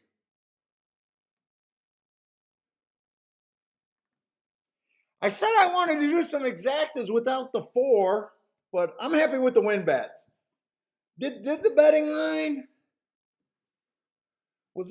did the betting line thought I had a 40% chance to win the race with one of those 2 horses? Got 7 to 1 and 9 to 2.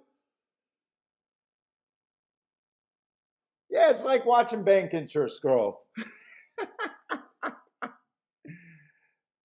It would have been better off getting the The 6-1. But I'm not even sure if I thought that I just gave that horse, and I'm not even sure if I thought he was even money. And in my head, I was saying, well, even if he's 2-1, I'm taking another 14 or 13 point. Well, what is 50% minus 33?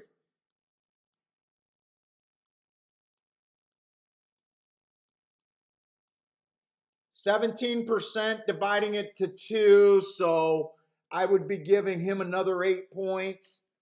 So that would actually bring his fair price down to 5-2.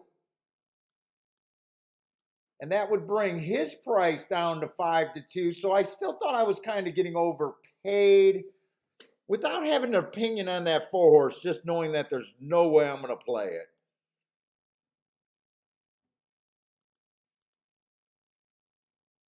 But I'm glad because I made some questionable plays yesterday, and I was able to bet that okay. So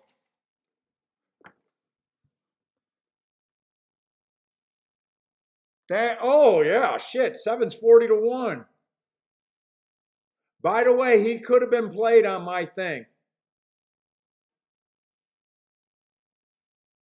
I think I gave him a 5% chance to win the race. He's an overlay at 40-1. I remember this horse too. I remember this horse. This horse was a really nice horse.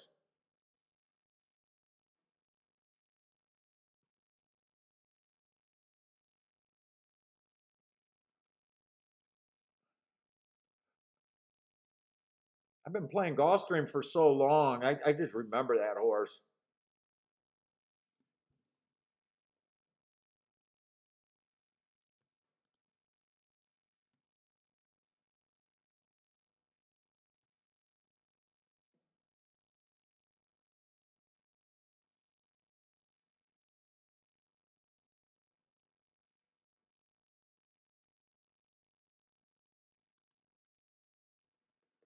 Jay's done. Take it easy. Going to shoot some pool.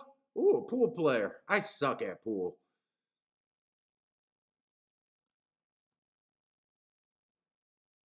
But you know that, Jay. I can't see. Oh boy, that trying everything is huge.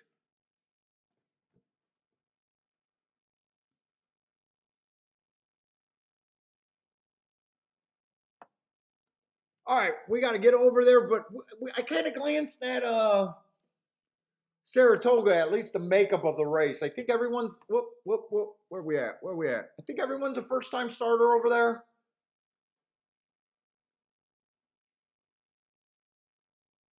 Hey Cindy, did I bore you to death when I did the math? I know you said that you do the math problem. I really did the math problem in that last race. I really broke down the math that time. Dude, I always say if you think you had a bad day, go back to doing the math. Go back. Do your betting line. Let your decisions make you.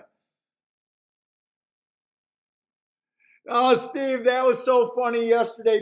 Getting beat by Earth was ridiculous. And the funny thing about it, that would have been a nice hit for me on a day that I could have used a nice hit. And I honestly gonna tell you that was probably one of the happiest losing tickets I think I ever had, and I don't even know why because I get nothing when he does that. Dude, that's just a horse. I love that horse. I love that horse. No, I don't. I actually don't bet him all the time. I think I hit him like 3 or 4 times at 10-1 or higher. I know last time I refused to bet the race where he ran second. I think I refused to. I think I wrote down the exacta, but I refused to bet the race because I knew it was Earth. And I never know if I'm betting with my heart or I actually like them. But I never bet it someone automatic. It's just like Travie Boy. You guys, once you guys realize that I love Travie Boy and Travie Boy was one of my horses, I know that horse won at 9-2 and I loved him and I refused to bet because you guys told me who the fuck he was and I my handicapping just gets crazy. Although the week before I hit him at 20, or the race before that, I think I hit him at like 27-1 or something like that. And then I hit him in a big second place at like 50-1 or something like that. I think Parsons and I did on a weekend.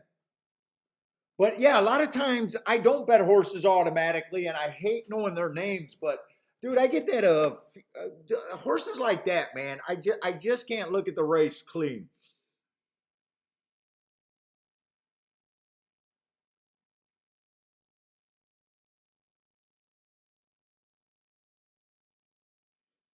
Yeah, that was a big math problem, but fuck.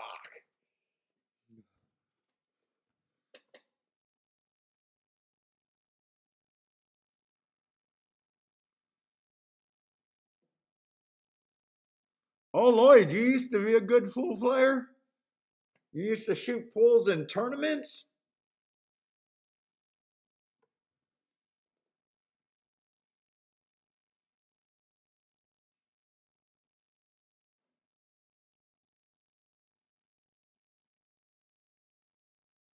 And by the way, I think three ran a very good race that race. I think well now they got 22-3. Why do I think I remember writing 21-3? Did I write that down wrong? Oh no, it was the second quarter they sped up.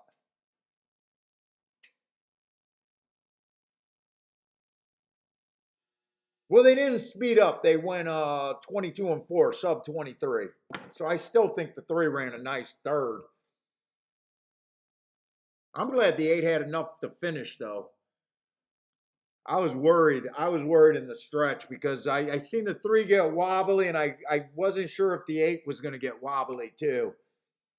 All right, Saratoga. I bullshit too much, but I knew this was not a race for me. No one's ran more than two races. This was my downfall yesterday. These were the races that pissed me off yesterday, especially at Gulfstream. That I keep saying that there was one bet that pissed me off and two bets I wasn't pleased.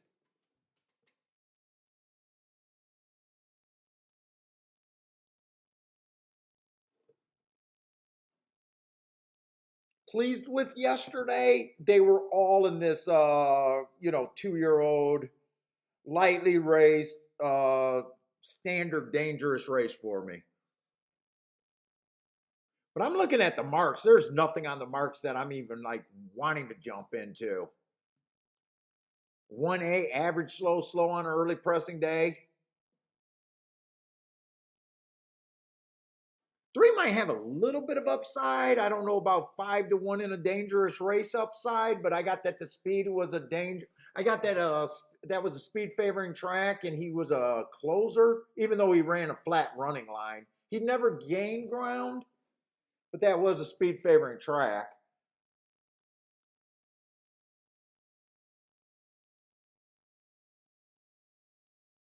Five ran on a speed favoring track, but he was a speed horse, so take that for what that was. Six ran on a speed favoring track and ran against the bias there. Eight ran against the speed favoring track, but I got nothing there. Lloyd's not bragging, but yes, he's still very good. I was even when I could see I was a terrible pool player. We used to go to Cushion Q and brew a lot though. Even though I used to hang out a lot of weekends, I never got any good.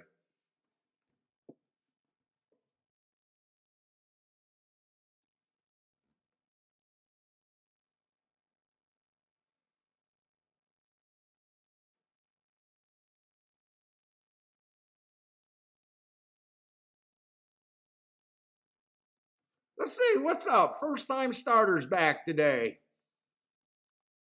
I gotta believe with that name, you probably like first time starter races.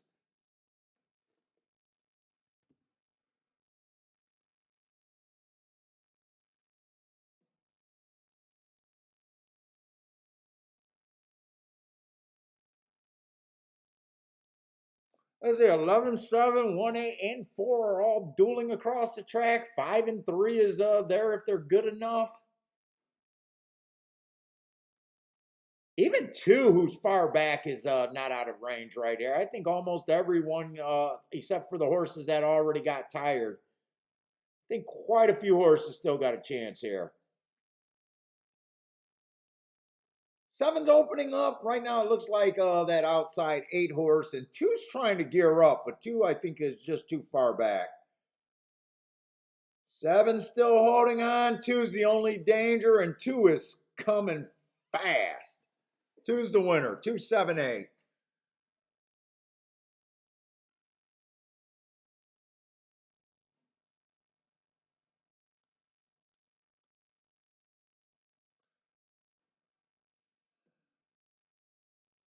Let's see. He had a nice speed figure last race. Was he the favorite? No, he was 7-2. Second choice. Nice speed figure. I don't like speed figures that much. Ran on an early pressing day last time. Average match strides with the slowest winner average. Just an average running line. Don't like it. Don't hate it. No excuse.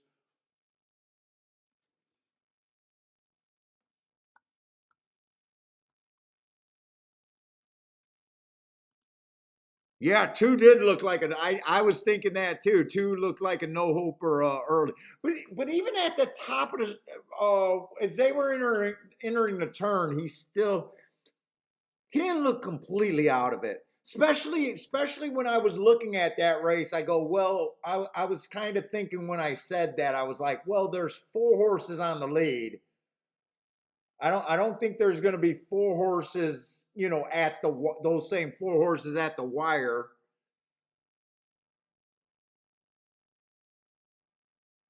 I thought 2, when 2 started making his move, it looked like 2 was just going to be second best. I thought if you had the 7, that's kind of rough, even though the 2 passed him pretty easy. But if I had the 7 there, that would have felt a little tough right there. That would have felt tough.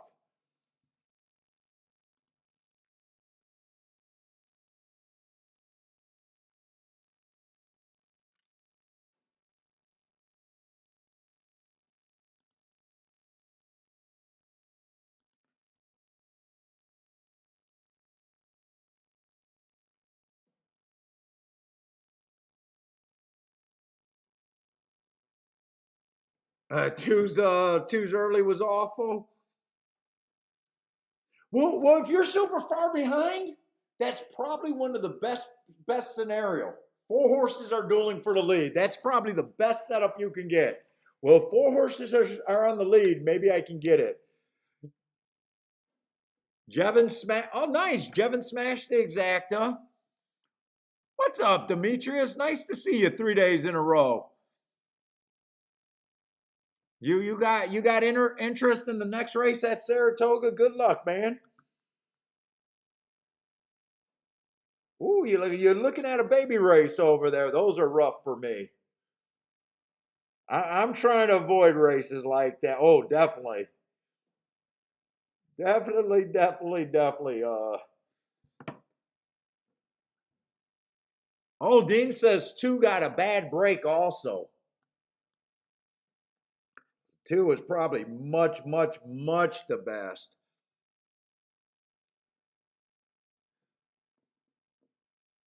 That hit the winning place.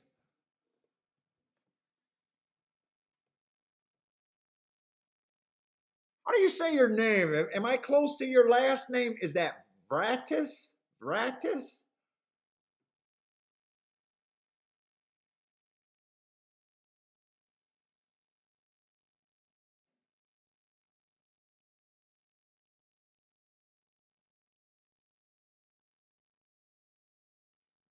Lou, who do you got a trip note on? The two that won last race or a horse coming up?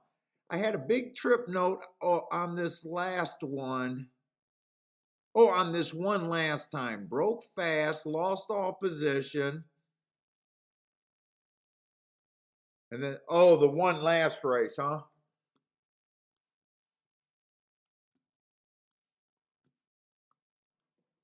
Or is that the one this race? That could be the one this race, too.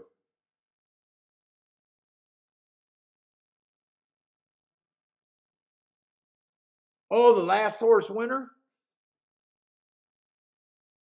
Oh, really?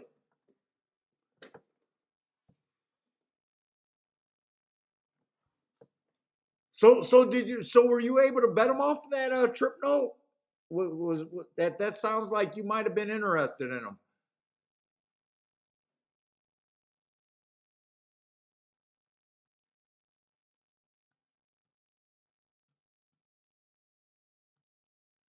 All right, I got to get back over to Gulfstream.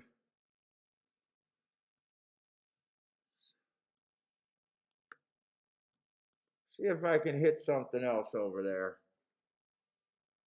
Another dirt race. By the way, was last race a dirt race or not? Last race was on the dirt. Three horse ran pretty good. An outside horse went. I'm still going back and forth what I think of this dirt. Although the 7 did get second at 40-1.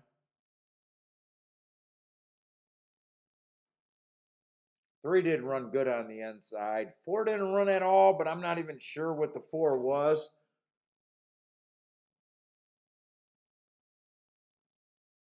I'm not sure what this rail and everything's doing today. I'm just going to leave it where I'm just not sure. I'd like to be, I would like to, I want my bias at Gulfstream, but I'm just not sure it's there. See, we got a mile, 35,000 on the dirt there. Let's see, one's continuing to step up. 4 races ago, ran on stalking day. Timer malfunction, but tried to go wire to wire there while dueling. I don't mind that race. That's a really nice race. Next race was a slow race.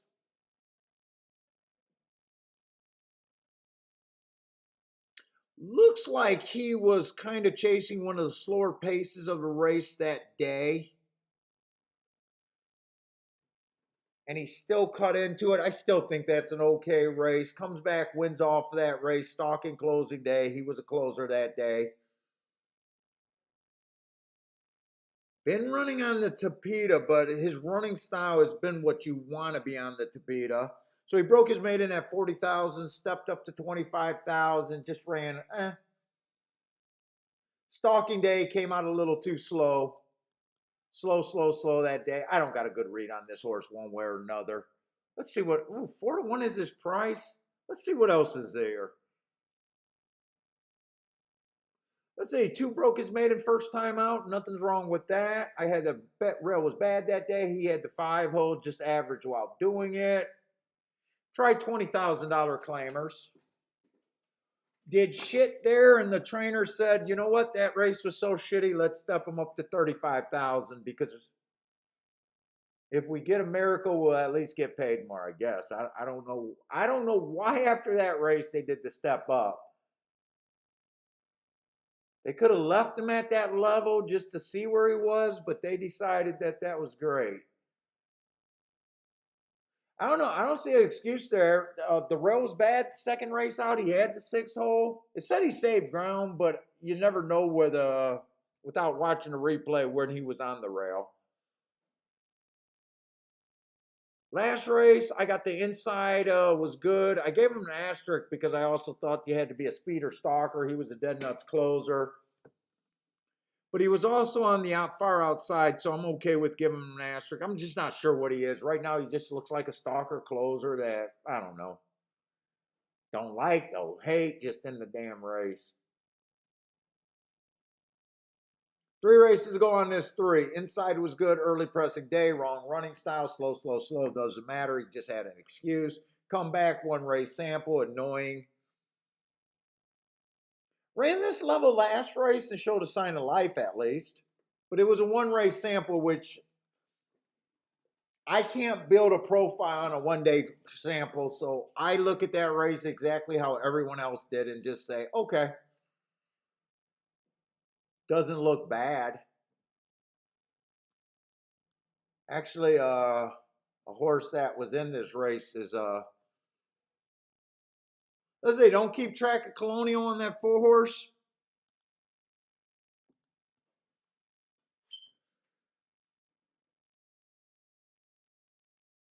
2 races ago, I got a bad rail stalking day. He had the right running style, right position, was just slow, slow, slow. Chased one of the slower paces of the day. I am not getting blown away.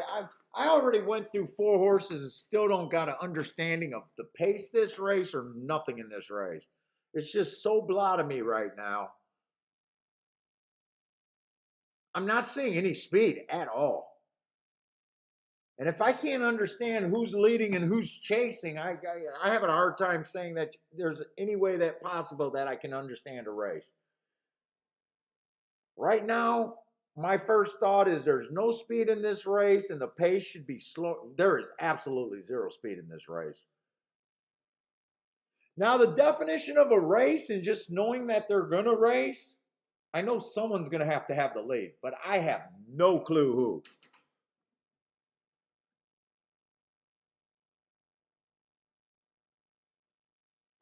I mean, I guess I see this 7 horse at least at one time trying to be close to the pace, actually battling, but then we see about 5, 6 races where he's nowhere near the pace. What maybe this horse, he got some 6 furlong races under his belt. Maybe he decides to go try to go to lead.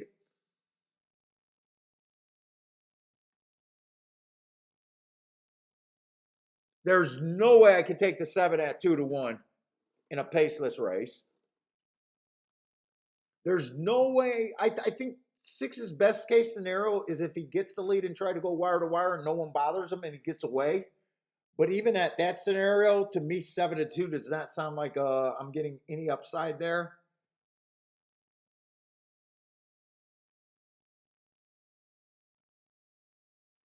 The 5 at 15-1, nice price, but if there's no pace, how the hell does he close?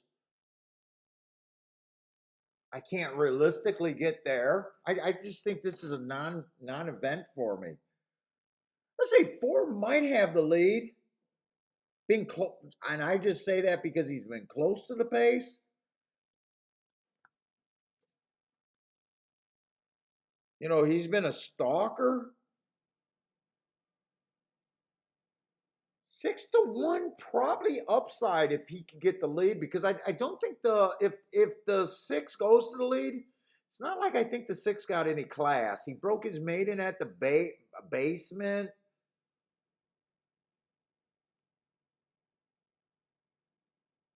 4 can possibly outbreak him and get a slow pace. 4 can sit right behind him and be ready to pounce.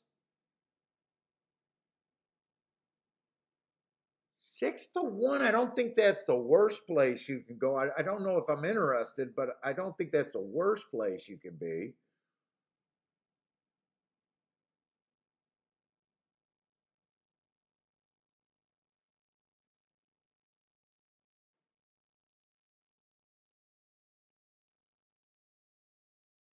Three at 5-2. I can see 3 also being getting a pretty fair trip here. But 5-2 does nothing with me.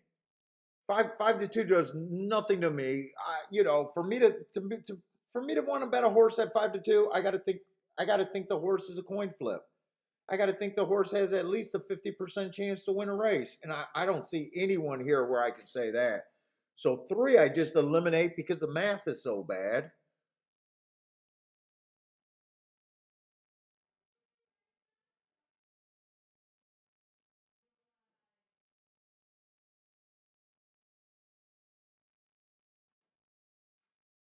You know, this horse right. Oh, that's a turf race, not a Tapeta. I was going to say this horse was on the lead on a Tapeta race. I might be. I would have been willing at 4-1. Still not much upside.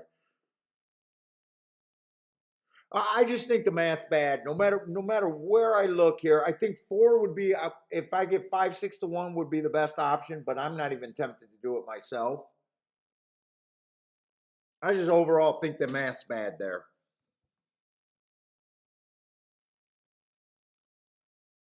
Let's see. Hector thinks it's between the 3 and the 7. Hector, do you like the math? I have no problem with thinking any of those two horses can win, but and would not argue with you that they both got to win. My only question is, do you think they got a big enough chance for that price to be fair? And I'm just asking for your opinion because we're supposed to. Good handicappers can see value different, so I don't have a trick question there. I'm just curious what you're thinking. It's not even a quick trick question. Oh, so you're not playing, so you're not convinced that the value's there. Yeah, I'm not. If you guys are new to the show, I ask people that I know watch the show a lot, and I'll ask them questions like that. I'm not trying to trick them or anything. It's just I'm curious. Because good handicappers are supposed to see races different. We're supposed to see races different, and sometimes we can see them the same. And we're supposed to see value of what we're willing to accept completely different too. And there's no right or wrong answer. The answer is just at the end of the year where that personal handicapper is. But for any particular race, we're good at being right and wrong.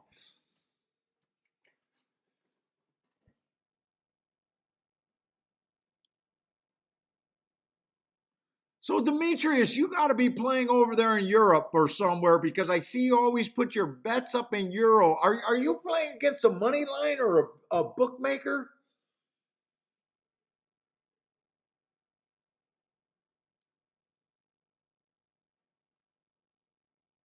JW says it's hard to have confidence in anyone in that race. I agree. I'm done, and I know Gulfstream or I know Saratoga's not my style of race either.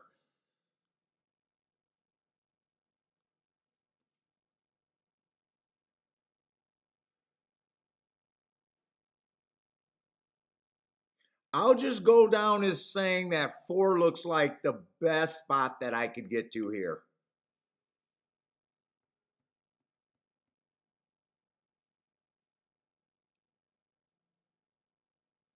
So when you play on an exchange, that's not a bookmaker. That's when you offer a position and different people can fill the position, right?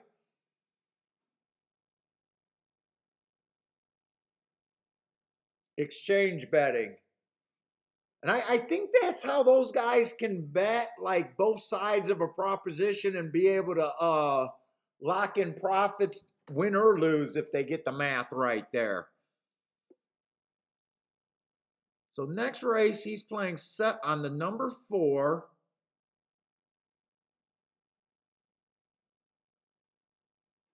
This I also don't understand. Mark, are you doing a place bet where the horse has to run first or second? I just don't understand. You guys probably got a different vocabulary when you're talking about what you're doing. I don't know if that's a place bet, market top, 3 odds. Yeah, I do not understand what all of that is there.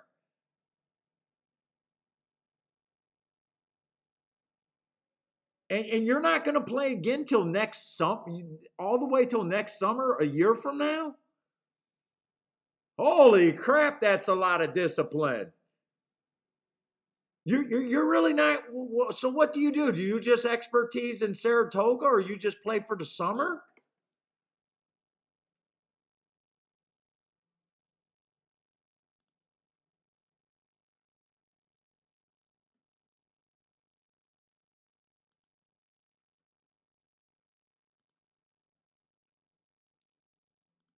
Yeah, I watched that. I watched I watched a little bit of that. Who's the guy out of Europe? That CANN guy. He has a lot of YouTube, but you guys bet the race is so different than we do. I think he does a lot of his stuff on exchanges. I don't understand any of that shit.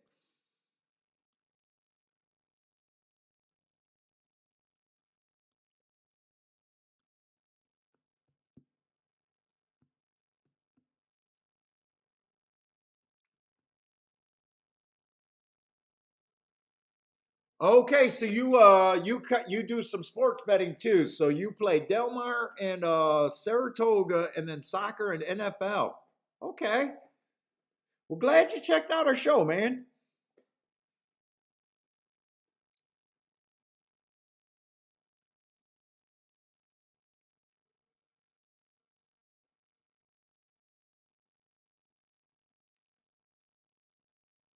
I don't know if I want the Europeans. Well, I definitely don't want the European system because the par mutual. This is what I do. So I hate hearing the stories about how you guys get banned and blocked and limited. I would not want to have to play that way. They would block they would limit all of my bets, all of my not all of my bets, but shit. When you hit $200 exactas and that kind of stuff, I bet they'd be like, nope, you can only do that for $5. You can only do that for $2.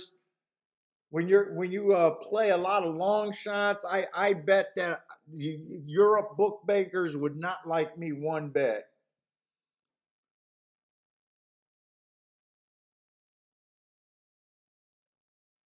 I even hear that if they see a guy taking too many long shots, even though they haven't hit, that even if they're like running well, let's just say I took a 40 to 1 one day and he ran second, then I take a 30 to 1, he runs a nice third. If I got a history of that, and then all of a sudden, they're going to be like, nope, we don't want this guy's exposure. Where here in the States, we don't got to worry about that. We beat up on each other. Let's say Two Horse decided to go for the lead there.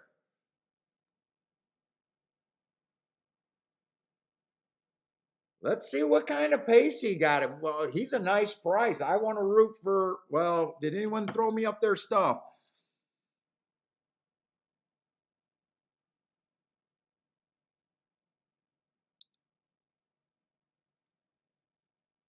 He's looking around, but I'm wondering if he's looking around because he feels like the horse is getting tired. I don't like how the jockey looked around. I think he almost looked to see where he had pressure at. Yeah, he was looking for a place to lay down.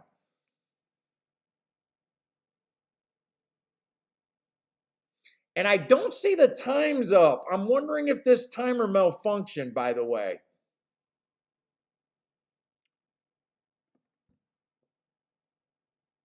So I'm not even going to be able to read this race. We don't even know if the pace was fast, the pace was slow. We don't know why the four's not closing. We don't know if the two went to the lead and went too fast, and that's why he quit badly. There's nothing I know about this race. Although I know that the finish is all ABC and there's no good math there. That I do know. I'm pretty sure Hector said he couldn't get past the three and another horse, and that he said that the math was bad.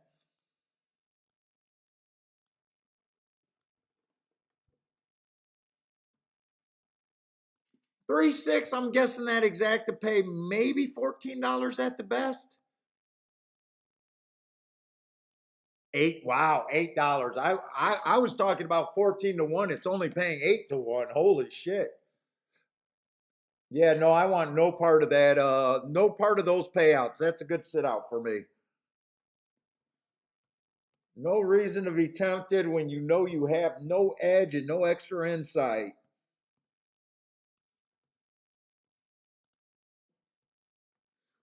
Let's see, the betting parlors are great in Geneva. I wouldn't mind going to another country over there. My wife actually just got back from where she went to Rome, but I didn't go because I hate sightseeing. But if I ever go, I'd have to go check out and see how they do it different.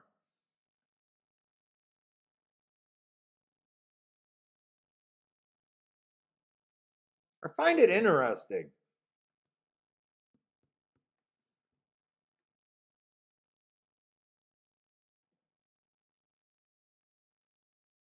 Where are you out of, Demetrius? What country are you in? If you don't mind saying. I don't know. You might have Interpol after you. I don't know. If you don't mind saying where you're at, what country are you in?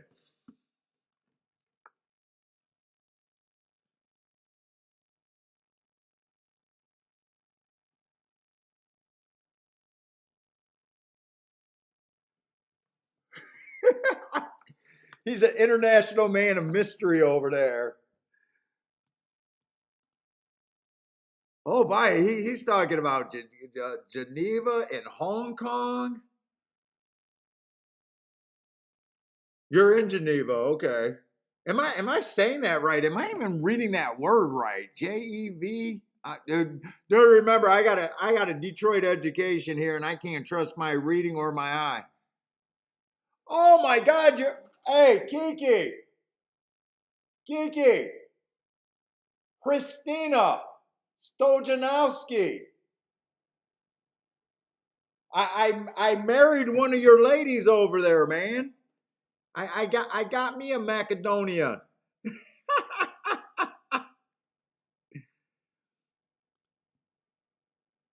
She's trying to get me to visit Skopje or whatever.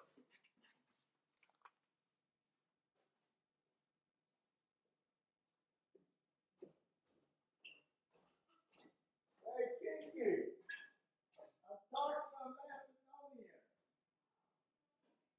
Yeah, over there. I told him I married one of his girls. I stole a good one from them. Oh yeah, yeah.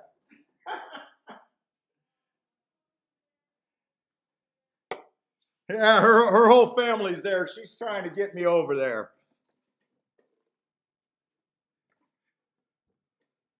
Yeah, no, I'm not even close, right, Dean?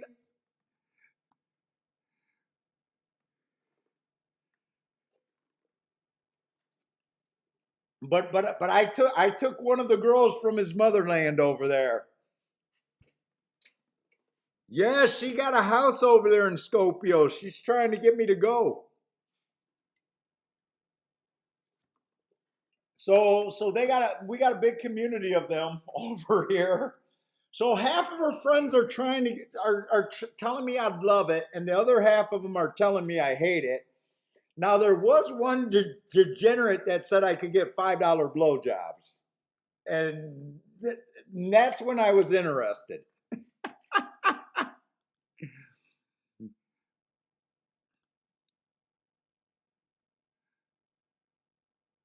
He says it's a great place. I should come and visit, Kiki.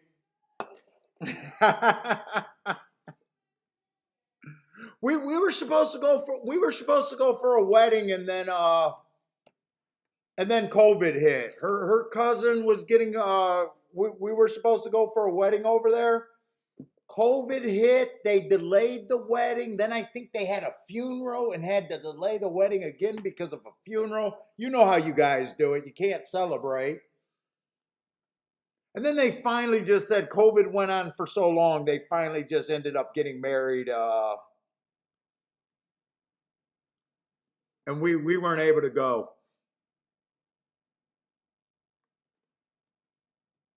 All right.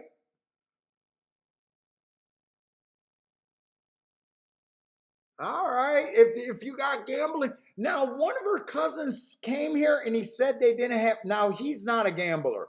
He said that the only horse racing he knew, or that he thought that he knew, he might have been wrong. He might have been watching simulcasting, but he thought that where he was at, they were doing old replays of old races and betting on them without the sound.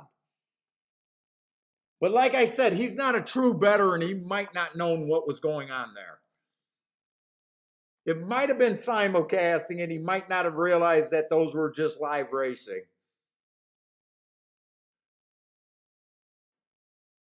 And I was like, no way, that can't be true.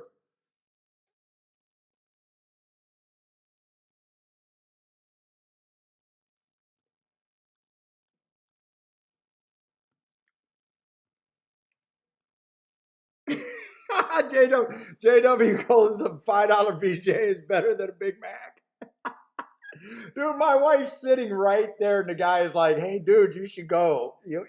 All the time. I was like, "Dude, what's wrong with you, man?"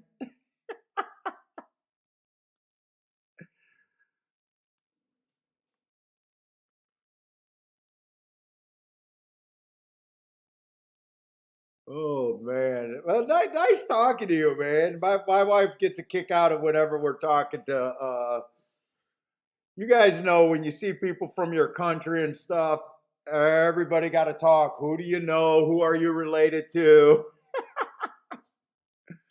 I was like, it's a whole country. People don't ask an American like, do you know this guy? All right, this I wasted a lot of time, but I'm this Saratoga race just is not for me.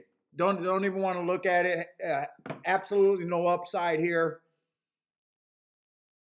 The only note that I got that might be a little bit interesting, and I'm not willing. You guys know I don't try to put you on shit that I'm not willing to do myself, and I respect you guys as handicappers, anyways, not to follow what I do.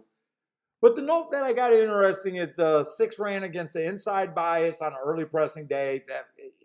That was a decent first time out. Although this is a route race, and we know we should be looking for off the pace here.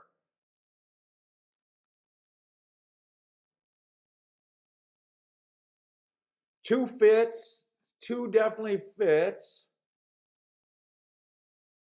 And it's nice that he ran a route before. And same with the 4. 4 definitely fits, right running style. Nice that he ran a route before.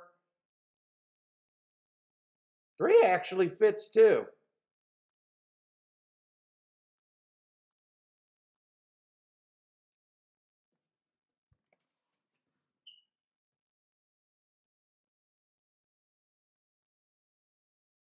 Yeah, good luck to you. I still don't understand what kind of bet you got right there, and I still don't understand what it means, but good luck, man. So do you need the 4 to win or just get in the top 3? Or am I just reading that completely wrong?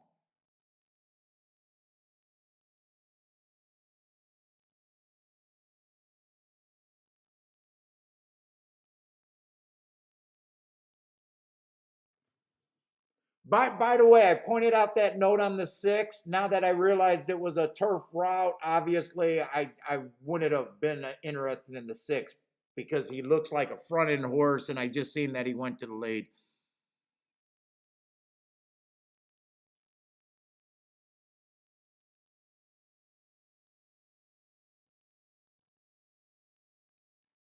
Is that GVE? GVE.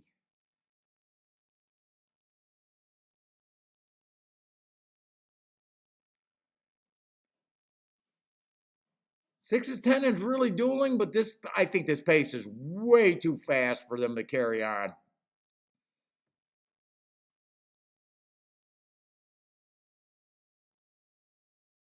I would say way too fast. Kiki, what time are you leaving?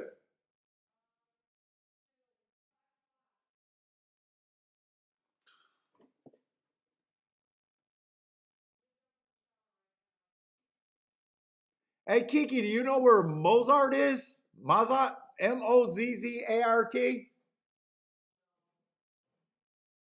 I don't know if that's a city or. Well, he said Skopje and all that. I told him you got a house in Skopje. Hold up, what is it? What is this country? Or what is this? 4 is going to win the race easy. I keep saying this J Gevgeli. Do you hear me? It looks like one of your words that I always hear you say, like Gevgeli. What is it? Gevgeli. Do you know what that is? Oh, that's what he's saying.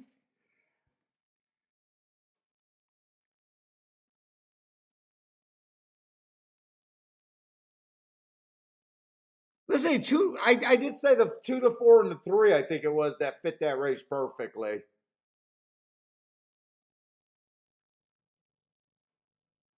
They were all routers that closed before and only ran one route. I still would have felt, and 6 actually ran pretty damn good. Actually, I'm surprised he held on for third with those fractions. Actually, 6 ran a pretty nice damn race there. Nice. So you did win there. Nice.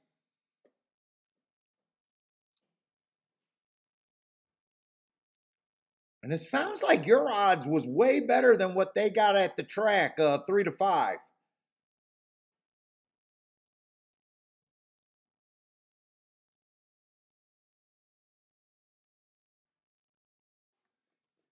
If you get 1.42, is that for every dollar you bet? You get a half a dollar? Is that what that? I don't know how to do those.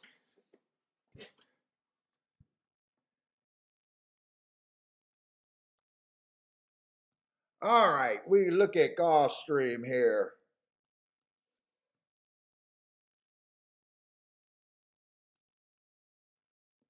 And you played them earlier.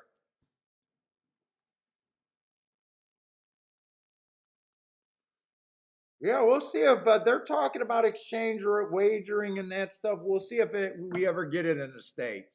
Part of me hope that we don't.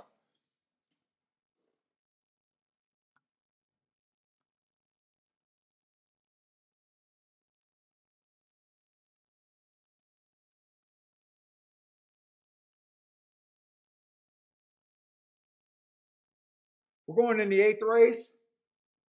$20,000 claimers, 5.5 furlongs on the Tapeta, Speed and Stalkers.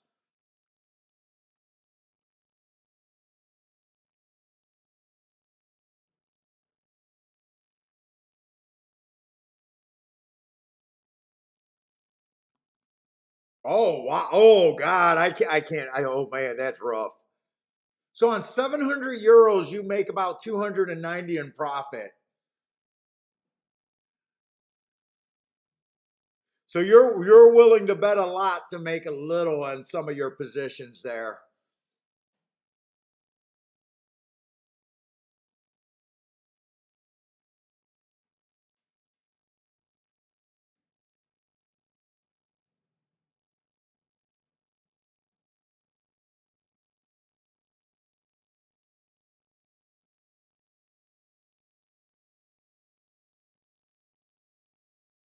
And from what I understand, you did you make you put that up and have people fill it, or you look for people that fill what you want to do. Yeah, so you don't mind. So how does that? I have a different philosophy. Me playing safe horses never worked out for me.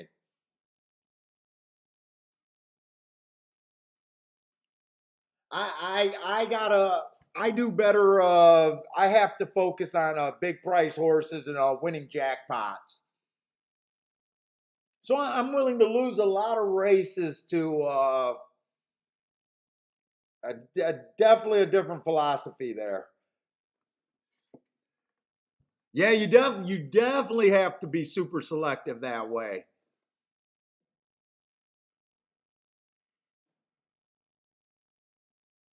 Now, see, I won't say like if doing like betting that horse to win here, I would discourage people playing like that. But I don't understand the exchanges. Like you said that you needed him to come in the top 3. We don't even have that sort of a bet. You know what I'm saying? Where things are different. So I got opinion about what guys do here in the Bar Mutual pool and what's a better way to play. But I have no, like, I try not to speak of things that I don't understand. And I don't know how it works in exchange and the different bets that you guys have. Kind of deal. I just find it extremely interesting and just, keep my mind open to seeing things like that. But The way I play, betting that to win that amount of money scares the shit out of me. Like not the amount of money, but the risk worth reward. I can't wrap my head around that. It's the same way why I can't get into sports betting, and I know people do very well in sports betting too.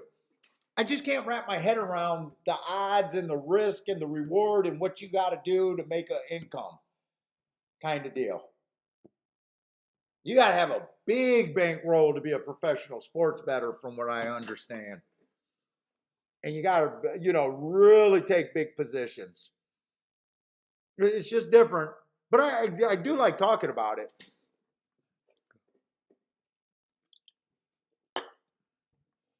But with the exchange, I just don't understand the exchange.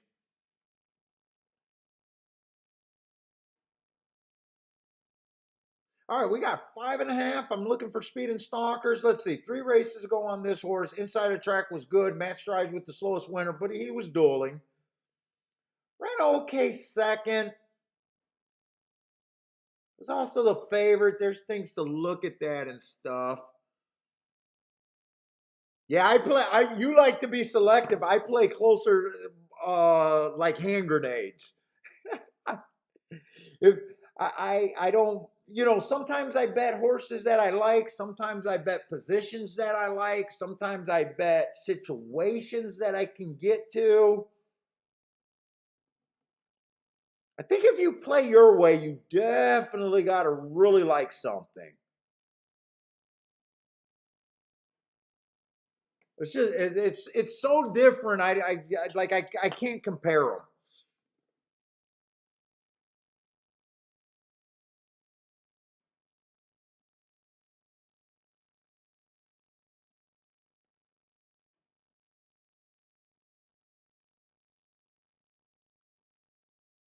I say I don't think this horse looks bad, but I'm trying to get my feet about where I think is. I'm definitely going to have to get a favorite and see him.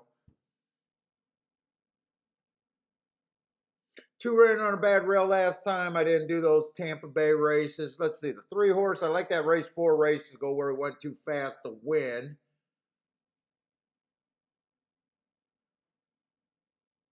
Did win within 3 races of earning my heart. Not bad. But he mostly looks like Route to Sprint, looks like a stalker at this distance.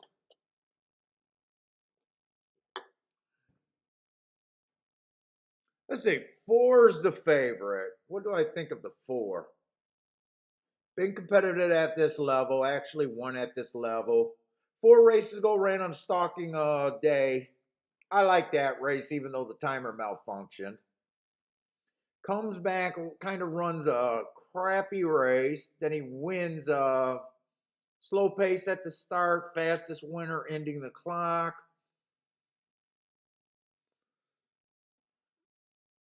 Man, I can see this horse. I am not screaming out 6-5.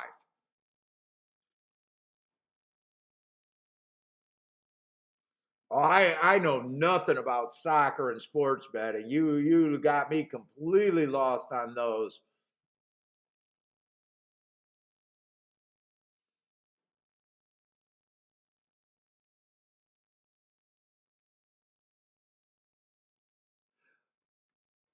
5 just has no speed. 6 really doesn't have any speed.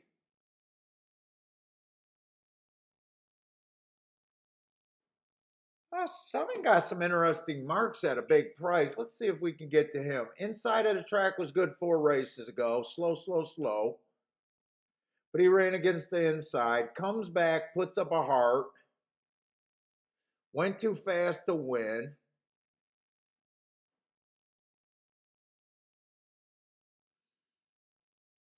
I don't know if I can trust this front speed, though.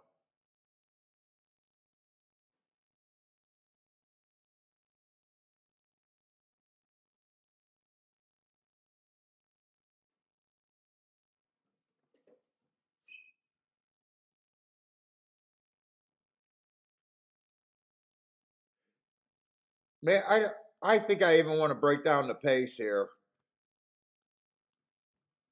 Gulfstream's been kind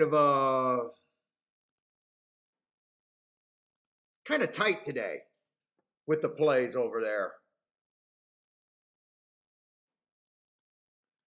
Not a ton of spots so far.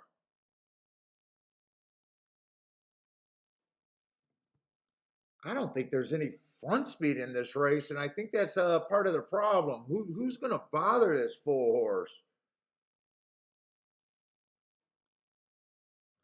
I don't really see anyone to bother him. I just want to write it down. Forrest capable of stalking too, but he's probably going to get the lead here because I don't see a lot of speed.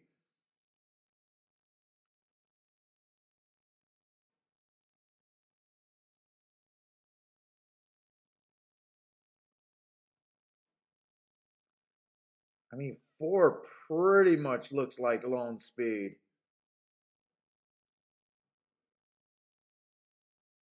Well, you know what? 1 got a little bit of speed. 1 does have a little bit of speed.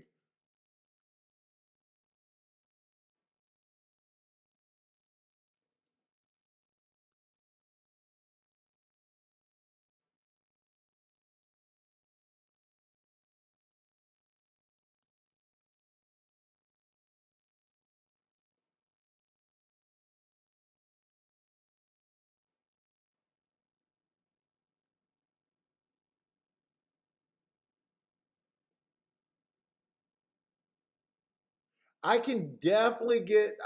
I think it's going to be tough to get around the 4.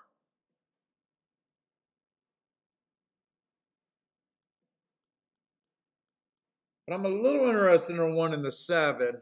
Oh wait, they're almost. Let me look at this with some class in mind right here. These starter allowance 16s can play really tough.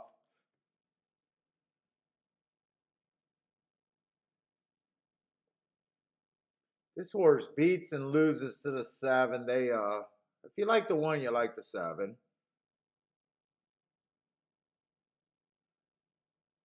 I don't care for the 2.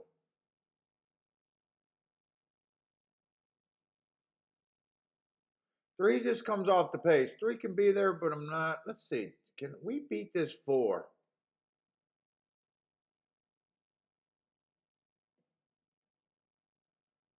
What's up, Jesus?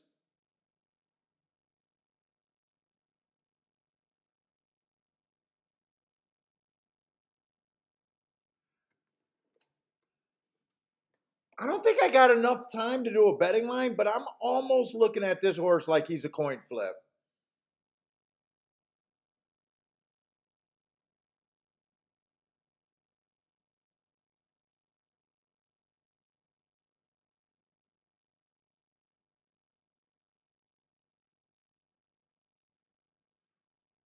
Let me just make sure I'm right about who I hate here. Or not hate, who I don't think that I'm interested in getting to. I don't gotta hate a horse. I'm just not interested in him.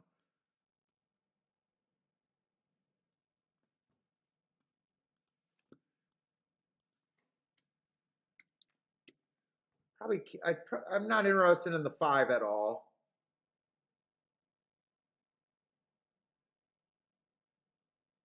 I don't think I'm interested in the 3 any more than just kind of backing up into this. They're really making me do the math because I think these opinions are just tight here.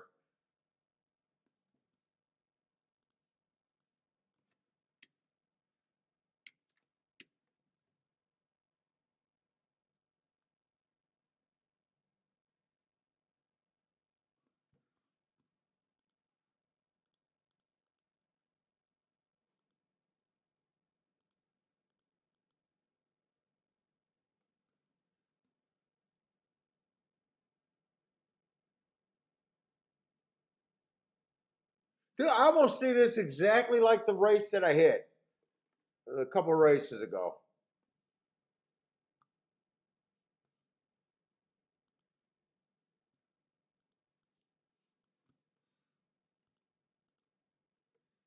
I think if I'm right, the four's got about 50% chance to win the race. Now I do 120 odds line. So I think the one and the outside horse both have about a 25% chance, 3-1.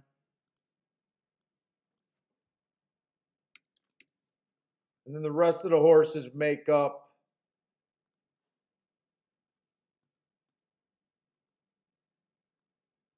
Oh shit, I don't have odds on this. Well,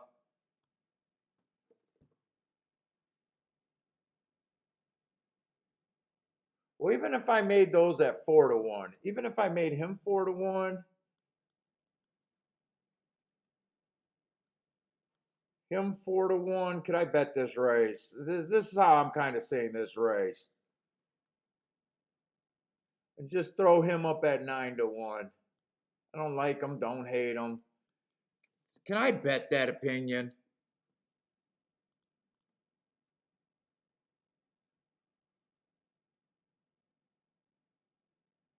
I could definitely bet the 7 and the 8. 4 is actually an overlay right now.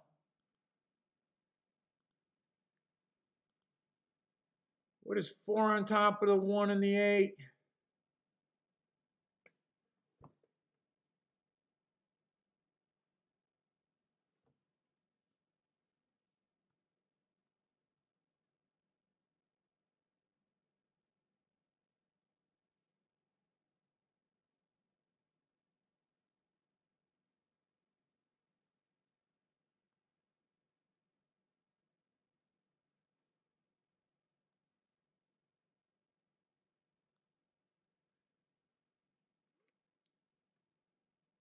By the way, it's not the 6 that I think is 4-1. I got the odds on the 6 and the.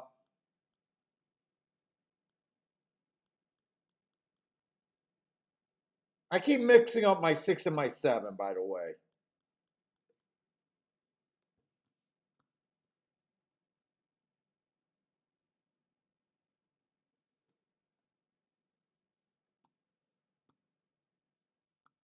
Yeah, I like 147.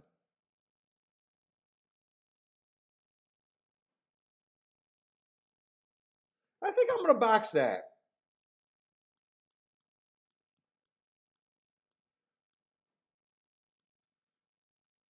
And I think I'm going to Dutch the 1 and the 7.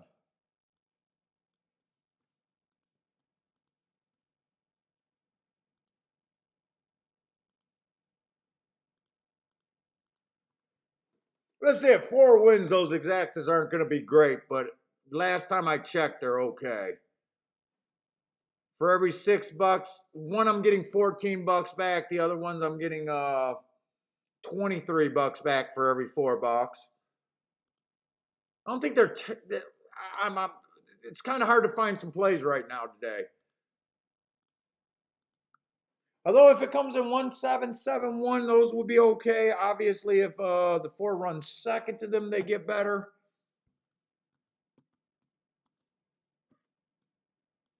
Still looking for some plays.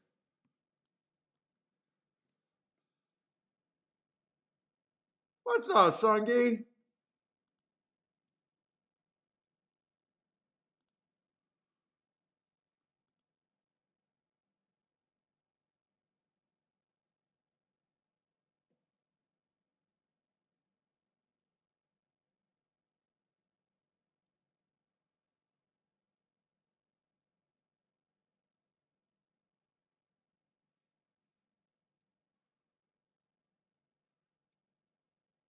Lloyd says he's seriously doubt. So Lloyd, you don't like the well. If you don't like the favorite, you got to be slinging here, right? I hope the favorite can't be on top. I think it's going to be tough to beat him, though. If I hated the favorite, I would be aggressively betting this race. Because if I could get rid of the favorite here, there's nothing but upside here.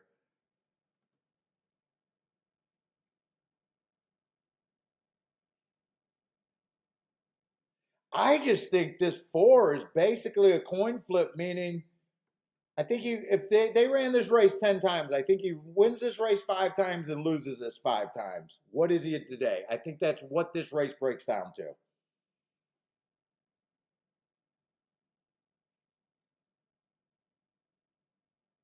I thought the 7 and the 1 were the next best. Both of them, if they ran this race 10 times, they would lose 8 times, win 2. Oh, I need the 7 to run because the 1's not giving me an out here. 6 is in really good position. I did not care for the 6 that much.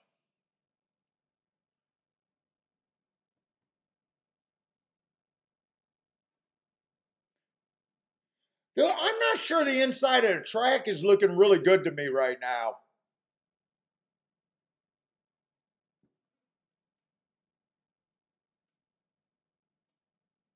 I did not care for this 6 horse. Yeah, I did not care for that 6 horse.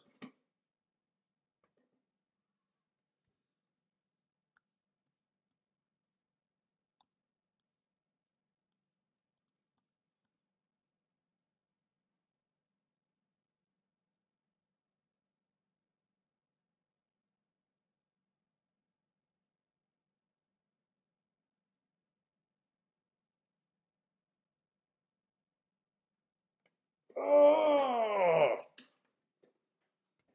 why did I not like this 6? Well, I think I know why I like the 6. Who was a 6? Let me look at that. That was a horse that I got the odds mixed up.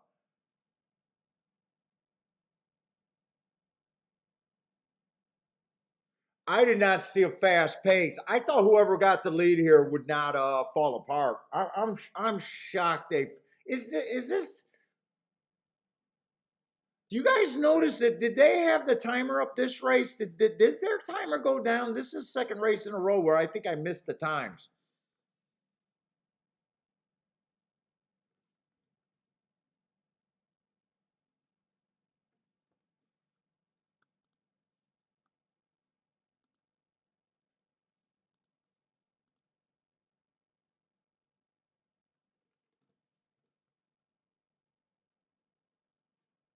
Four could even survive a duel with the 7, huh? 3 came off the pace. That's how I thought his only chance was.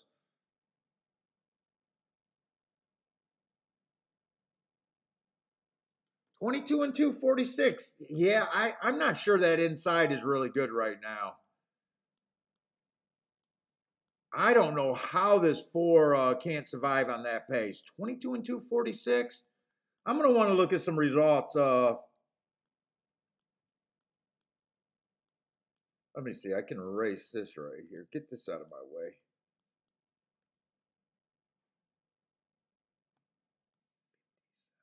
Three. 57 and 3.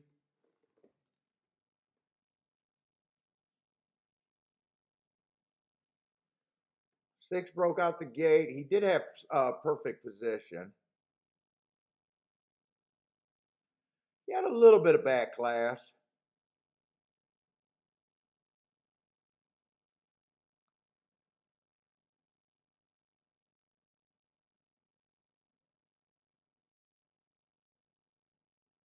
How does a 1 not show any? I don't know.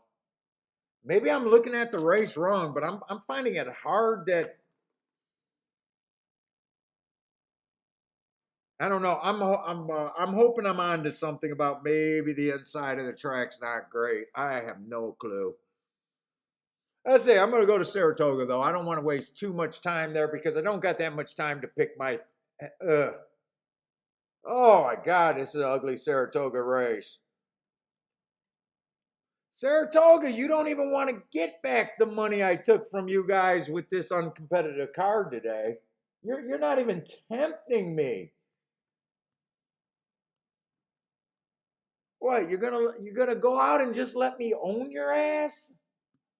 I'm gonna have to go on Twitter and watch everyone cry about how Saratoga kicked their ass, knowing that I had a really good meet. Oh my God, I feel so bad. Those Twitter guys should just send me their money directly so I don't even have to go through the middleman. But they're not even trying to make me bleed a little bit of it back today at Saratoga on this card. Did I even make a play today at Saratoga that was worth anything? I'm not even sure if I played a single bet there.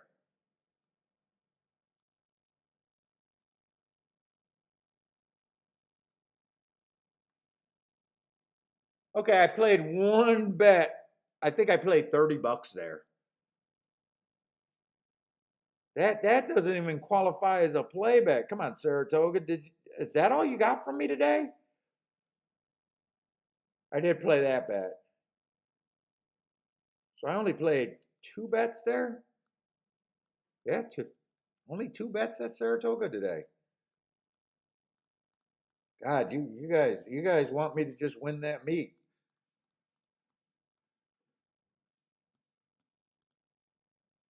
Yes, well, Sungi, they got to give me positions where I could try to take their money. The problem is I got stacks. I got some stacks from them already.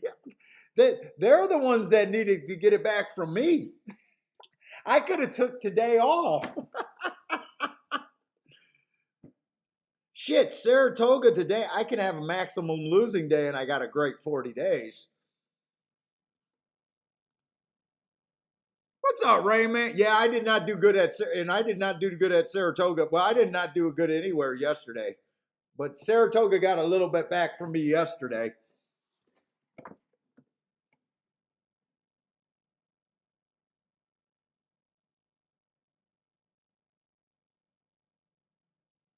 But shit, this car, I mean, this race isn't going to get anything. I can't imagine with a 4-5 and a 9-5 in a 5-horse field.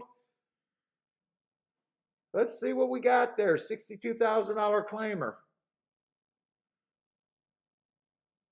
There's 4-horse, 4 races ago. Stocky Day went too fast to win. Very nice race. Came back, went off of that race. No real surprise. Threw in a clunker 2 races ago. Don't really have an excuse for that race. And last race was a 1-race sample. Last 2 races are pretty ugly. I I wish I mean the pace looks fast there, but I don't really have any insight that I trust. I've been leaning towards that Saratoga sprints on the turf. Might not have been favoring speed. Is this a turf race or a dirt race? This is actually a dirt race. I don't know if he was at a disadvantage on the turf, not favoring speed that day. With it being a 1-race sample, there's no way to know. He might have sneaky super hit on an upside, but not at 4-1 variety. I hate route to sprint. I mean, that's the only reason. That's the only thing that I don't like about the 4-horse. But he won his first race out on a sprint, so I know he can sprint. But I hate route to sprint. I want to take him at 4-5.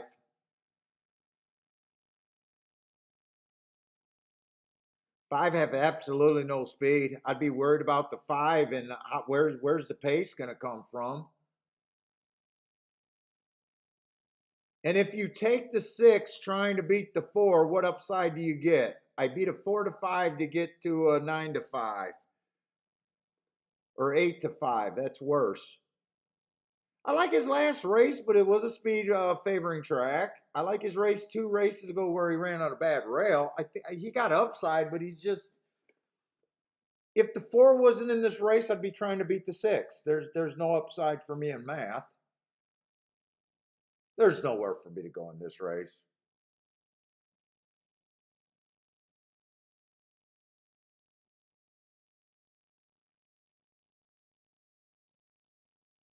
Yeah, Saratoga's just making it easy for me to sit out today.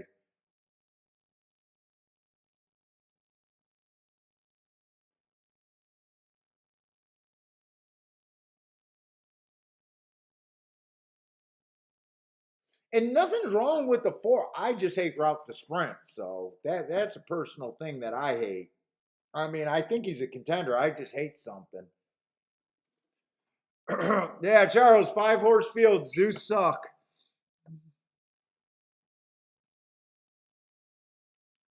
Unless you don't mind sitting out. Like, I don't mind.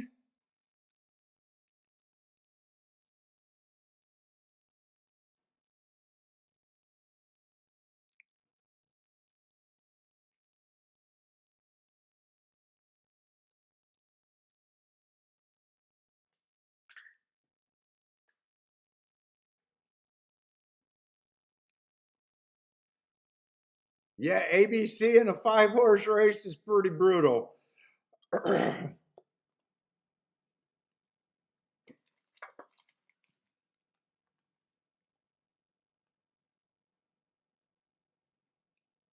we'll watch to see. And someone looked like they're either getting backed in or maybe the 6 broke through the gate. I'm not sure. Sometimes they back them in, so I'm not sure.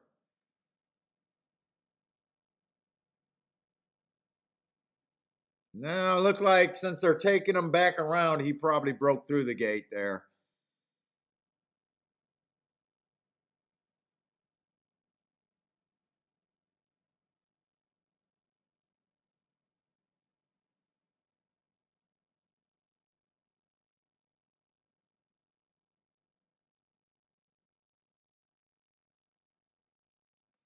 That's the second choice, right? Yeah, 6 was the second choice. By the way, class wise, I don't think anyone ran with horses at the well, I'll take that back. Those are just regular little baby stakes races. Those are nothing.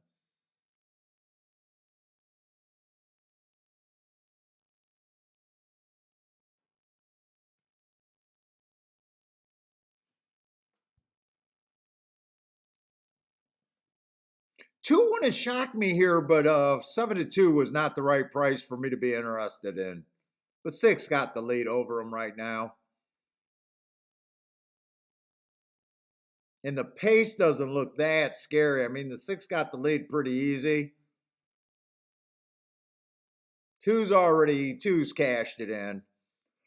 It looks like 4 horse is the only horse that, well, 8's still there. 8 hasn't given up.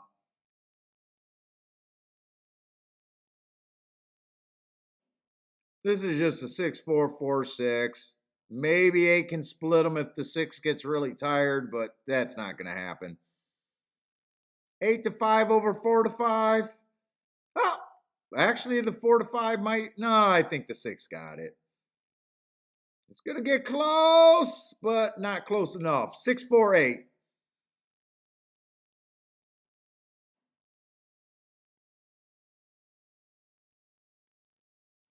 We just don't need hating?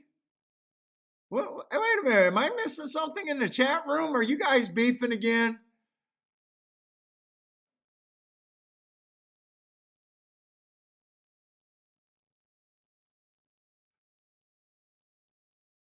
What are you guys beefing about?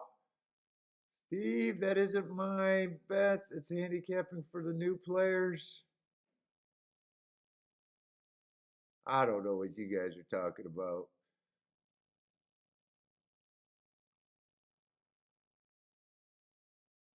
Oh, Parsons still here. I didn't know Parsons was even still here. Yeah, Sungi, I always got an opinion, even if my opinion is I'm sitting out. I got an opinion on something. It might be I'm sitting out. It might be I hate this fucking race. It might be a terrible fucking opinion.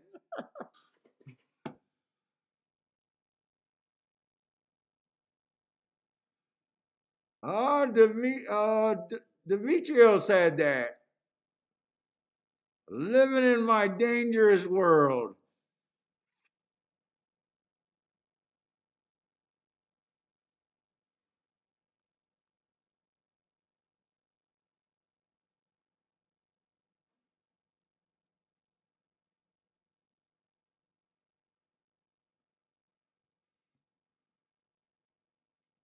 Yeah, are you talking about the 2 horse actually at a Saratoga 7-2 on that price was absurd? If that's who you're talking about, I agree with you. I seen enough to say maybe if you squinted, but 7-2 makes that bet insane. Even if he would have won, I would have squinted so hard and had to completely forgive some races where I had no reason to forgive anything. But I'm not sure if that's the horse you're talking about. But if I agree with you on that one, Lou. If that's the 2 you're talking about in this Saratoga race,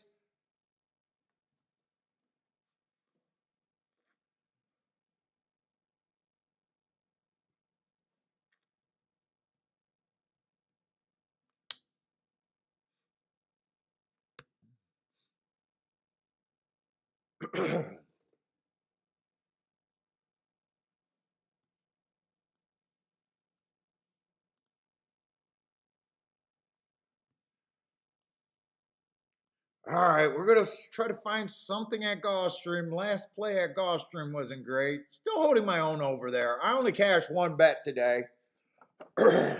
Only a 9-2 winner, so not even a big long shot, but was able to bet it where I'm just kind of hanging around a little bit up, but nothing crazy one way or another.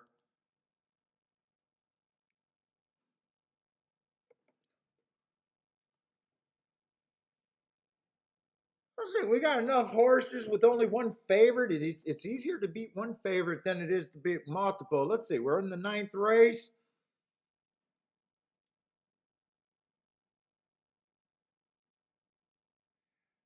Ah, 6 horse is out.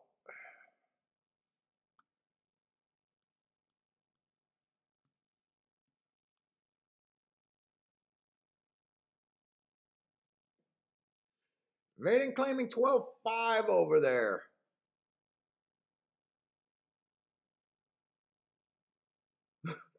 Lou, never seen anyone go 3-1 on this show. It would be a record. Or 3-0.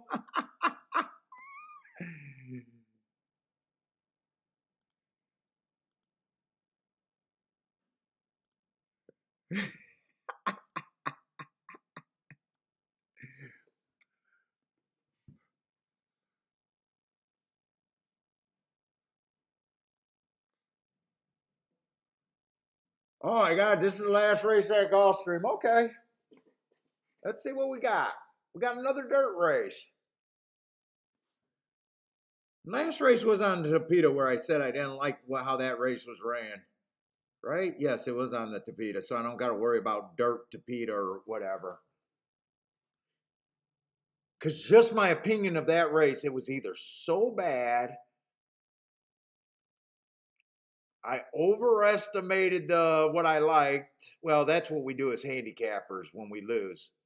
We're always overestimating what we like and underestimating what we don't like.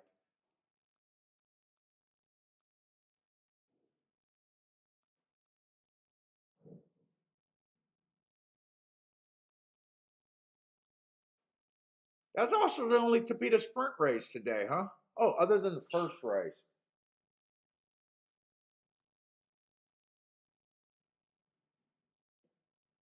That was a terrible race. I remember that race. That race was absolutely terrible. All right, last race at Gulfstream. Last race at Gulfstream. Let's see what we got here.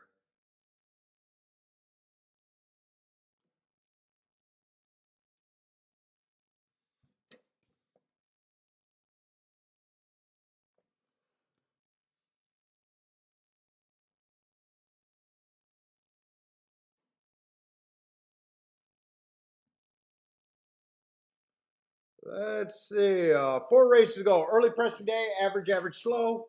Eh. 3 races to go. I don't like that race. No excuse. Early pressing day, just average, slow. Just an ugly ass looking race.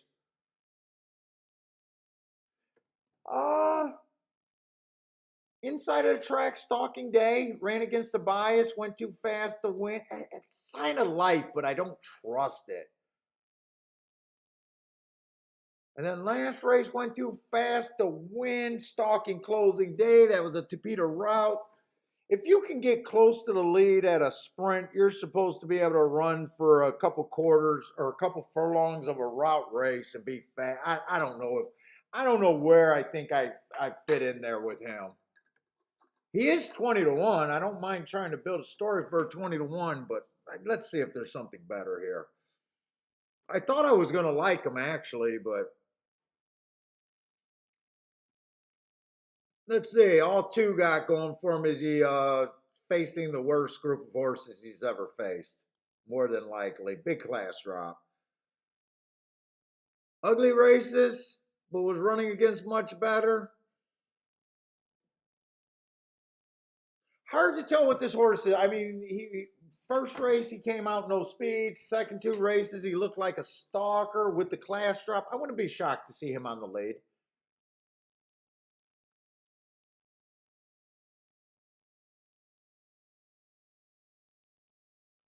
Let's see. Here's another cheap horse that earned hearts on the route.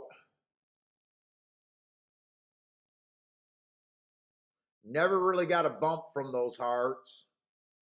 Last two races look pretty bad.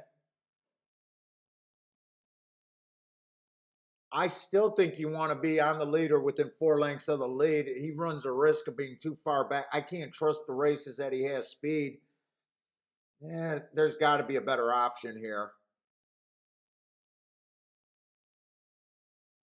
Let's see, 3 races go on this 4. Speed favoring track, I give him an excuse there. Steadied early, was nowhere near the lead, had no chance there. Got a big bump after that excuse on a bad rail day. Wow, had a bad rail day. That's a sign of life right there. But then after that nice race right here, I would have liked to see this last race at least hold up. Average slow slope, man, just 6 to 1 might be worth the risk, but I'm still trying to find out where I'm at here.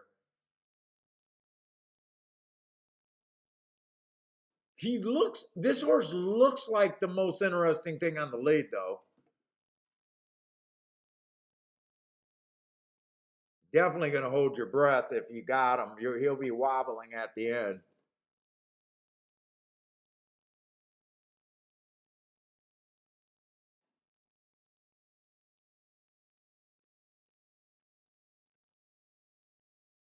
Let's see. 5 is dropping. Never had any speed at a higher level. Might be closer to the pace. Dropped to this level last race. Still was closer to pace, but he was matching strides with the slowest winner slow. He, even though he was 2 lengths off the lead, there was still 7 horses in front of him. I don't know. Fucking just ugly. Why do I feel like him and that favorite might have ran together before? Are they coming out of the same race? No, they're not. I'd say the 2 probably has the most upside here. This is just ugly.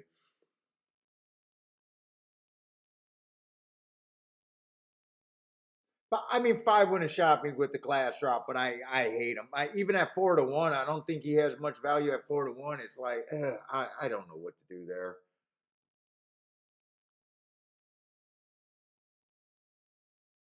Let's see, 7 could also get the lead, but man, is he falls apart every race.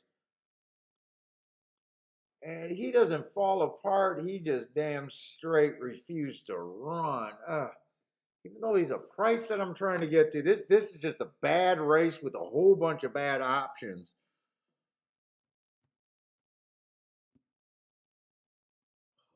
Whole bunch of badass options.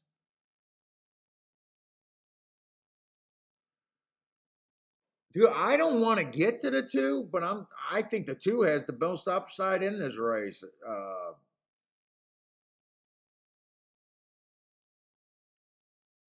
I don't even see an exacta that looks appealing. Unless you want to take the 1 horse and do something with the 1 just because he earned a heart on a Tapeta route race. But man, I don't think I'm a big believer in it today for that one.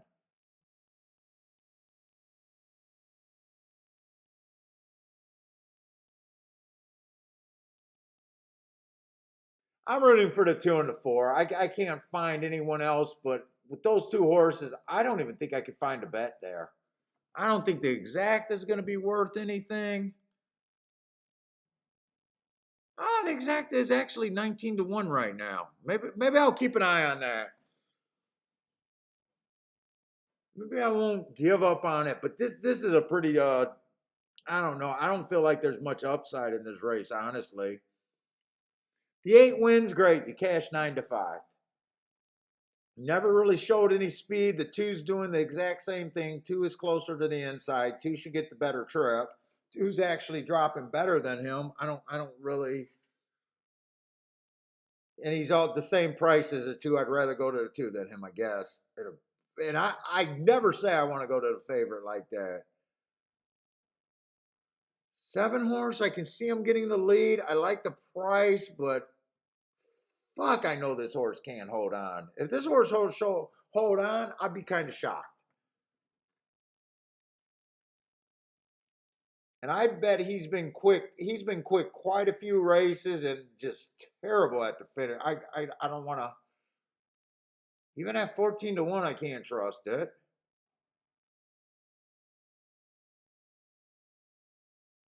5 makes sense, but I don't think the 5 is quick. I think the 2 probably will be quicker early. There's no way the 2-5, no, 2-5 doesn't pay anything, but 2-4 is paying something.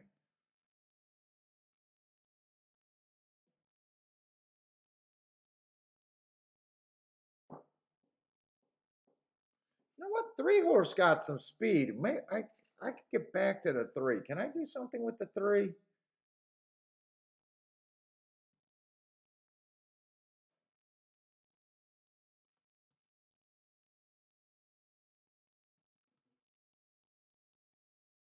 I think I can do it. I'm going to do a little bit here. I think I'm looking at a 3-2-4 box.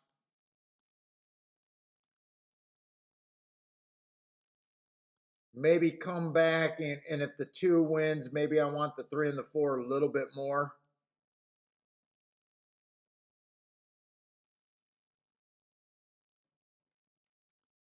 And 3 and 4 to win.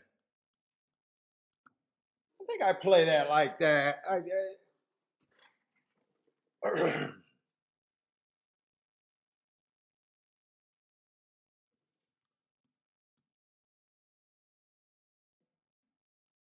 I'm almost wondering if I want to key the 2 and the 4 and go wider here. Use the 8, use the 5.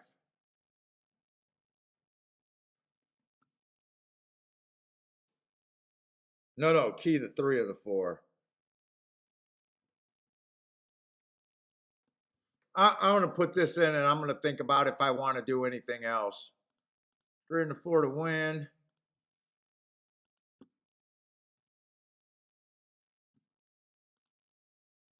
Exact the box. Box. 2, 3, 4.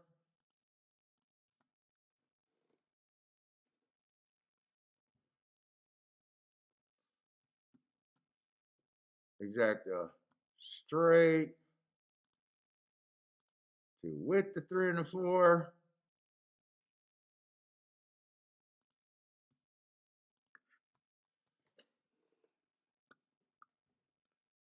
What's the other bet I'm considering?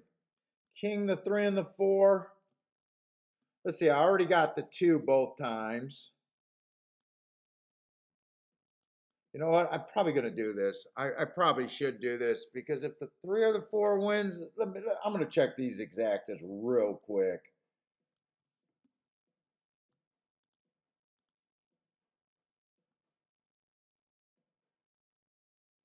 Let's see, 8-4 is not great. 8-3 I want.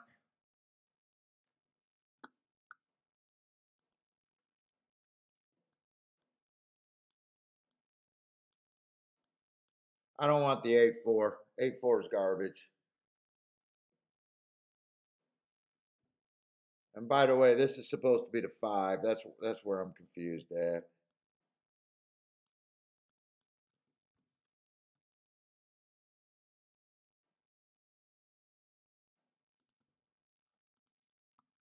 I think I'm going to key box that. 5 with the 3 and the 4.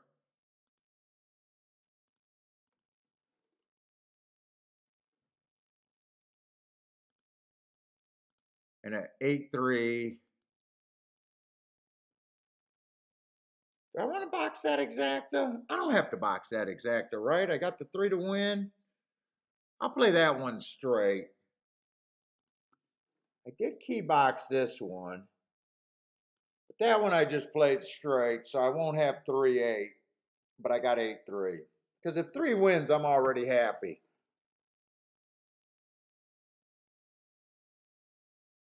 So I need a 3 and a 4 to get first and second. I probably want this to come in the most. 2, 3, 4.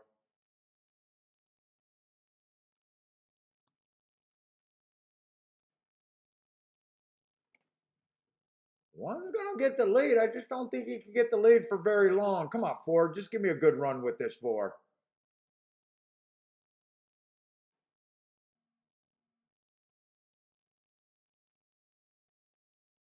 Come on, I think this is a perfect trip. I got to go pee right here.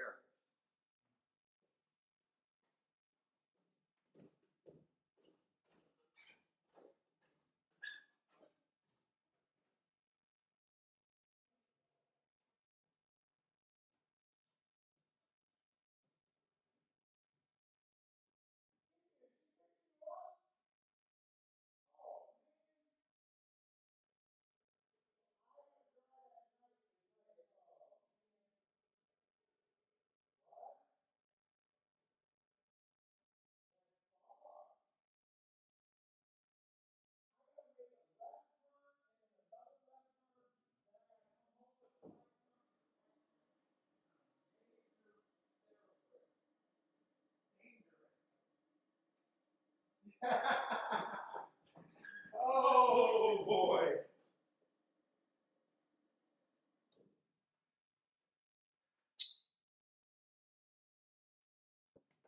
5 won that race? Oh, man. So I need the 3 or the 4 to get second.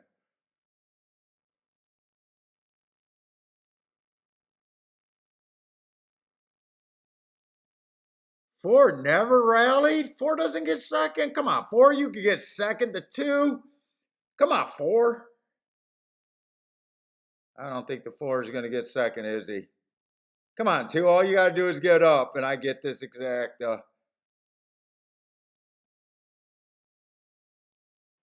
You motherfucker. All right.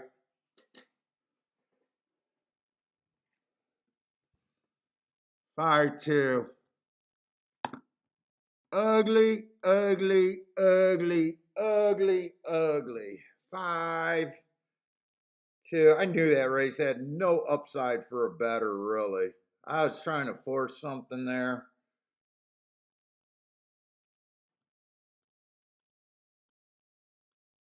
5 did come off the pace. He had to have come off the pace. 4, you were in position the whole fucking time and still could not get there, huh?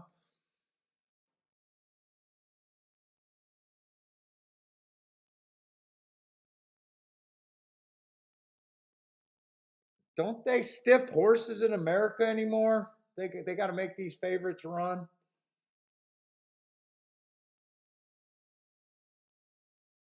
What was that 5-4 exacta paying? I didn't even get time to check that. What was a 5-4 going to pay? 31 bucks?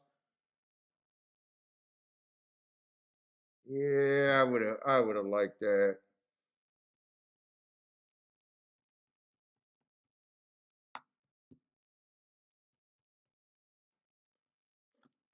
All right, Saratoga Gulfstream is done. I don't even know if I want to save that form other than I need to. That's a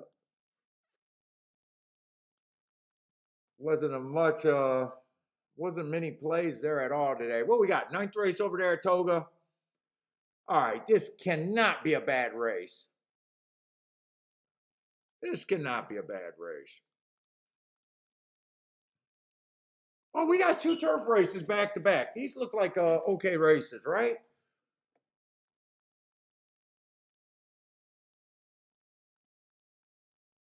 Oh, wow, we got, holy shit. I don't know if I'm going to, well, that might be my best race, last race. I don't know if I want to stay on that late.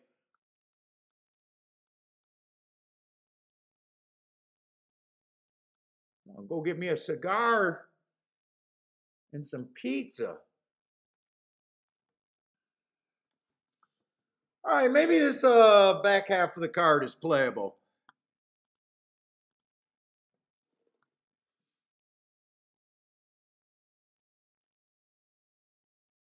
Let's see, the 9 and the 12 are out. This is the ninth race, right? Both the 1 and 1A is in. Oh, good. I'm glad the 9's out. Oh, Finger Lakes. He could have been in. He was in no danger of doing nothing. The 9 and the 12 is out. Who's this 11? Press Style? Press Style? What the fuck is Press Style doing here? Right running style. But this track at Press Style, I said it earlier, favors closers. But Jesus Christ, this horse is not supposed to be running for allowance 1X. There's an owner that wanted to come to Saratoga really bad and say he had a horse in the race. Oh my God, does he look bad?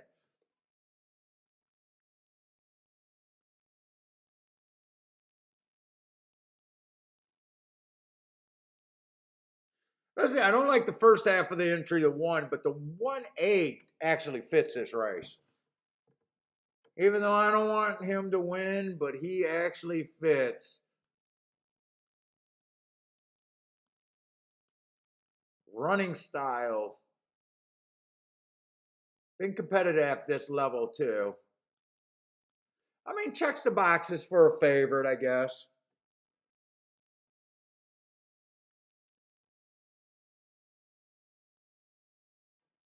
So it's winner of the day, last race on a stalking closing day. Before that, asterisk.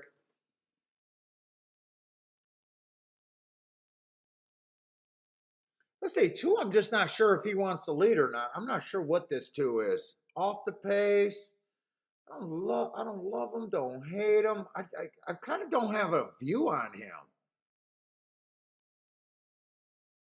I don't know whether to get rid of him on the front end or use him.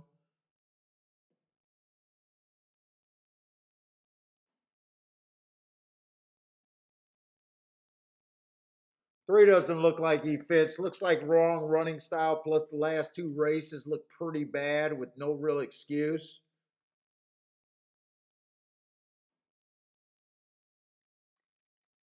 Four got the right running style at a decent price. 4 got a right running style. I could see him. 5 got the right running style. Just don't think I'm gonna.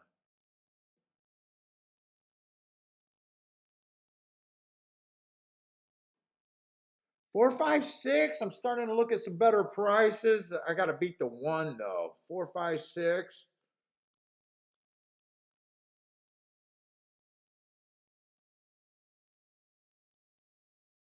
Yeah, none of them would shock me. In fact, are all of these the same horses right here? Catch the blanket, something, something.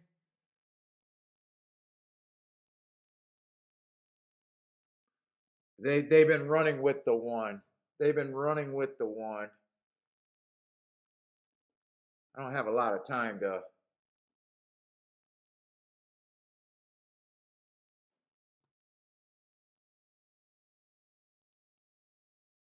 Who is TBK?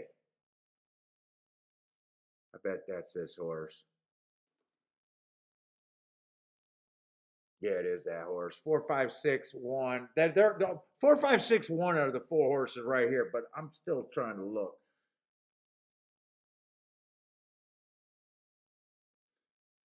7 feels cheap to me. 7 feels cheap. Got a bunch of 1 race samples, possibly right running style, but he does feel cheap. 8, I'm not sure what the 8 is.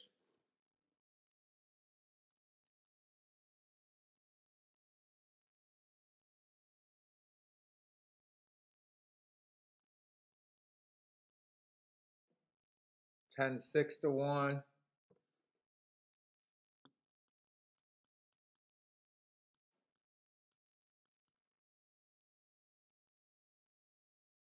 Dude, this horse doesn't really go to the lead. That's a really nice race he's coming off of right there.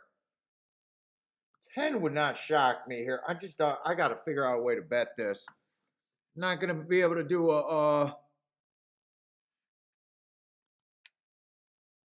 let's see. Charles says 5 is the most likely winner.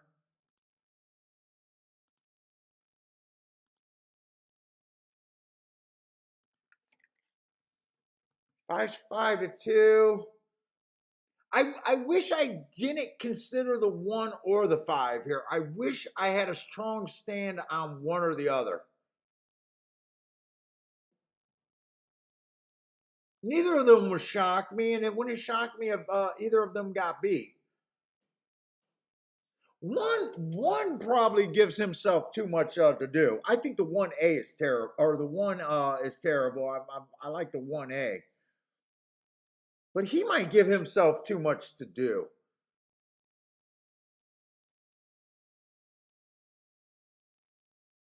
See the 10, I was getting excited about the 10 and was really talking me into betting the 10 until I realized that all of the races that I liked were all 6 furlongs. I thought those were nice running styles at the proper.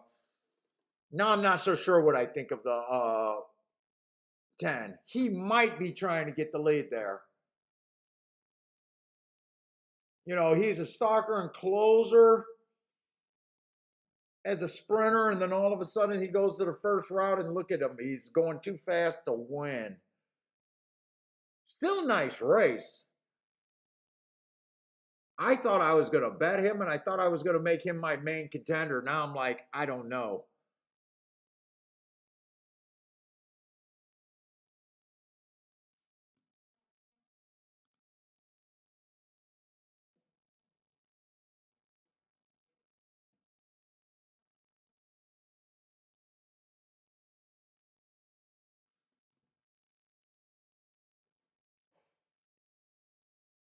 Dude, I don't want to use the 1. I think the 1 could be too far back.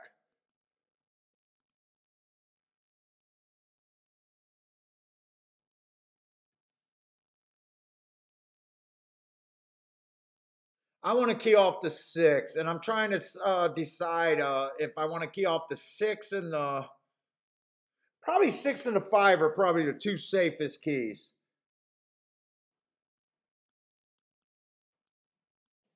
I don't like it when I pay for safety though.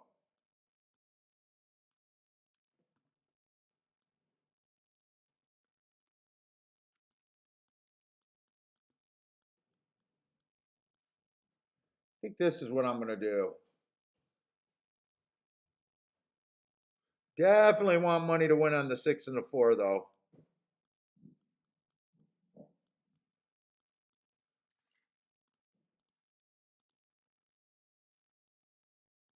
So you be home by 10 o'clock? 10:30? 10:45? Oh, you're terrible. Where? Oh, I'm joking. I thought you were going to be out way later than that.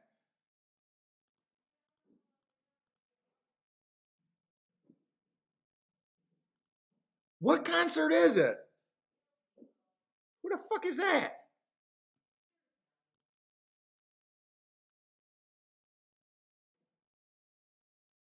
I'm going to do one exacta with that 6 1.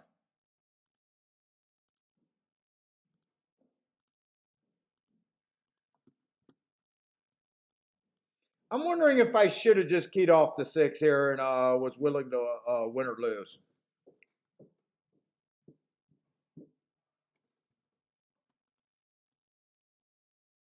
What's up? Fedden says 5 wins the race. Long shot Louis, what's up, man?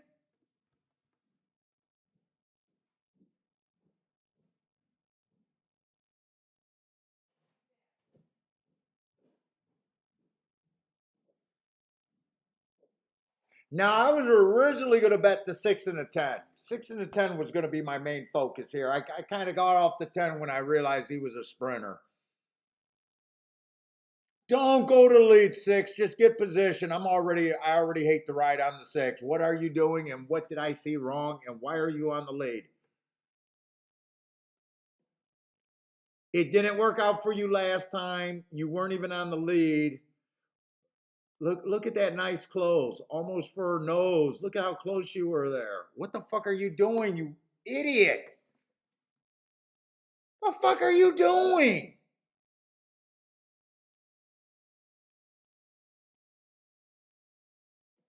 What the fuck?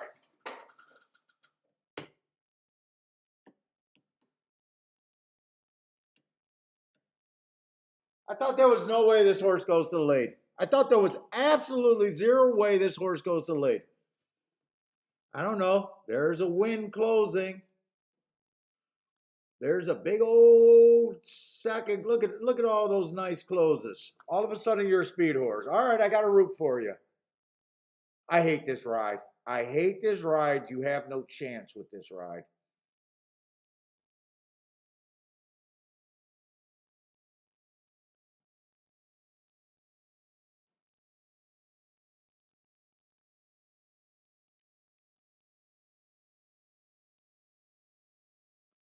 Oh, a fat guy in Michigan knows you have no chance with that ride, you fuckwad. Come on, 5.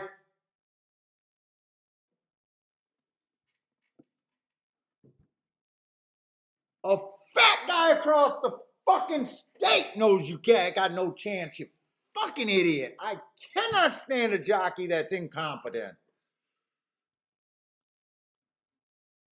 Jose, you're lucky I'm not the owner because you would have to dismount across the track because I would lay hands on you after that ride. I would put hands.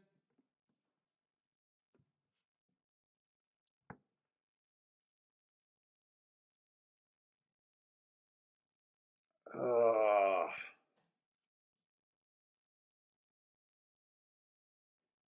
Yellow Silks, how do you beat that? Dude, the ride was so dreadfully bad, I don't even understand what world he rode that horse in. By the way, I'm not crying for no reason. The closer pulled from the clouds. The closer came from the clouds. It's not like I don't have numbers to back it up. Hey, Jose, if you subscribe to the show and tell people that you use my bias reports, I'll send them to you. I'll send them to you. You're a 14% jockey. I can improve you. I can improve you without even trying.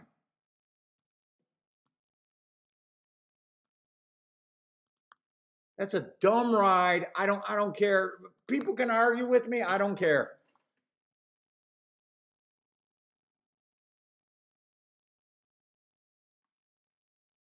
After 101 races this me, they've only won wire to wire 18% of the time. And you got a horse that won closing. In fact, this is how stupid it is. You got a horse that never won going wire to wire. But you got a horse that ran seconds and won closing. Coming from 17 lengths off the lead, 7 lengths off the lead, 8 lengths off the lead, and 6 lengths off the lead.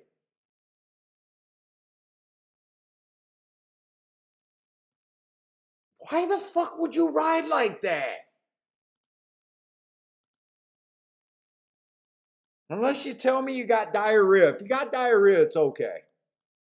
Maybe he got diarrhea. If he calls in the show and says he has diarrhea, I can forgive him.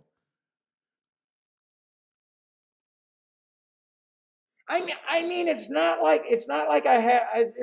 I'm not bitching of a ride because I'm not bitching about a ride because it was a question like, does he go to lead? Does he not go to lead? There's nothing on this horse that says I want to go wire to wire. There's nothing. other than a jockey. It's unbelievable.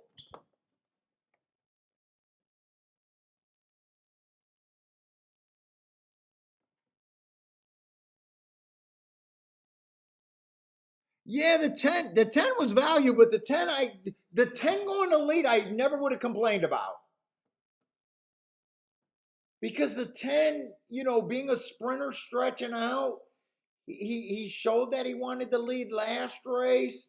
You know, horses that are stalkers can turn into front runner. I got no problem with him going to lead and getting beat. And he, I think, ran a great race. It's just me being utterly like surprised that this horse went to the lead. And notice who was on him before. Ortiz, one of the Ortiz brother. I don't know which one that was. He's a closer. This horse is a closer.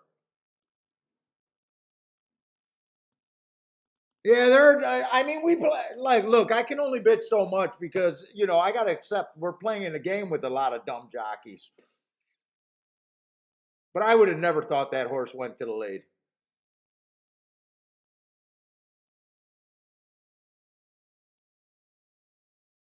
Oh my God, the exacta with the 110. I thought the 110 was going to play a little bit, but that went in the basement. Wow.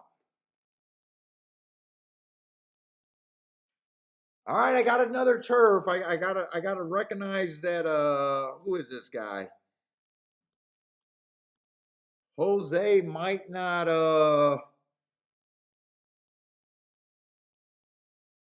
Anyone get the fractions that race? I was so disgusted in the ride, I never even looked at the fractions.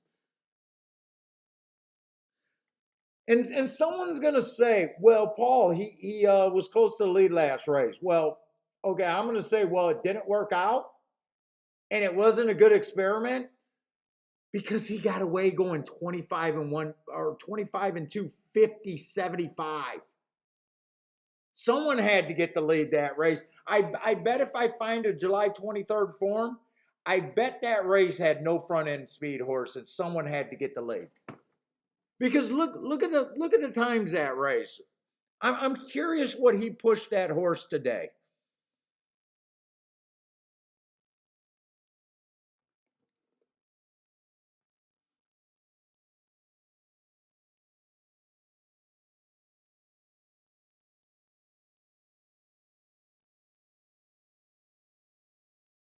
Sunday got now. If he texts me and say he had diarrhea, I mean I got an issue every time I get in a car, so I understand.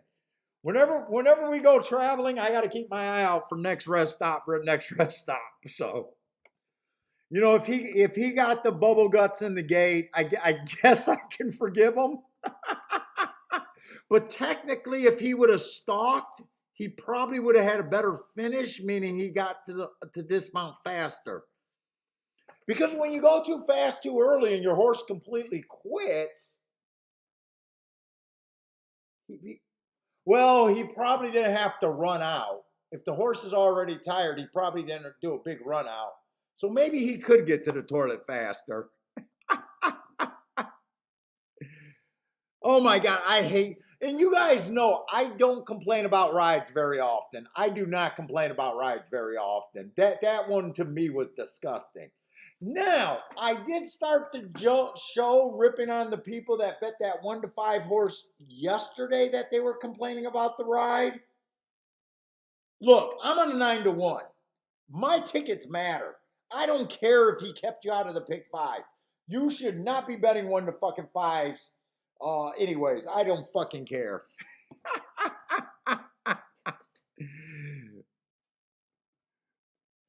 But Paul, our 1-5 gave us a terrible ride yesterday. You know what? If you want to avoid stiff jobs, you shouldn't be on 1-5s. The easiest way to stiff a horse is a bad ride. If you respect math, you shouldn't be on a 1-5, 1-9, whatever he was.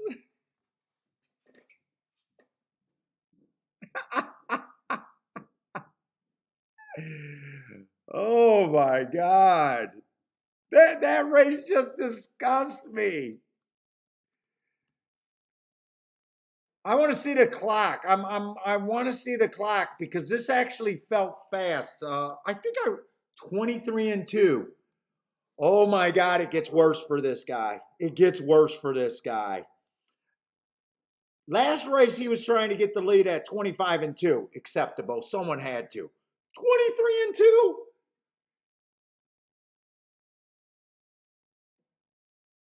You're literally going 10 lengths faster at the first call than this horse tried to go last race. On a track that's not kind of front runner. Okay, I'm done. I'm done.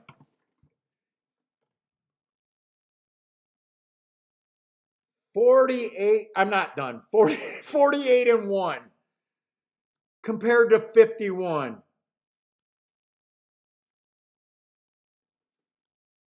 Jose, please come to my jockey school. Please come to my jockey school. I'll teach you about pace. I'll teach you about reading the form. I can improve this 14%. I guarantee I can improve that 14% riding. I guarantee you can't be that bad. I guarantee.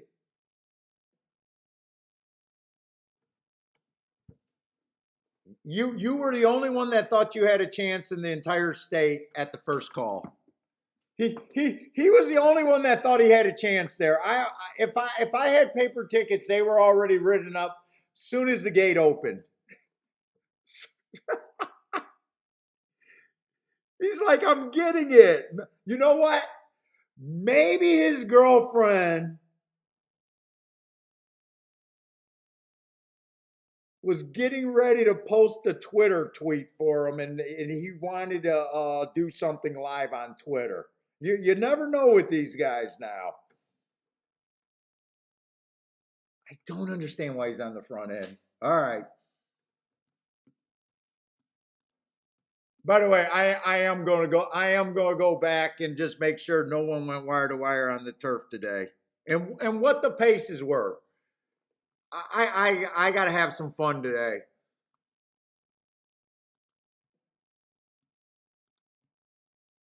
Let's see. That was 23-2, 48-2. 23-2, 48-2.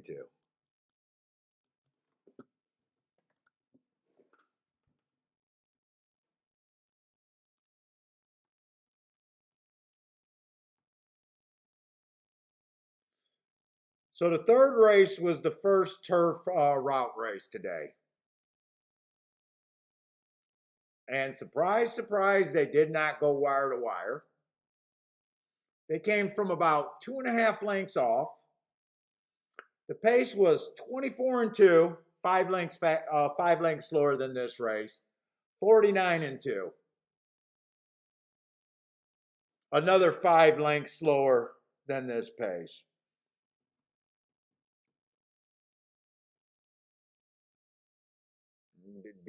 Didn't it feel the need to watch that race? No clock in your head?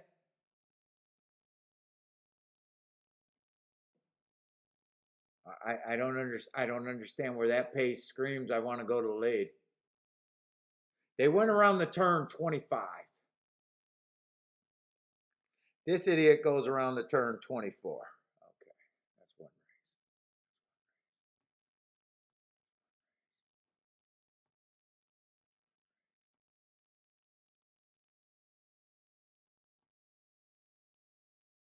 Oh my God, he did see a race. The 7th race, they went 23, 46, and 2. So technically he went slower than that. But let's see if that's an indication of speed holding up. Horse came from 7 lengths behind at the first call and 8 lengths behind at the second call. The second horse came from 12 lengths behind.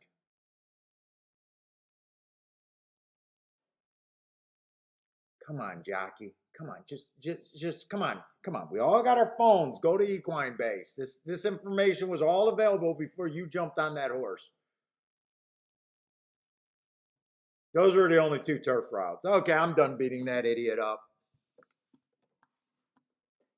I'm done. 10th race, let's go.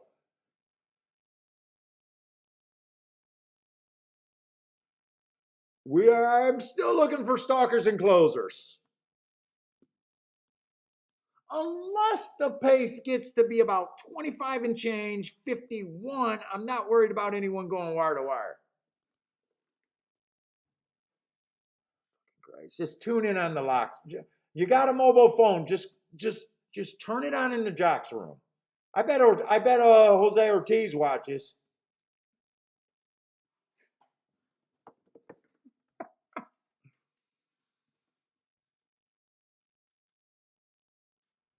Let's see, one got the running style, but I'm not sure if it's the running style. All I know is that the one is slow early,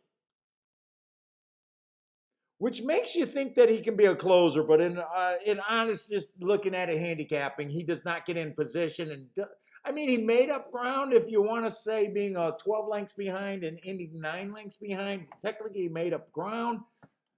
Look, he's lightly raced, maybe, but for me as a bettor, it's kind of hard to say, yeah, that's the closer that I want.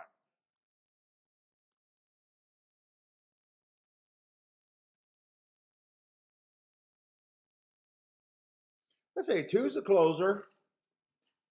What is this? A maiden special? Oh, he's also stepping up in class, even though these horses are just trying to find their class.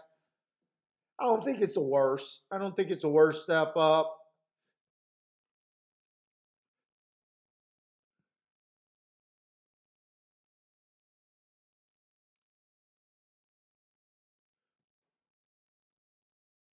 Let's see the two horse.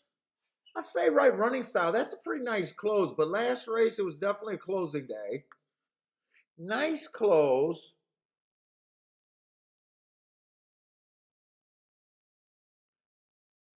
But I'm really kind of myself. I'm questioning, does this horse like really get in a striking position at the top of the stretch? Let's see, a lot of these races are sprints, so that might be unfair. He's probably not a sprinter. He's probably not a sprinter in all fairness to him. He's only ran two routes. I do like the last race. I don't mind the last race. Let's see, 4-1. It's a pretty big risk for a horse that never got. I'm going to try to do math on this one. I'm going to try to do the betting line and everything if I got enough time. I think I got plenty of time. I'll say the two at least has the right running style. I'm more worried about positioning and horses getting first run over him. That's what I'm mostly worried about. Let's see, the three horse ran on a closing day last time he ran. That's a nice race, running against the closing track. But yeah, I honestly don't believe speed's holding unless you get a super slow pace. I haven't seen any other speed up, but I hope there is. And 2-1, I don't want to like if I was gonna bet someone trying to buck what I think the bias is, it's not going to be a 2-1 price, right? It's going to be like I got to get paid if I'm right for bucking something that I believe is going on there. But that's a really nice race, though. This race, at the very least, says that I'm fit and I was in good form, and he still almost pulled it off. But 2-1 makes it kind of wrong there to me. Let's see. Bluekin says that Jose used a shitter, and now I'm going to get a good ride. Look, you guys know, I know there's a lot. By the way, I'm sorry about that. Part of it was I was so pissed and disgusted, and if I wasn't on stream, I would have probably broke something, to be honest. To be honest, I would have been. Trust me, I'm controlling myself. But you guys know that for the most part, I never complain about bad rides. Oh, I mean, maybe once every 30 or 40 shows. I'm not one of these guys that are out there just making excuses every time I lose a race. If you guys just started watching me, or, just tuned in there and just said, oh, this is another guy that just blames bad handicapping on jockeys all the time, I am not that guy. I'm really not.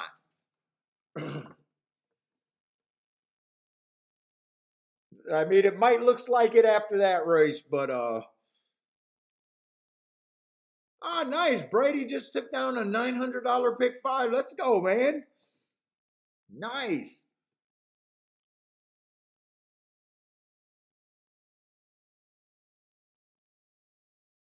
And guys will back me up in here. If the six would have tried to came off the pace and lost that race, like I can't guarantee he would have won either.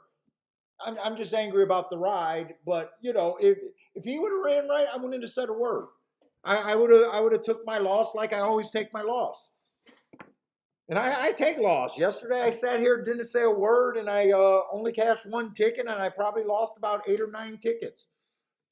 So, I don't want to come across that I'm crying about a jockey. Now I'm taking it a little bit farther, making some jokes with it. Partially because I believe if the jockey does his homework, he should have already known that would have been a bad ride.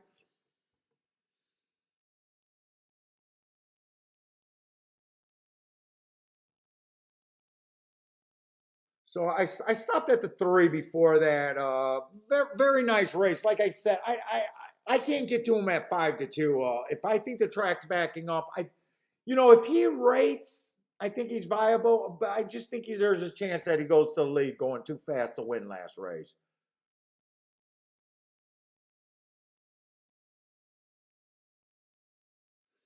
4 got a really nice running style for this race.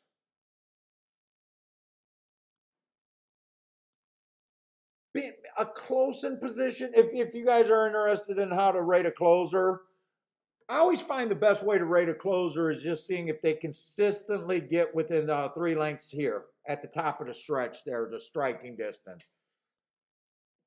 He's only ran 5 races, but he's been close enough to think to think that he's been getting in position okay.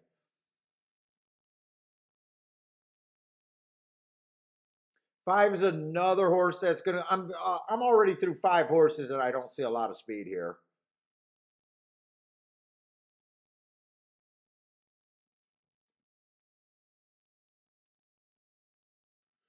I think 6 is coming out of that same race as the 3. August 11th, is it? In fact, I think a lot of horses are coming off of that race. Wait a minute. The 2's coming off of that race. The 3's coming off of that race. 5's coming off of that race. Wait a minute. That's 6 is coming out of that race. Let's see. The 6 also went too fast to win on a closing day. First race out looked like a closer on a stalking closing day. I really like that. You don't have to win first time out. Everyone doesn't have to win first time out. I think that's a useful first race out. I think that second race was also useful.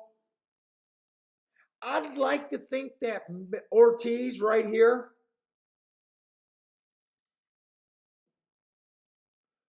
probably will rate here. We never know. Yeah, I mean, we're a bunch of educated guessers. Well, if you know how to play the game, you're a handicap, you're an educated guesser. That's all we're doing. I'm gonna guess that I'm hoping that he rates. If he rates, I think he got a good shot here.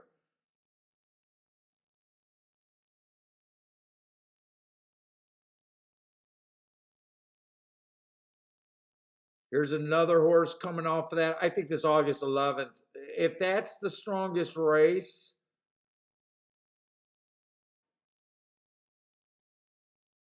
that could be the key race right there.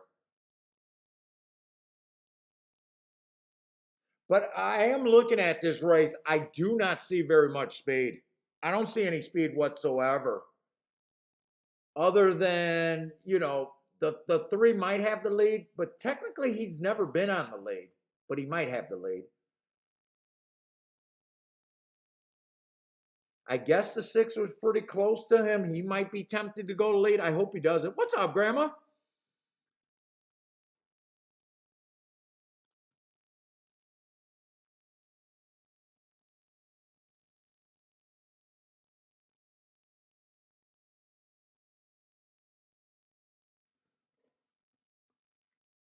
I want to look up some more file. I think this might be an okay possibility here. It's definitely a tough race, but I think this race got a fair chance to produce something here.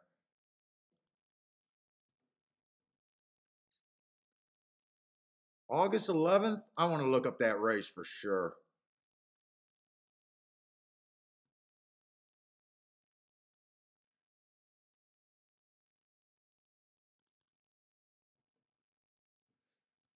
Those three races that day, they all absolutely closed.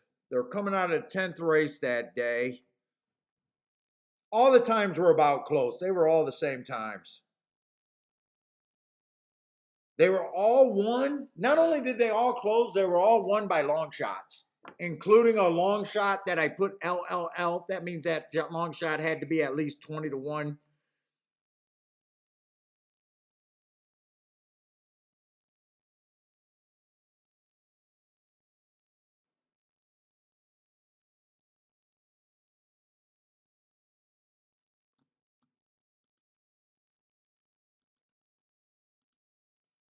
Which I'm even thinking that this I do I almost think you take the heart horses and hope that one of them backs off the 8, the 6, and the 3. This is how I'm kind of looking at it. The 8 and the 6 and the 3 was definitely a long shot day. It was definitely a closing day, a straight up closing day that day.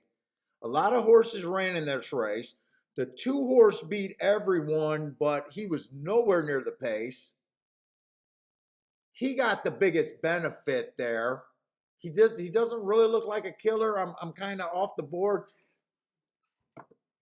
7 to 2, probably not that much value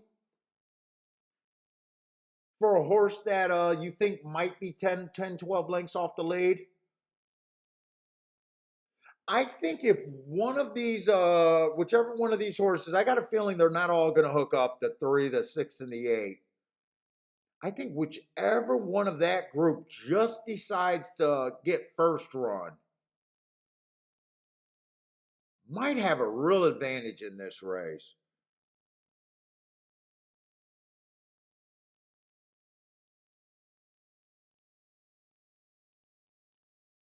Two ran okay, but he really benefited from that pace.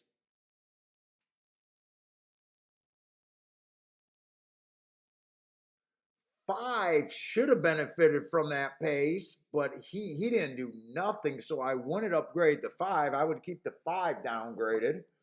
Who else came out of that race?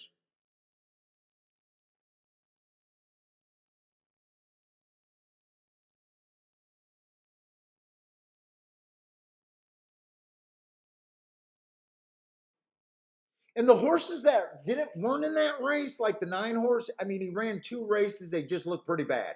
He might be a closer. He might benefit, but I don't see how I can really make a case for him one way or another. The 7 horse, I could definitely see. He had one race that looks okay as a closer, but a whole bunch of.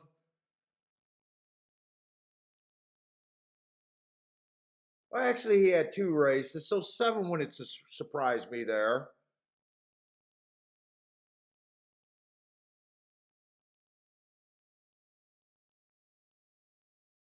I guess neither would have 4. I guess either if you like the what races they're coming out of.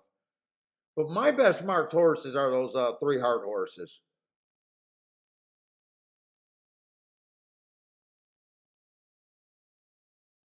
One of these, I'm definitely making a bet here. I think I'm going to be aggressive here.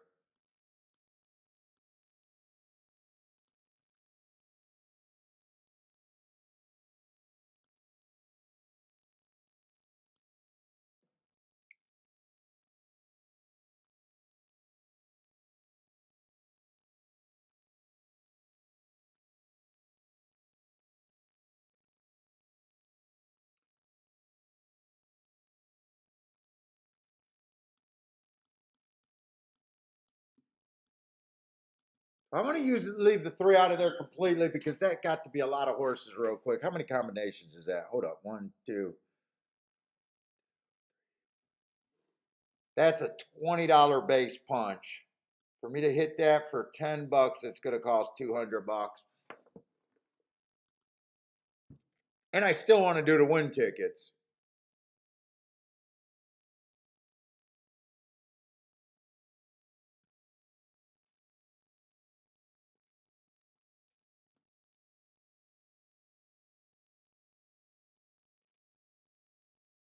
I think that's 2.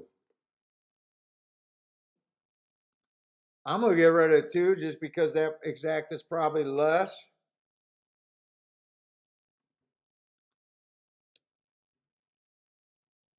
I don't think I want to be that aggressive. I don't think there's no reason for me to be that aggressive. Or to go that wide. I don't want to do a $10 ticket for $200. I'd rather cut it down and do the $200 and hit it more times and force myself to be right here. I could key off of one of the horses and have them.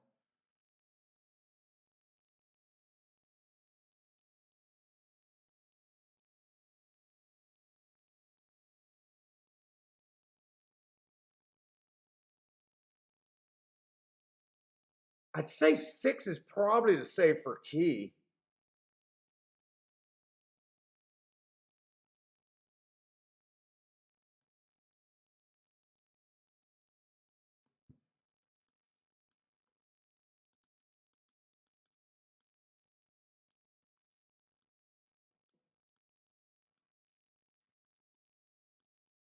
That way I got all my horses and bet the 6 and the 8 to win. I could do that.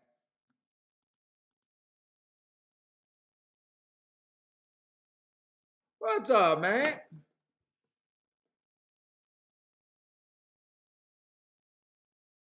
Yeah, I do a lot of spreads. I don't have a strong opinion right here for a single horse. If someone loves someone, I play areas that I like and things that I want to get to.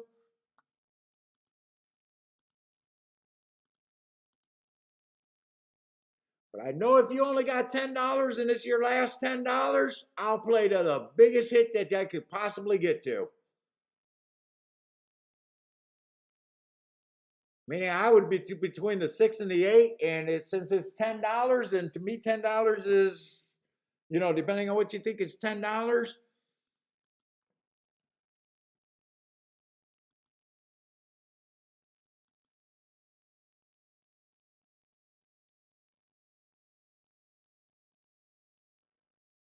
Let's say long shot Louis, you like that 5. I don't trust that 5 at all. I thought that he should have run on a closing track.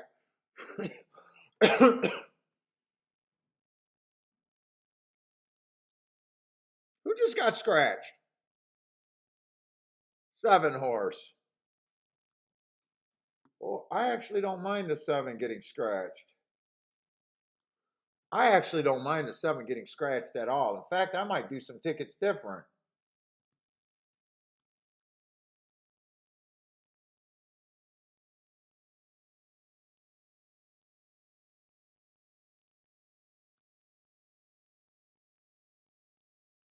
No, I don't want. I don't want to risk canceling tickets.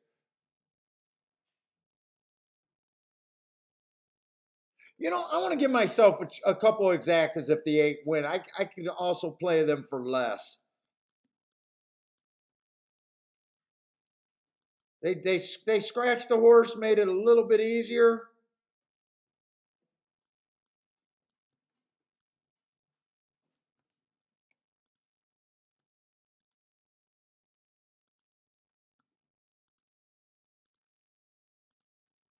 I think this race is going to produce a decent ticket. I'd be shocked if this comes in 3-2-2-3.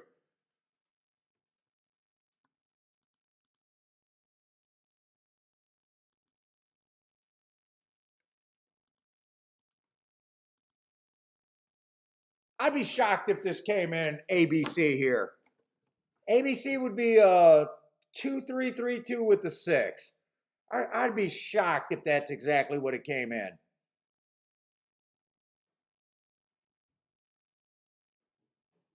Come on, big guy. I heard you scurrying all around there. Did Mama leave? It's me and you tonight. It's me and you tonight. Oh, you sound like a drum. You think someone's knocking on the door really as I'm pounding your back? You're looking at someone's at the door? Come here. Come here. Come here. Did Mama feed you or do I gotta feed you? I probably gotta feed you, right?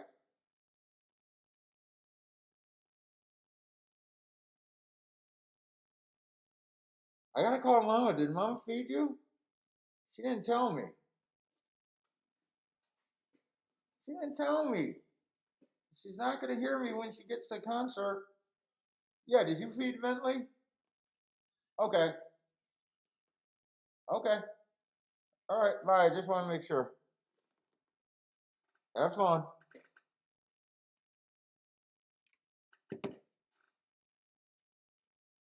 Hey, please don't go to lead. Please don't go to lead. Please.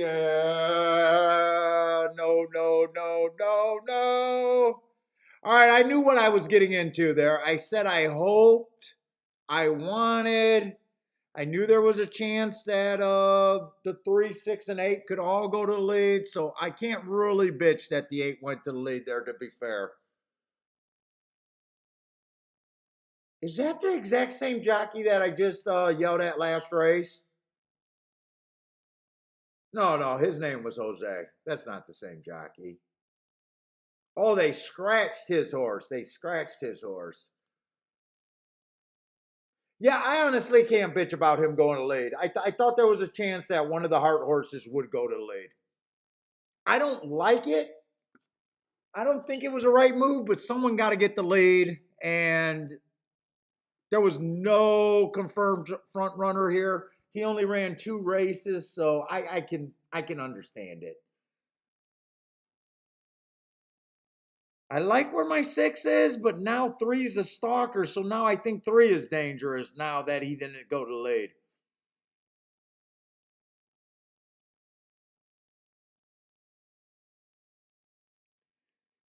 I needed 8 to get second.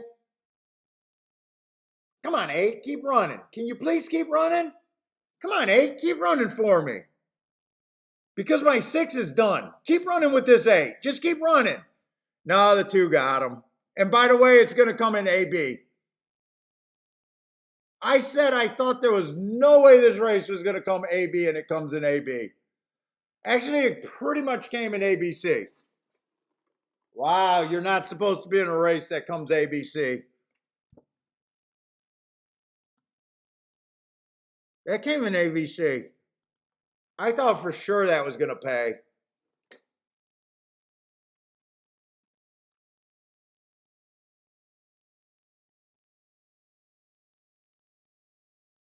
I needed one of those horses. Let's see, the 6 did not respond. I thought one of those horses could win coming off the pace.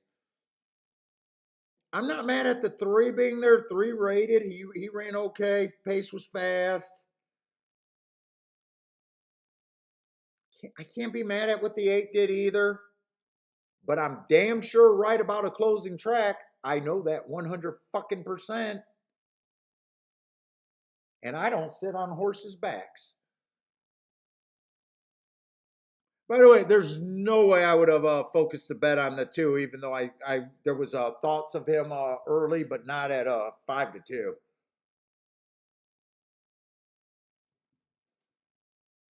Bentley needs some ribeyes.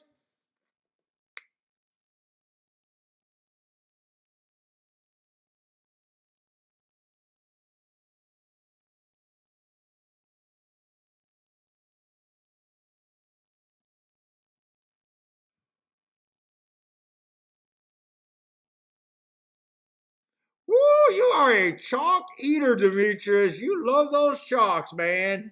Holy cow, you love those chalks. You're 5 for 5. Oh, I cannot live there.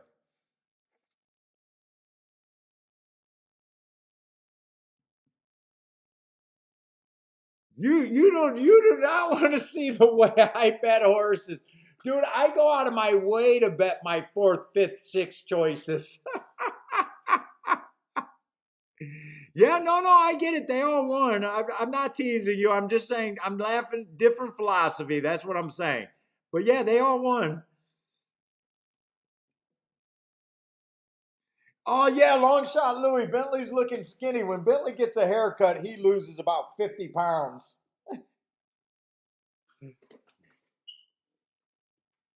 Don't you? You lose like 50 pounds, it looks. You go from being a stocky big boy to a skinny tall boy.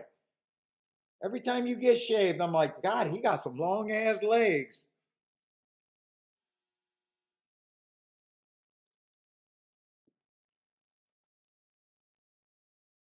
He got some long ass legs. Let's see, is there a reason for objection? I'm not sure. I was oh,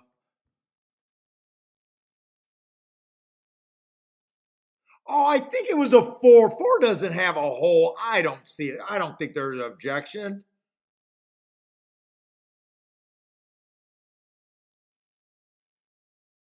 There's no hole there. I don't know. Two did close it down though. You guys think there was a hole there for the four to ever go through? And you think four was quickening enough? I'm not sure on that one. I don't think they take this down, do they?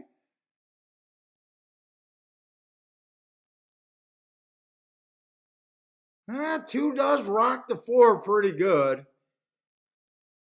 If they leave, if to me, if they leave the two up, it's because that they don't think there was a hole there long enough. If they take the two down, two's going to go in third place. And they thought that the four had a hole and could have got there. I would lean towards it's the first way they're going to go, that there wasn't really a hole there and no expectation to a hole. But we'll see. We'll see how that pans out.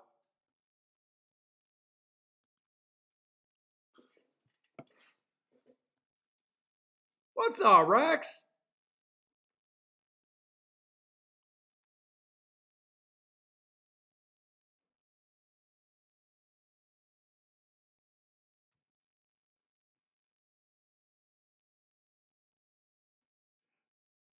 I think you're definitely going to have to sweat this one, though.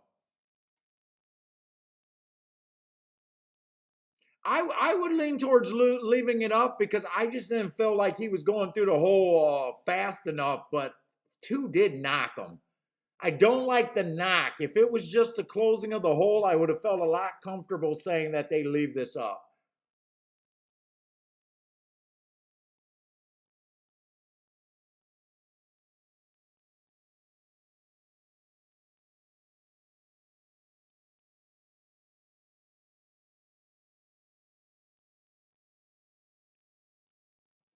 They might put the three in third. I don't think they could put the three in third. I think this is. Am I missing something? I think this is 100% between the two and the four. Yeah, I don't think this is a three. Two knocked the four. Four came over. I think they're really. I don't think that bothers the three. Maybe, but that boy, I think that's a bigger stretch. Three's running pretty straight right now. You can see where the grass is cut right here. There's the hole. Three's still straight. The two just knocked the four. Now the hole is closed. And now the four, now once the four got knocked, he kind of got pushed into the three. And yes, the three comes out of him. I don't think they bothered at three. I think them messing with the three is a bigger sin than them messing with the two and the four. I think that's way wrong. But I will say, after all these years of playing horses, I have no idea how the stewards look at anything.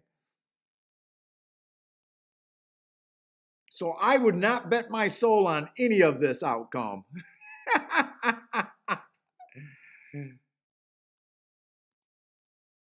There you go.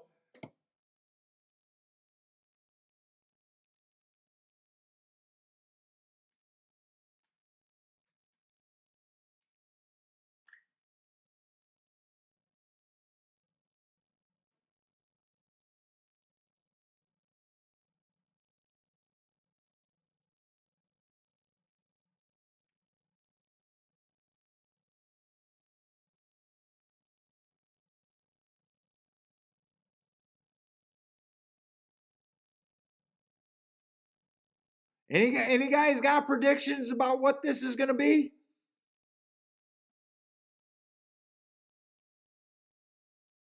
The two coming over, I don't think is the bad thing. I think the bad thing is the bump. I think the bump that the four gave is the bad thing. I still would leave this up. I think I still would leave this up. Yeah, long shot, Louis. I can't explain any of the decisions they make. I agree. I think they're on drugs. I think they should just flip a coin. I think it should come down to a coin flip because no one ever knows, and it always feels like it comes down to a coin flip. Just be honest and film the coin flip. I'd rather them go to that system than keep on with the stewards.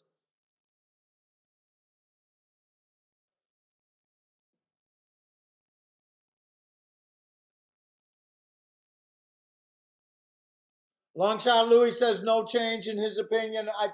I'm leaning towards that. I don't think there's any way they do something with the three. I think the three stays in three either stays in second or wins here. I don't think there's any way they move the three to third though. I would think that that's bad. I think all the bumping was caused after the initial bump.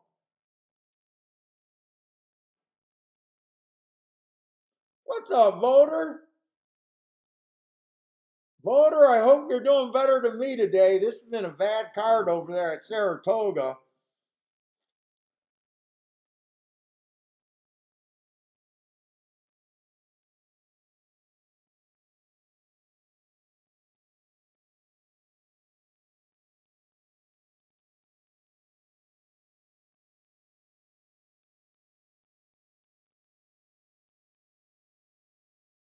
Yeah, I'm with you, MKT. It doesn't help me either. I needed the 8 or the 6 to be there. 8 ran good. I don't like that he went to the lead, but I'm not complaining that he went to the lead either. Someone had to go to the lead there, and I thought it was going to be between the 3, the 8, and the 6.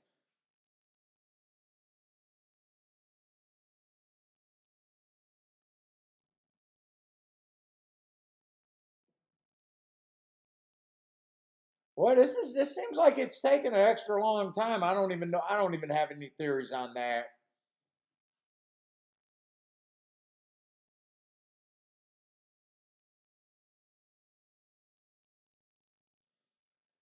By the way, they did go fast, 23:48.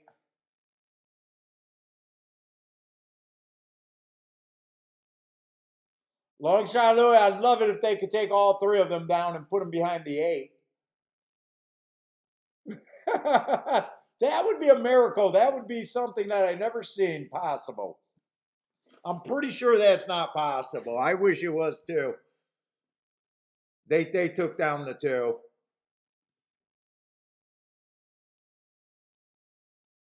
So I had a 66% chance to get a right ticket. I said I was going to key off of the 3, the 8, or the 6. I picked 2 of those 3 that I used first and second. So I had a 66% chance to get it right, and I got it wrong. I used the 6 and the 8 and not the 3. Would have had the 4 in second, yeah. Would have had the 2 in second. I just picked. Wow, do you like losing on a 66% proposition?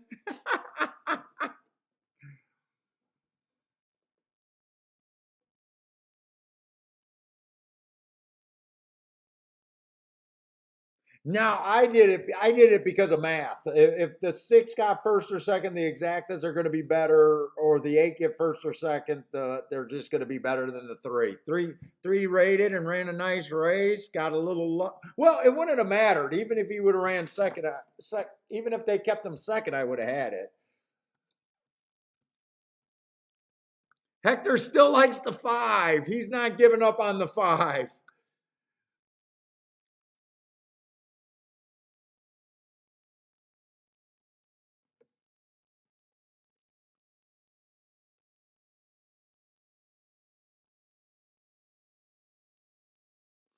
And even though I had a 66% chance to pick the right two out of three race, I 100% made the right chance because there's no way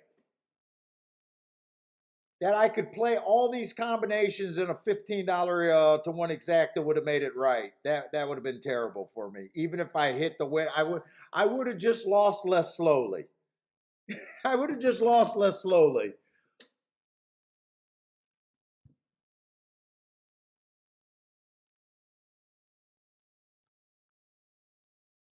Long shot Louis still likes the five too. You guys aren't giving up on that five. All right, I'm gonna have to move the circle over, but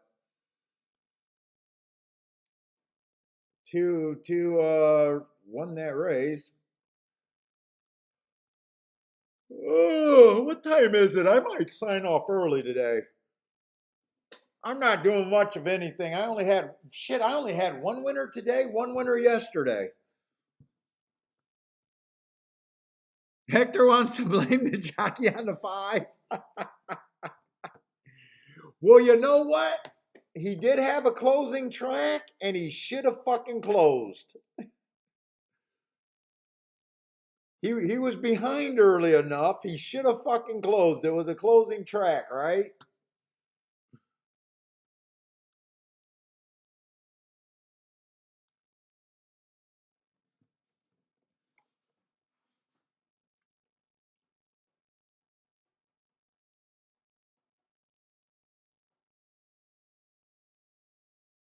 I think the bump. I don't think it was the closing that window. I really think it was the bump here. I think it was the bump that made him do it. Did they say anything? Second will bear in right there. Bump number 4, Cape Cod Causeway, and thus the cause for the disqualification. Look at it one more time. The horse highlighted number 2, Succulent. The gray with the white blinkers is number 4, Cape Cod Causeway. The other gray is number 3, La Victoria. As the field comes through the stretch, Succulent will come in and impede right there, number 4, Cape Cod Causeway, and thus the cause for the disqualification. Coming up on race 11. He did have his hand. He did have his hand in. He did have his whip in the right hand. Meaning he had his whip on the left hand and not forcing, not making the horse shy. They're steering the horse with the whip. All right, we'll get to watch that replay.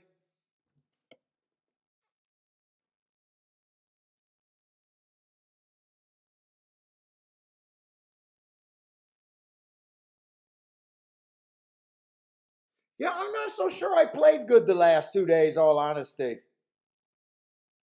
Well, today I was super selective. I really thought this race had a chance to pay. It actually didn't. It really didn't, honestly. I said there was no way this race was going to be ABC. And it ends up being pretty close ABC, however. So just dead wrong. I don't mind playing it dead wrong.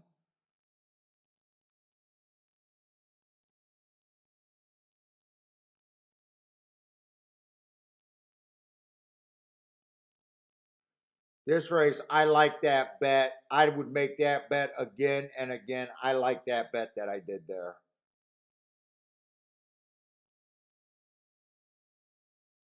I really like that bet. I got the prices that I want. I got the horse that I want. I didn't get the ride that I want, but I like that bet.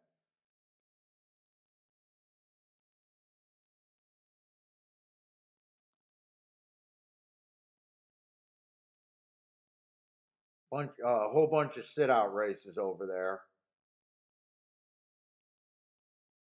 Let's see. This race was a quick bet, but I only bet $30 on this race. It didn't. It wasn't even a true play bet because my lowest play bet that I ever make is $20, and I even bet the 11 at $10. I do remember that.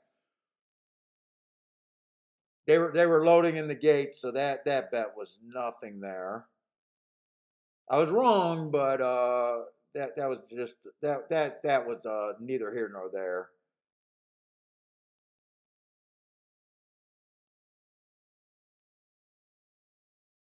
Trying to think, what was this race? I did the 3 to win. Oh, this race! Oh, I had the key to 4. The only mistake I made was a betting mistake. 4 was 7 to 1, and I don't got a win bet on them. I missed the exacta. This was just me not thinking that if the 4 won, I thought for sure if I was going to catch that exacta. And I should have been a little more concerned. I was a little overly aggressive there. That's my fault. I had the winner at 7 to 1 and just messed it up. The 3 or the 7 didn't get second, and that was a super cheap bet. That's I keep trying to get rid of that 4. I want that 4 going for my notes. Obviously, I can't have a 4-4 exacta box. I guess that would have been the win ticket. Whoop. I just want to make sure that's not there so I'm not like wondering what it is, but I can't get rid of that.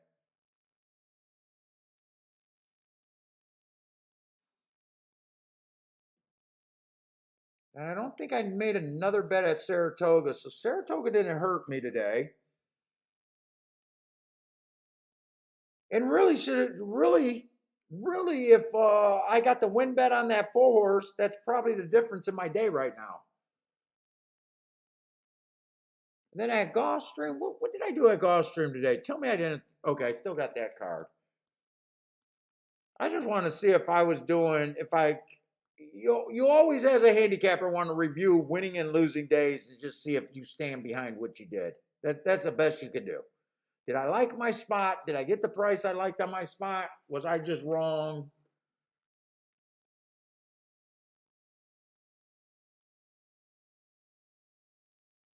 Six horse ran there. I think the 6 was 20 to 1. So I got no problem with that one. That ended up being a play bet. Six was like 18, 20 to 1. I needed him to get first, second. I think he got fourth. I think I had the winner in that group. I think the 5 horse won that great race. I think these were all chalk. I don't mind that play.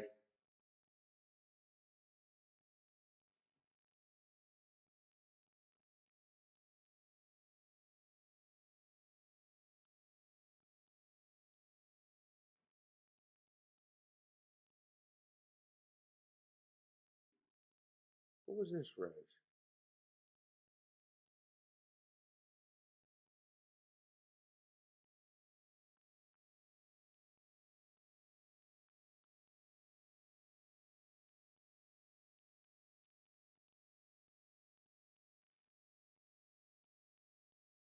Oh, I remember this race.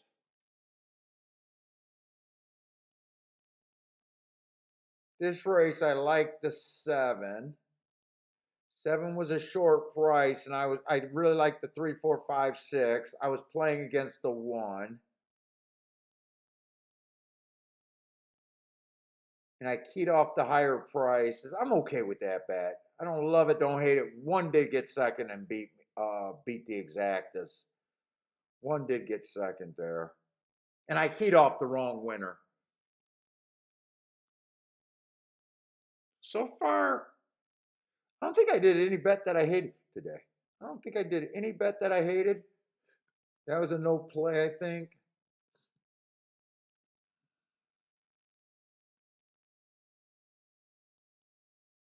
I bet this pretty good. I bet this pretty good, but it didn't end up making me a winner today. If I would have hit the exact of that, would have been good. I didn't play the exact. I did a 2-horse Dutch bet. That's the only bet that I hit. That kept me to where I could throw away some stuff. I was up at that time pretty decent at the time because I bet the horse. I bet the 2 horses just to win. His price went down a bit, but it wasn't enough to guarantee me a profits for today. Did a little. I probably could have did a little bit more on that race, but I didn't. But I thought that was a good bet because I was kind of being conservative today.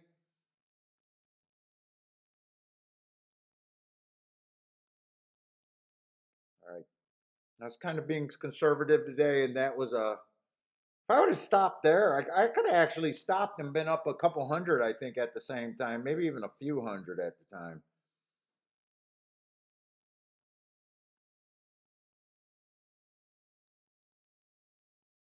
Oh, that race I didn't play either. So, dude, I can't be losing that much money today.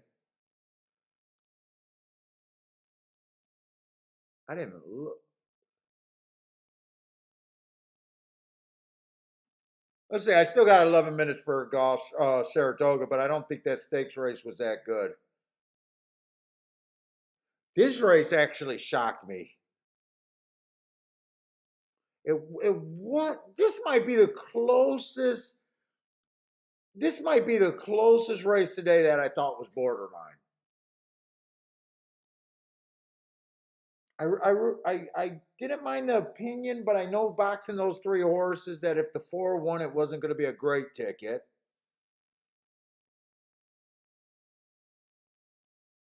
Still did it in the playback category. That might be the closest bet that I wasn't happy. And I think the last race at Gulfstream was kind of a real stretch there. I kept saying that, yeah, the last 2 races at Gulfstream were bad.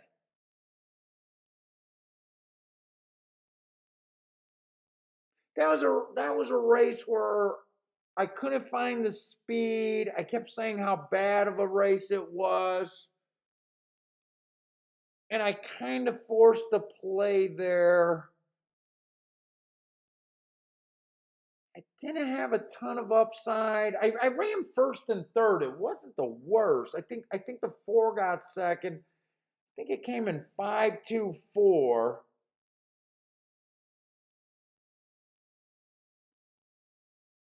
Did it come in 5-2-4? But it wasn't that strong of a, like, even if I won that ticket, it wasn't going to do a ton for me. I think I remember.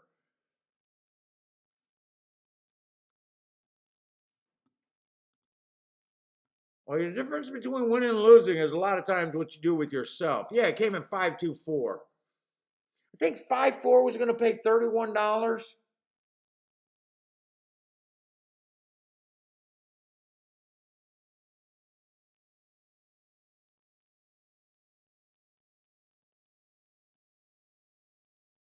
Unless the 4-3 would have won, I think even if that 5-4, it would have played almost like even money. Like the better opinion was not to key box this stuff, or not even to have this. And just my first opinion was this. And I think adding it made it to where the bet got to be a lot worse. Like it would have been better just losing on that end than including this stuff and weakening my opinion, I thought. And I kept saying how bad of a race and spot that was there. And then I bet the last 2 races at Saratoga. They didn't work out, but I don't mind them. So I don't know. Today don't have that much. I just didn't have I actually didn't have too many plays, and I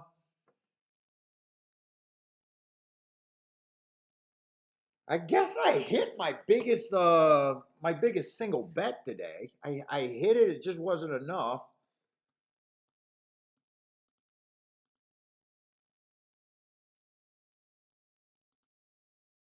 Still got 2 more races if I want to hang out. I'm even deciding about if I want to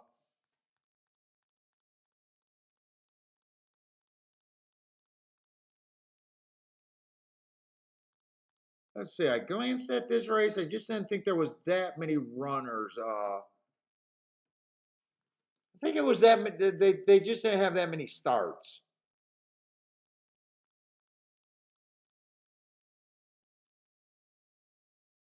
And it was a stakes race and a two. This was a race. These were the races that I played too many of yesterday. I never play these races too much. I say nice big field though.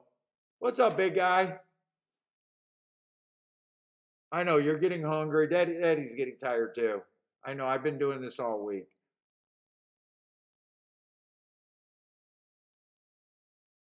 What's up, Leslie? John, what's up, John?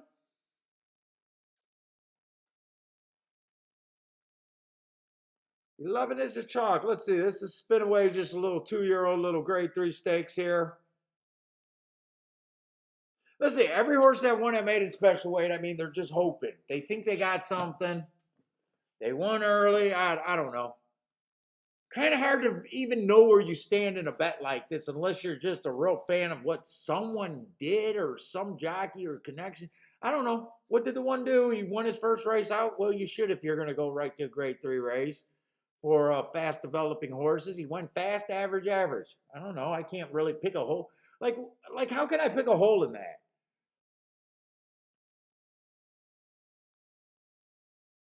The 2 horse, I mean, got the exact same resume. Maiden special weight, maiden special weight. Okay.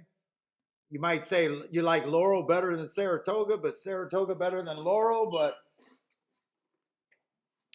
you might feel like Saratoga is better racing than Laurel. It is, but he won at the highest level for early horses that he could have, and he won at the highest level at Laurel that you could have. They both won. He had a bad real early pressing day. I mean, he might have been helped there.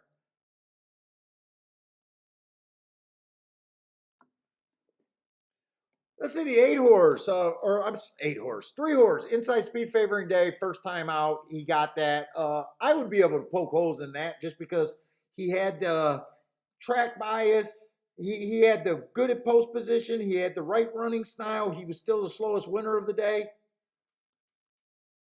I probably wouldn't like him going into that grade 3 race. He was fast, average, slow. I don't know if I like this. Like I gotta find a reason to poke something. I'll say because I don't like the slowest winner of the day when you got an inside speed favoring track, but I'm really digging to poke holes in something. Oh, and congratulations, Paul. You just poked holes in a 49-1 shot. That makes me think that I want to grab him. Actually, he's an extreme value. Hard for me to say that he should be a 2% chance to win this race. I'd be hard pressed. He got the lead. Yes, he lost by got beat by a few horses in this race, but horses beat horses that they just ran with all the time. Let's see. 4 horse beat him that race. 4 horse, they were at the same spot at the first call. He was I mean, this horse won his first race out on the speed favoring track, was just average. I'm trying to poke holes in shit. First race out, ran on the speed favoring track, gave him an asterisk, comes back, wins right away on another speed favoring track. Kind of slowest winner of the day. Tries that stakes race for just, horses that just broke their maiden special weight for the most part. I don't see anything here where these horses can't even reverse each other. It's just how bad do I want to speculate right now? Let's say 5, slowest winner of the day, first time out. I mean, trying to poke holes. He did come back and he actually won a grade 3 race. Inside of the track was good that day. And he handled his business while being average,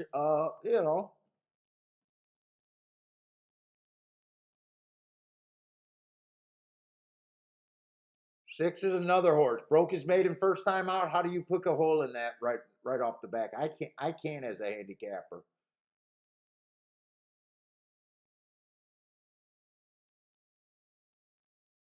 Why is it 720 to 1? I mean, he ran an okay race, unless you just don't think that the Anaconda, or however you say that, was any good of a race. Why would he be 44 to 1? Yeah, he got beat by.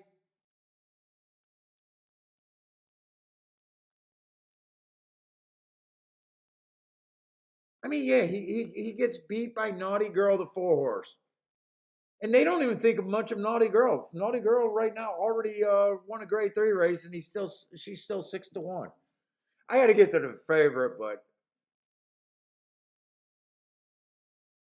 I mean, what did this horse do so great? Can't poke a hole. I mean, won both of his races, but at the same time, someone ran second to him. People bet horses like they don't believe that horses come back and beat each other. Hell, if there's one horse that I believe overcame adversity, it's this 10. 10 ran on a speed favoring track, was a dead nuts closer, and one going away. At least that horse, I mean, all of these horses show talent, but this horse actually won, according to my notes, running against a bias.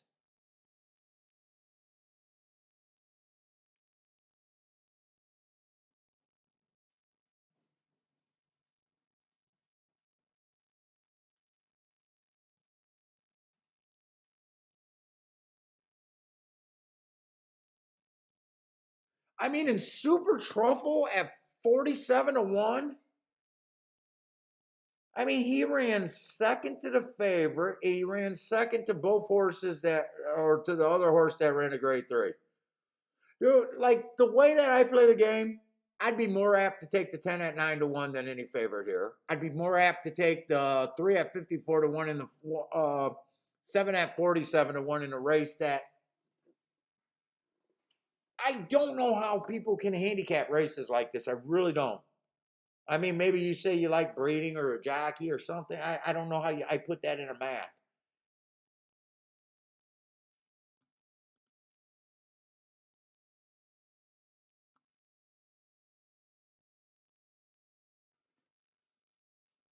Rema likes the 11 over there at Del Mar. Who else got something here and here? Let's see. Hector says the 7 looks interesting. I'm not doing anything here. If I was having a good day or something, I probably would just to prove a point do my the 3 horses that I think has just as much upside as anyone else in here at huge prices. Right now, I would probably just look. There's 10 horses in this race. If I had to bet this race in a tournament, I'd be looking at, everyone has a 12% chance because I do a betting board, or I make my betting line on 120%.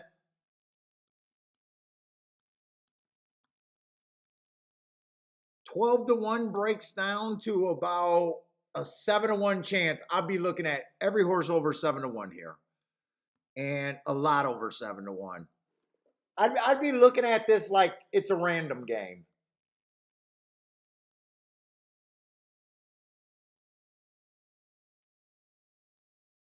There's no way I come up with a real opinion here.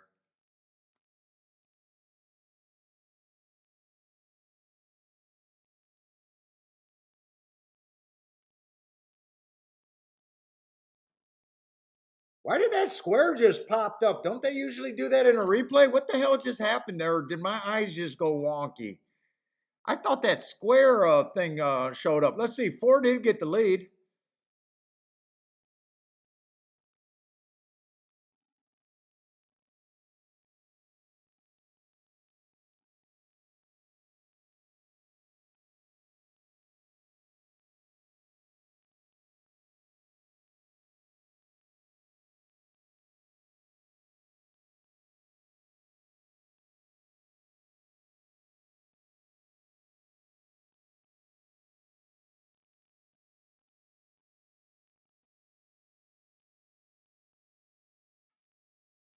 Looks like the public just nails these impossible races to me. I do not know how you handicap these races. Well, but it looks like the chalks are holding up well. Let's see. Oh, wait a minute. I thought the 9 was going to pass this 6 or easy.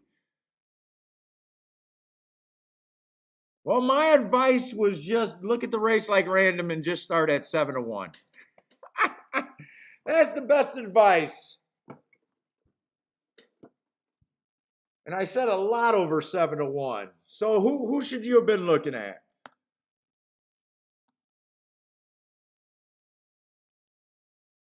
I guess everything over 10-1. Quite a few horses to pick from there. The public still did a nice job getting the 9-horse to run second and the second choice to get third, but they still did a nice job.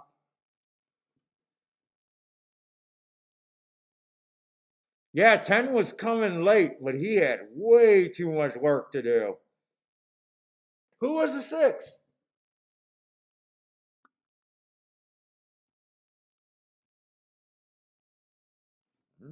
Horse that broke his maiden, hard to poke a hole through.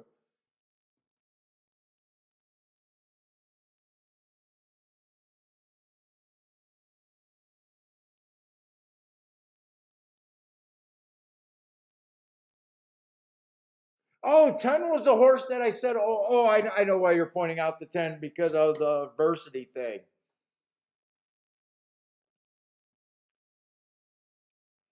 But I'll give it to the public. They still did a nice job. I guess with the favorites getting first and second. I mean, to me that's just an impossible race to know a math problem for me.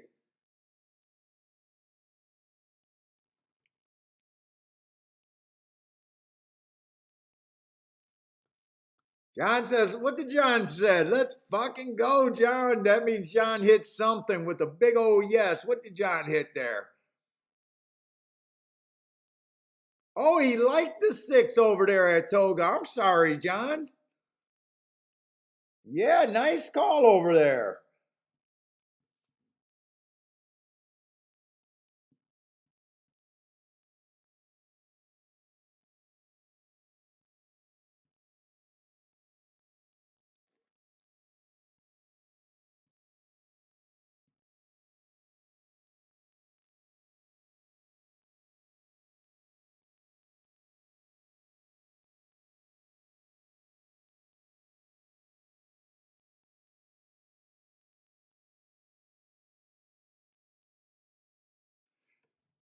So you are being able to bet market, right? So you're one place market odds. So you can bet on the one, and you win if he gets first, second, or third, huh? 1.8.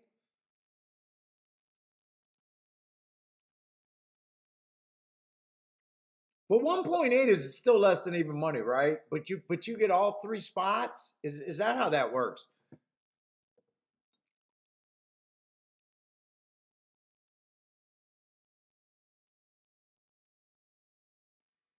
So is that the same what we're doing with show betting? Is that basically what that is? Show betting? Except you get to know the payout before, right?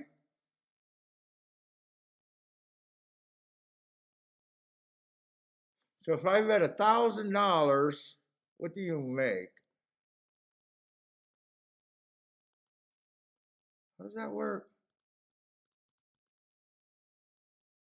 Would that be times 1.8? So you get your $1,000 back.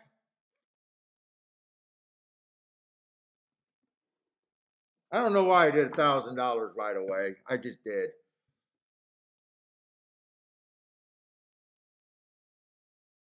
Okay, so it's the same as our show bet. So what did our horse pay to show? I'm just curious which is better. Now is that a single price that offered to everyone, or is it exchange? That was the best number that you could find that someone offered, and all different people on the exchange is offering all different amounts, right? So there's some people that might be offering more. Well, you would have tried to got those. And there's probably people that are offering less, so you're trying to get the most. So the one here would have paid $3.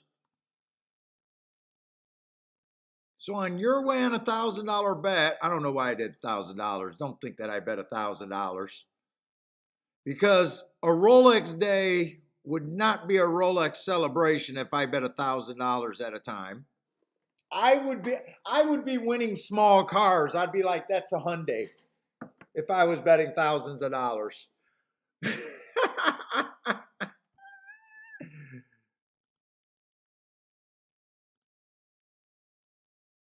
So if you would have bet $1,000 here on the same proposition, oh, you would have done better in your wherever you're betting at on the exchange.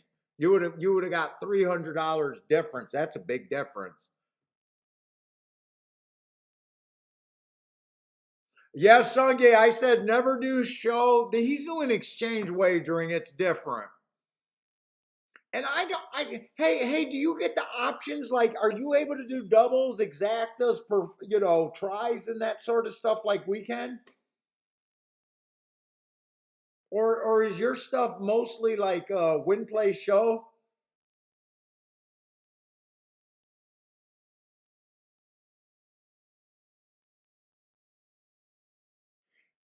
Now he's playing against people, and he knows what he's getting. See, show betting here in America, you got to worry about who gets in the money, right? So if you like the favorites, if the favorites most likely get in the show board, they're directly affecting your price. He's getting his price up front no matter who surrounds him. And we just had one example where it was more.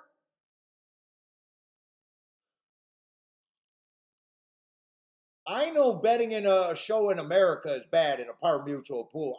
I don't know if, like I said, I don't. That's why I'm not saying, oh my God, you're just living dangerous, because he's playing different. Like when you put in a show bet here, you're guessing on the show price.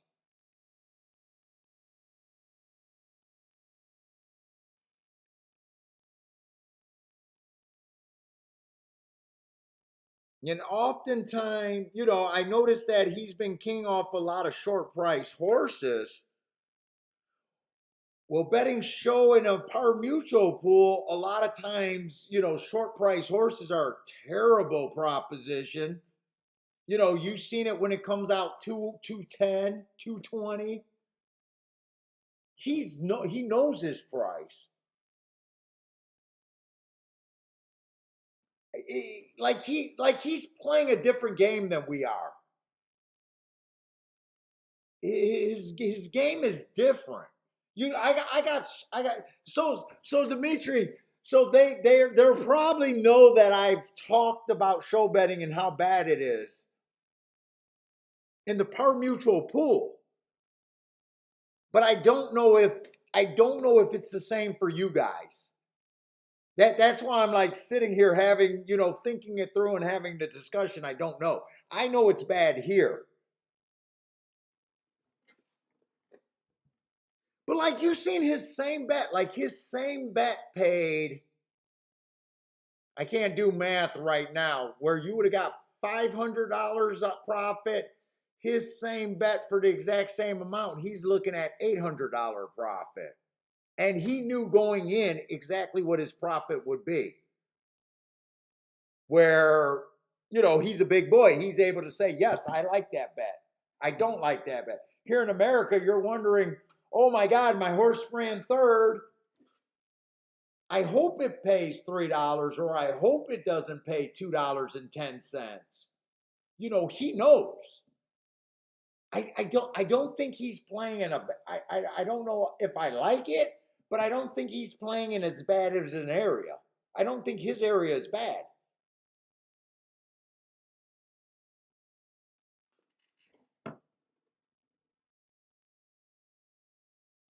Yeah, and he even says he gets what I'm talking about too. He's playing different. And that's the other thing. Sometimes we get people here and they don't understand. Like, oh, I'm taking a shot at them or something.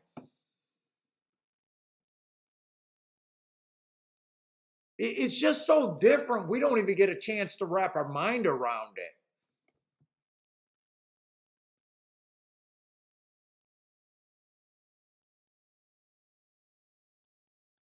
We don't even get to wrap our mind around it.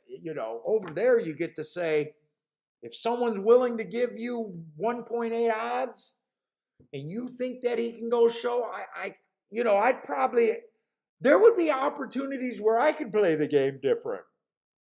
Now I still border on that philosophy. Like, I can bet $200-300 in a race and hit multiple grands, or a Rolex, that sort of stuff. So in my head, betting a lot of money to win a fraction of your money is always nerve wracking.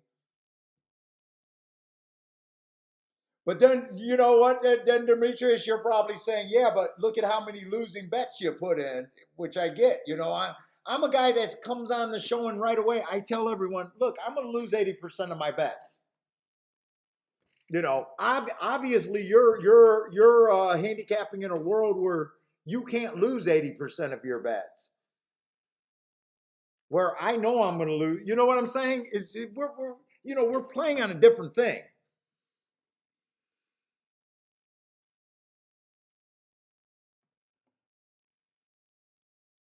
I find it completely interesting, though.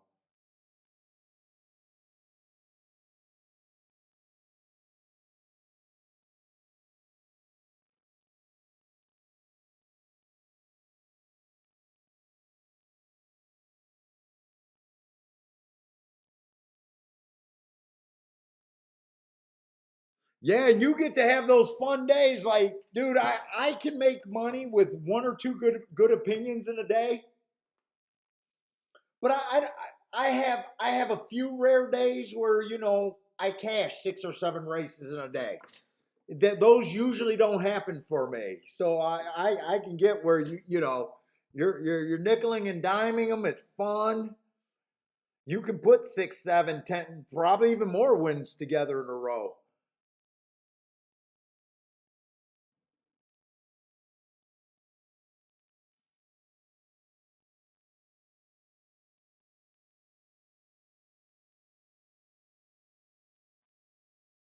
Yeah, see, but the other thing, MKT, he's on that change. There could be some clown that could give 3-1 on that proposition.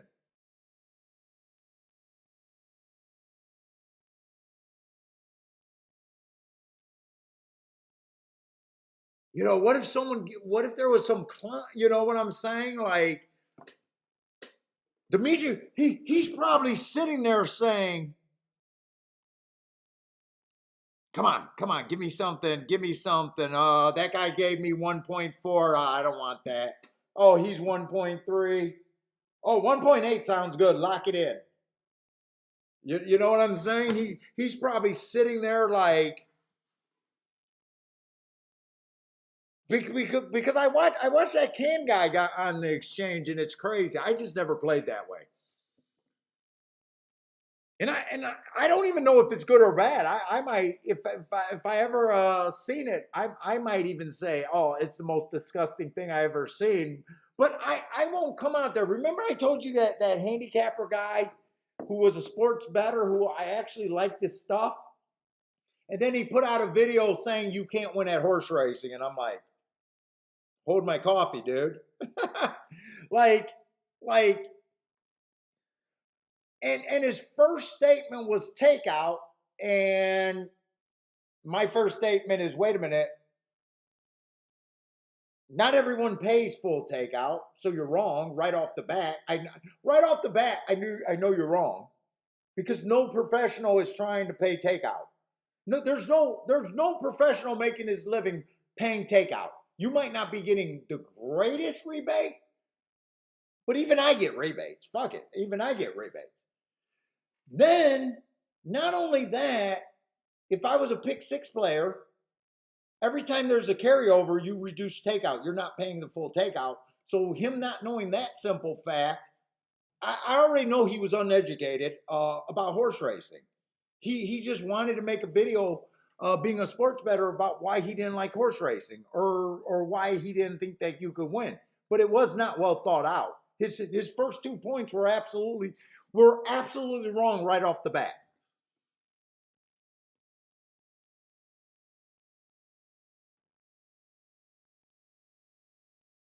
Yeah, I mean, dude, even horse players that say I can't win at horse racing and no one can win at racing, they still think the computers, the bots, are winning at horse racing. Who do you think the bots are? The bots are. I could be right now, guys. I could be a bot box if I'm locked into the fucking thing directly. I don't know how to do it. I'm not. But the bots are actually people. So your statement right off the bat is fucking moronic when guys go around saying no one wins at horse racing but the bots. Oh, the bots are always right. The bots are just people. What do they think this is? Fucking Terminator? All of a sudden, what Skynet became aware, and Skynet got a whole bunch of money and started betting horse racing. So when you talk to gamblers for the most part are already not bright people. Thank God they're not.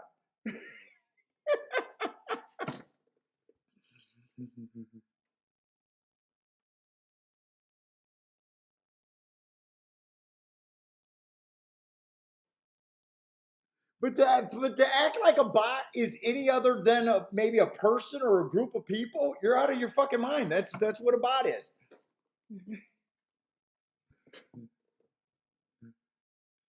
Dude, I can get ridiculed all I want, all they want. They're just so fucking wrong. I mean,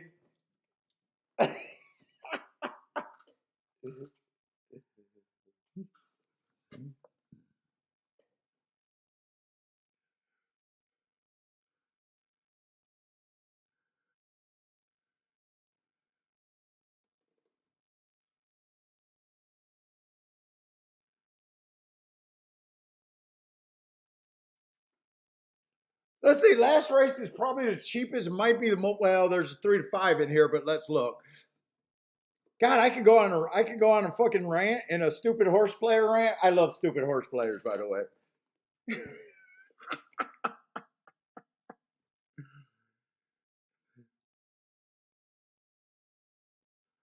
Oh, I've been playing the game for 50 years. No one plays. No one wins at the game.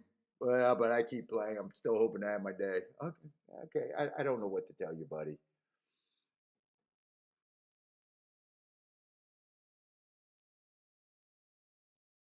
I don't know. I was told by a guy you can't hit it fucking 20 to ones. Hold my beer. One race later.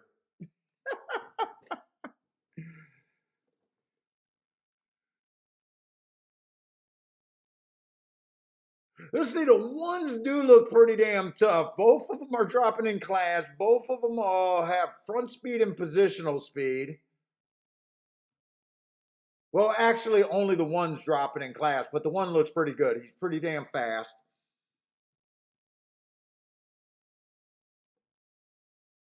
Yes, Lloyd, I like that. What's his name? Saying that what's nice about horse racing, you get to decide. Now he is wrong about poker. You get to see your card for most of the betting without ending up. For most of the betting, and the takeout's lower. But I get what he's saying. Most games you gotta pay first, then play. Besides sports betting and horse racing, I do like that thought though. We get to pick our spots, which if you try to be skillful is very powerful. Let's see, but anyways, this one is definitely dropping in class. He ran on a bad rail stalking closing day last time, or 2 races ago, trying to get wire to wire. So yeah, going to be hard to poke a hole in that. And last race, I thought that the rail was bad. He had the rail. It's still a nice race. So I got a feeling it's probably, the chalk at least looks live. And then the second entry, Let's see, that race 3 back doesn't look that great. The inside was good. He had the inside. He was fast early and just slowed it up bad. I don't really care for that. He's the weaker part of the entry. But as soon as we see that one of them can be played as a chalk, or one of them looks legit, we don't got to figure out both of them. Let's see. I don't know where the story is. You get to the 2. I mean, he ran against early pressing day, but it's awkward start, shielded. I have no idea what he is. Let's say the 3. I didn't even look up the Gulfstream race. You know what? 4 got a little bit of upside actually. 4's first time out was not bad. Stalking closing day, tried to go wire, was dueling on the lead, going too fast to win. I would have liked to see an improvement a second time out. But this race, if you're looking for something and looking to get out here, is not the ugliest looking race on a horse at a big price. He's also making a class drop. There's no way I can find any good story about the 5. 6 horse, I just think you got to be closer to the pace. And he's had a lot of races. Never has any speed. I can't get to the 6.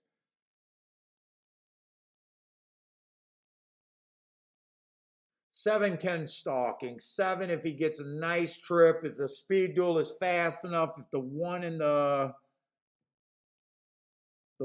in the 4 hooks up, maybe the 7 can get a nice stalking pace right there. He's ran some races that maybe, I'm going to put a big M here. Can't get to the 8 at all. I can't get 8 has 2 excuses, but even with the 2 excuses, I still don't know what he is. Dropping in class, I just can't get there myself. If he wins or even runs second or hit the board, I could see, yeah, okay, he had a couple excuses, but at the same time, I can't bet him.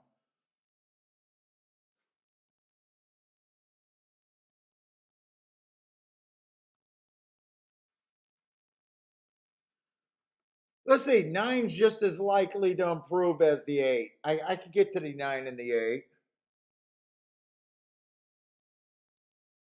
I still got 3 minutes. Bentley, I know you got to go potty. This is the last race.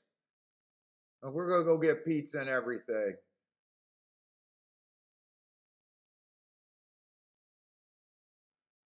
Let's see, is there any upside here? I kind of I agree that the one's definitely over bet without a freaking doubt.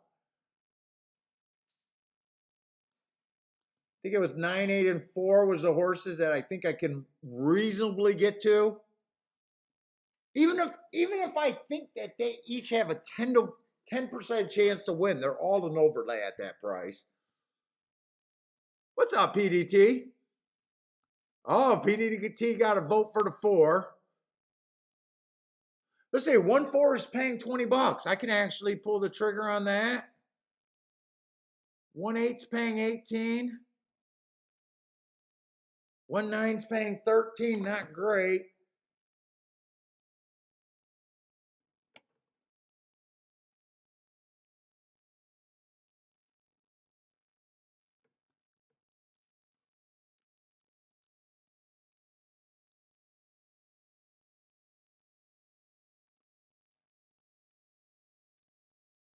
Dude, I think I want to bet this race, and I want to give myself a chance to hit something big.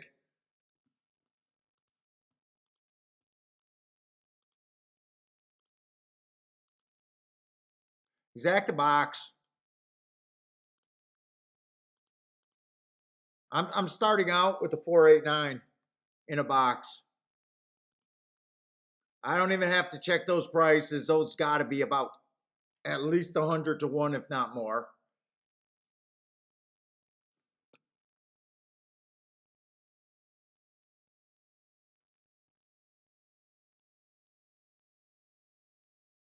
What the fuck is a 3?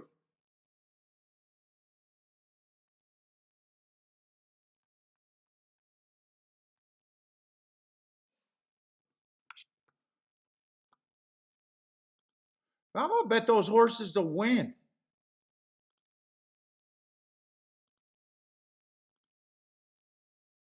I could do a 3-horse Dutch there.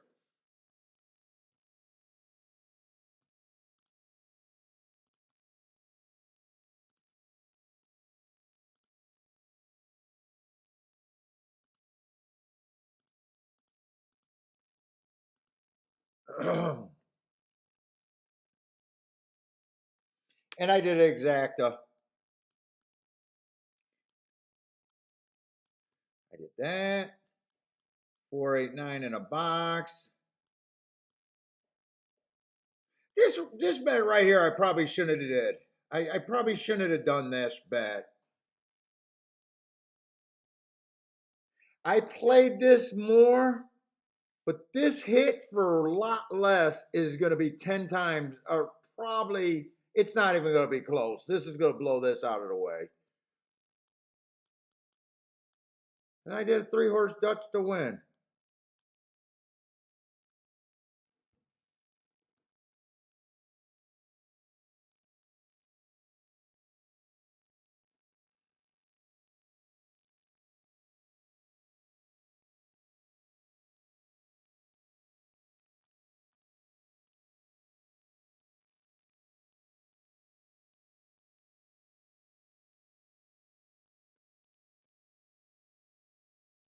Oh yeah, it is the I didn't do the 8. I better not have done the fucking 8. I'm good. It's a 7. I'm good. I seen that each time when I was doing it, when I was putting the bet in. I didn't see that. I got it wrong. I was looking at this right here.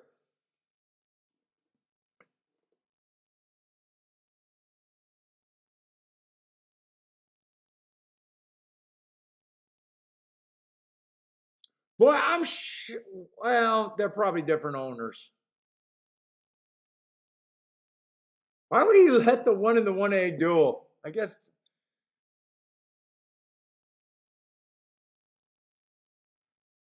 Come on, 4.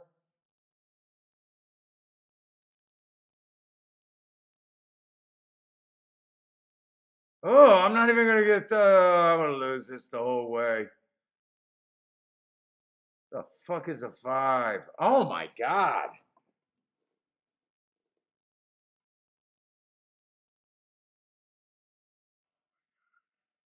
Should have just took 1 in whatever horse that fucking mattered. This got to be a good exacta. I don't know how the hell you get to that 5. I know how you cash the ticket. You say 1's the winner. Give me every ticket that means something. 1-5, 1-6. You can only even. I can see people hitting that ticket that says, "Give me every exacta with the 1 winning that pays over 24 to 1." You only got 4 horses. The 2, the 4, the 5, and the 6. In fact, all of my exactas turned into shit. I really shouldn't have done that exacta.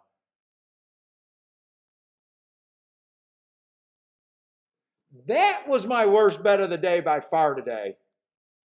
Not doing this bet right here, doing this fucking bet. That was my worst bet of the day. That is bad. I did check them. They were all paying $20 before when I checked them, but I checked them way too early. Dude, I think that's how you catch that exacta. You say I believe the 1's the winner. I'm a better. I don't even have to handicap this. Give me all the exactas that are paying over 20 to 1. There's only 4 of them. And you get the best possible one you could have got. There's only 4 of them. That'd be 1 over the 2, the 4, the 5, and the 6. Oh, actually, the 1-4 was still okay. The 1-4 was okay. But 1 over the 7 and the 9 were terrible. Holy shit, that would have got you the trifecta, and that trifecta is going to be good because 5 was the biggest exacta and 6 was the second biggest exacta.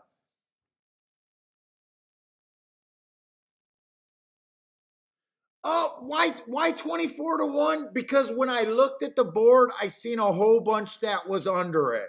So I said 20 to 1. So if there was more, let's just say there was 6 or 7, you would have to scoot that up. It was just that I said that it was reasonable, right? Because right now on your thing, just look at all the biggest payouts. There wasn't that many. 9 went down to 8 to 1. Like you could have said 15 to 1, it just gets worse. The math just gets worse. So that's why I said 20 to 1, just because I had that window open and I just right away seen that there wasn't that many. And it's consistent with what I say, because do you really want the 1-3 for $6? I would never recommend that. Do I really, even though I played that 1-7, would I have recommended that if I knew it was $10? Absolutely not. In fact, the 8 was a better ticket, but I didn't play the 8. You know, would I recommend it in the 9 or the 10 at $9? No.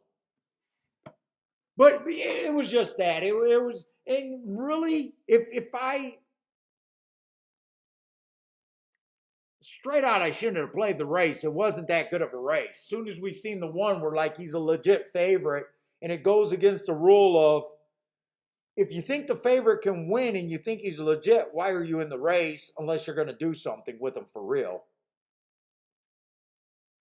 But it's the last race, and even I make I'm trying to keep the magic going, and there was no magic the last 2 days. Okay, we're done. I'm sorry, we're done. But anyways, guys, I'm done. But that's all it is. But anyways, guys, yeah, the last 2 days, okay, I had a good 3 days this week, and the last 2 days were not good. But anyways, I hope you guys had fun. Thank you very much for hanging out with me. I don't even know if I'm going to play tomorrow. I don't know who's running tomorrow. I think tomorrow's a holiday, but I got a feeling I'm just going to take the day off, unless Gulfstream runs. But I'm definitely not going to do a stream tomorrow. I need some time off. But anyways, guys, thanks a lot for hanging out with me. Always fun hanging out with you, no matter how my day turns out. Good luck. Stay safe out there, and hope to see you guys next week. All right, Bentley, we're done. I got to get him outside.